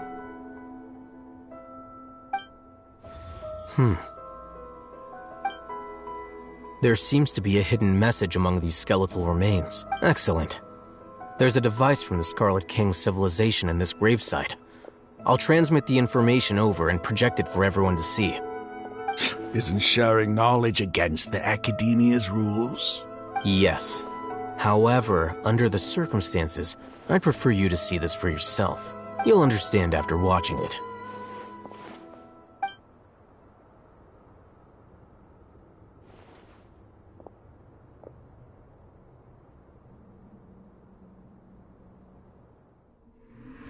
Civilization is born of knowledge, but so too can knowledge be its demise. A disaster caught us unaware. It was knowledge that did not belong to this world. The Scarlet King brought this forbidden knowledge into our world, and it quickly spread like a plague. People's minds were filled with crazed whispers. Dark gray scales spread across their bodies. Even the land was stripped of its vigor. Only a desperate, deathly silence remained. Were it not for greater Lord Rukkhadevata from the forests, the damage would have been irreversible.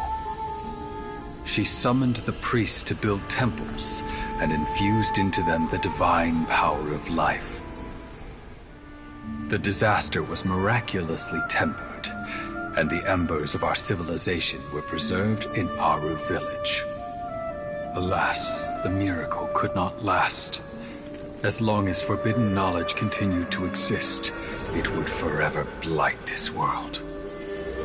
In the end, the proud king of the desert, my eternal lord, chose to sacrifice himself. I have spent my whole life since guarding one of these many temples. But now, my duty is coming to an end. As I close my eyes for the final time, the sight of that noble deity will appear in my vision once more. In helping the Scarlet King to eradicate forbidden knowledge, she exhausted her strength, and her form became that of a small child. How strange. Now that I think of her, I no longer have any fear of death, for I sense that the spirit of life will abide with me during my eternal sleep. Children of the desert, cling no longer to past grievances, but hold tight to the memory of this act of benevolence. What was that? The priest's memories. No, impossible. Greater Lord Rukkhadevata. So the former Dendro Archon and the Scarlet King were never enemies at all. But this doesn't make any sense. The Dendro Archon's followers, they're clearly... Was that the former Dendro Archon? She became so tiny in the end.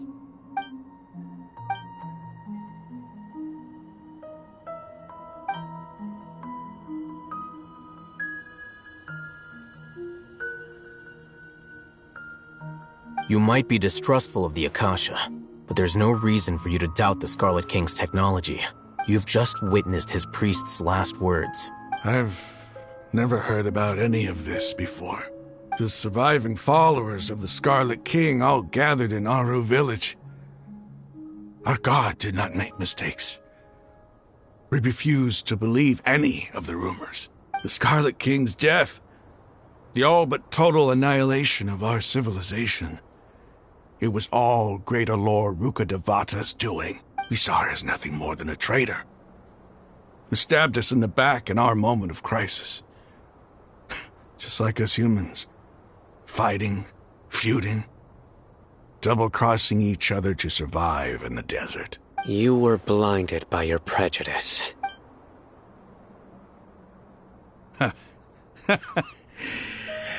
If I hadn't seen this for myself, if I hadn't witnessed his last words with my own eyes, ears, and heart, how could I ever begin to accept this?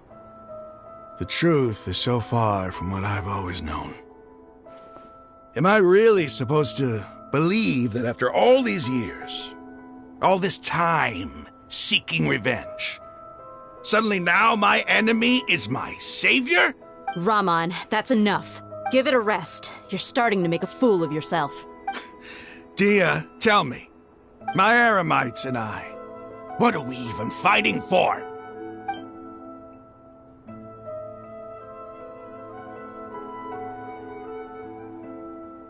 Hey, how you doing? I'll live. Thanks. I should probably go. Can't just stay here forever. What's your next move gonna be? Oh, I know what you're going to ask. I feel deeply ashamed of everything I've done. You'll get everything you're asking for, but please, give me some time. After everything that's happened here today, somehow I need to explain it to the others. It's not gonna be easy. Well, I guess that's for me to deal with. Dia, this is where our camp's located. When would be a good time for us to go? Tomorrow. I'll convince everyone that we're all on the same side. And I'll return every last one of your your village keepers. We'll share our other resources with you, too. You seem to finally understand that our true enemy is the sages. Yes. The gods never gave up on anyone. It's the people responsible for all this that need to face the consequences of their actions. That must have been rough, but he seems to have figured things out now. Raman's no fool. Being the leader of your own faction in the desert is no easy feat. It's too bad he was held back by his belief in the Scarlet King. But now that that's changed, I guess we have a few more people on our side.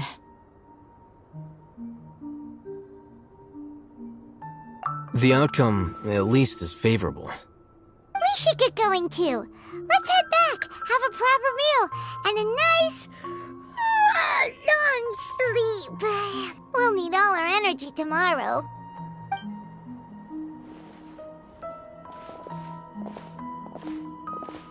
Sino, we're leaving! Stop yelling.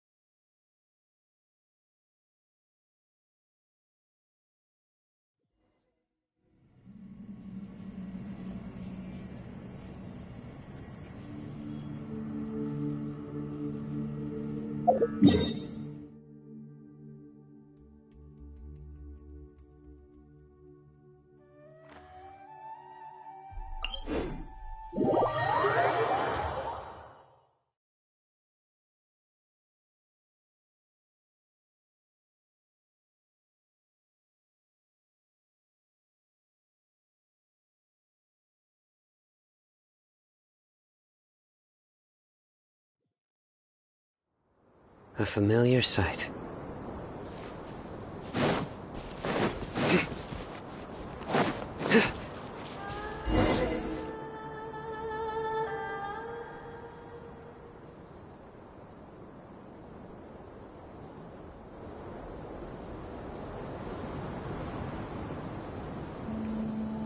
Raman, we're here. Everything's been arranged. Someone will bring the village keepers back to Aru village shortly. I guess all I can say now is, thanks for agreeing to help. Don't mention it.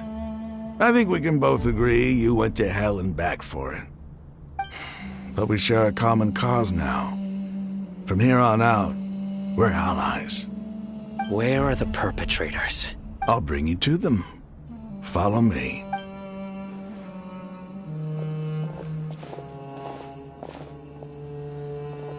So these are the people who kidnapped the village keepers. Oh no, it's the scribe! There's no need to yell. No one can help you now. We've been all over the desert trying to find you! That's right.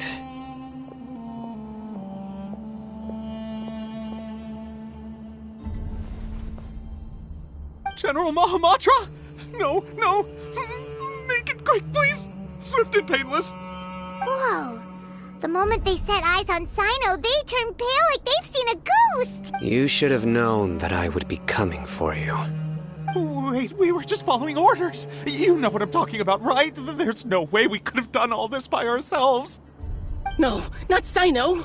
He's gonna tear us limb from limb! I could do worse. Please have mercy! Start talking. Otherwise, I'll have to resort to other methods. So, your superiors have kept you quite busy recently.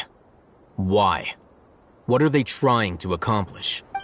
They wanted to extract canned knowledge. Don't play dumb.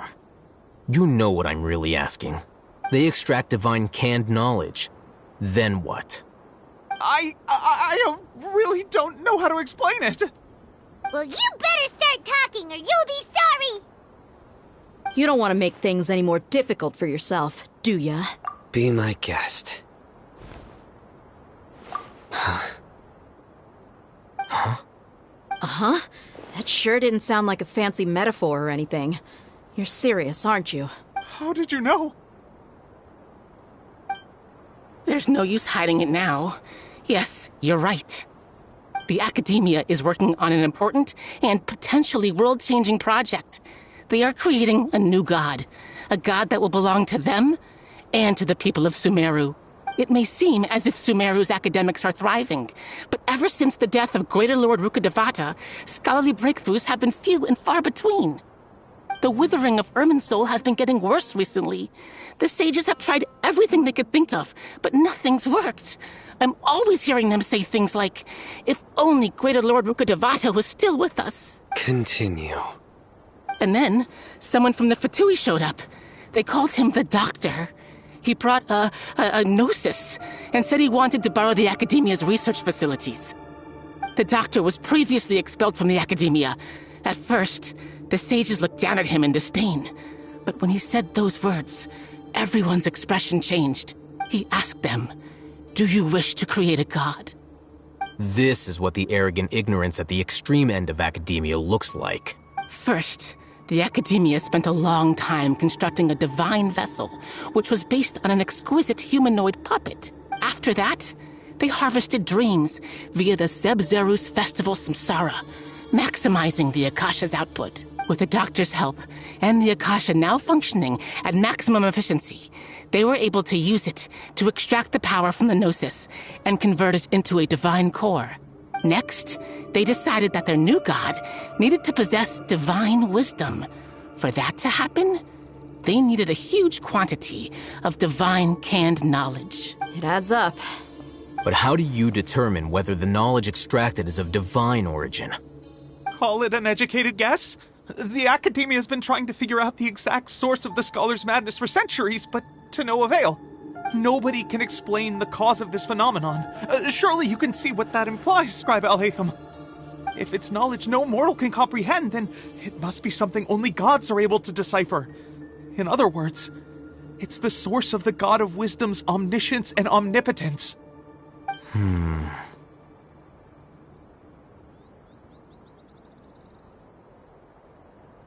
You must have noticed by now.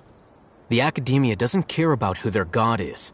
It's the ability to exercise control over knowledge and wisdom that matters.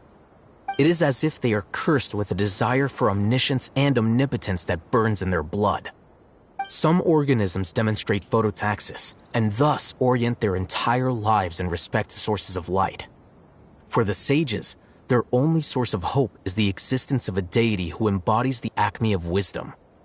This is but a form of phototaxis.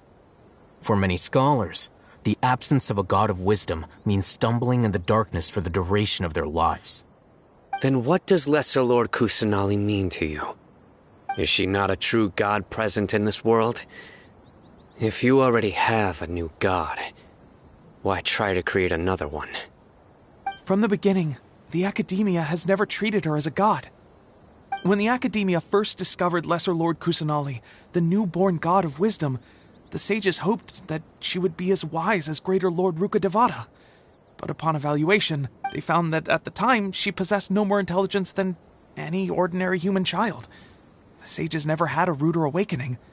This forced them to accept that Greater Lord Rukkhadevata had indeed passed away.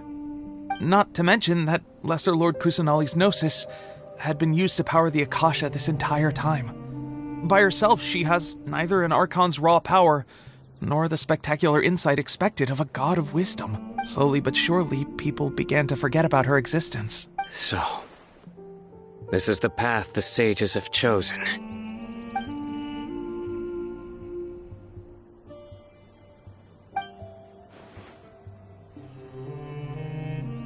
All right, let's try to keep our cool.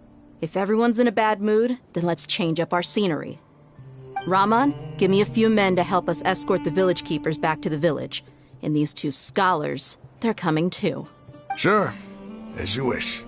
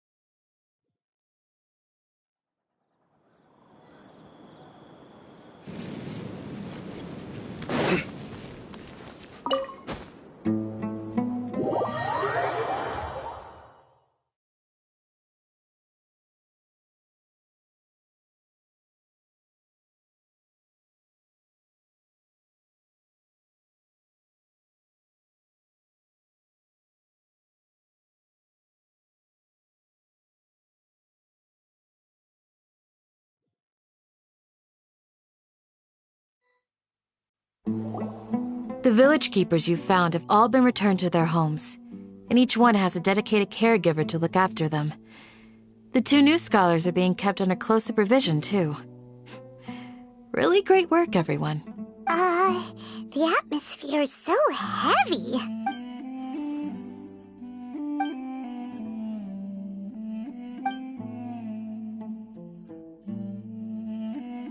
Hey! Say something! Stop spacing out! Come on, is there nothing left to talk about? In that case, let's all get some water and try to think about something else. Or I can go fetch some snacks. Oh! Paimon's so coming with you! Do you have any plans, traveler? Gods above, you're not talking about work, are you? So you were still withholding some information?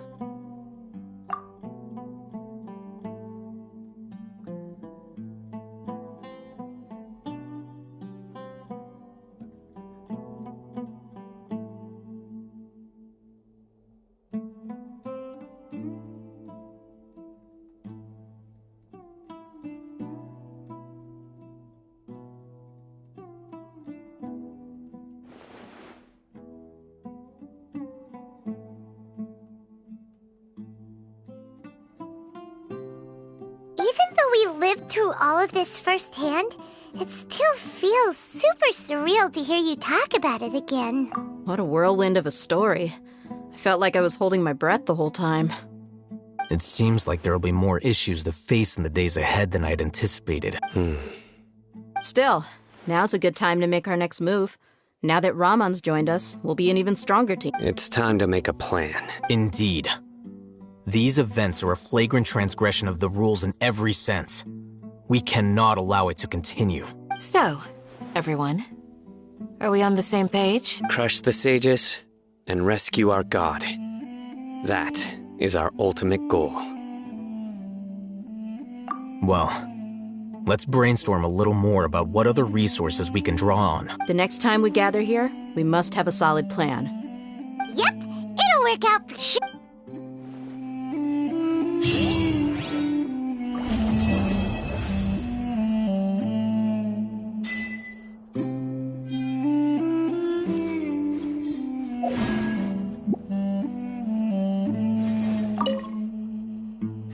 past. I never imagined that even the gods could suffer from hardship. If we can find a way to change all of this, will this nation become a better place? The past few days have been some of the most challenging work I've ever taken on.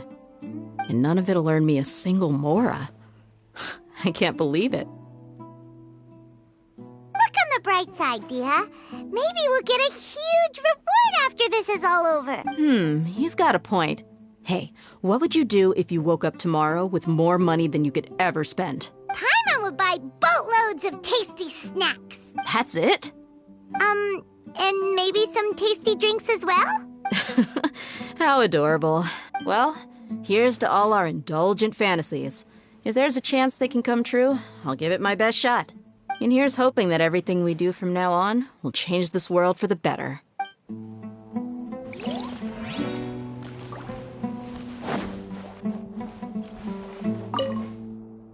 You must let me know if there's anything I can do to help. Though I cannot leave Avra Village, I can't help but feel stirred when I see the looks in your eyes. I've never felt as roused as this when fighting alone in the past. I suppose this must be the power of camaraderie.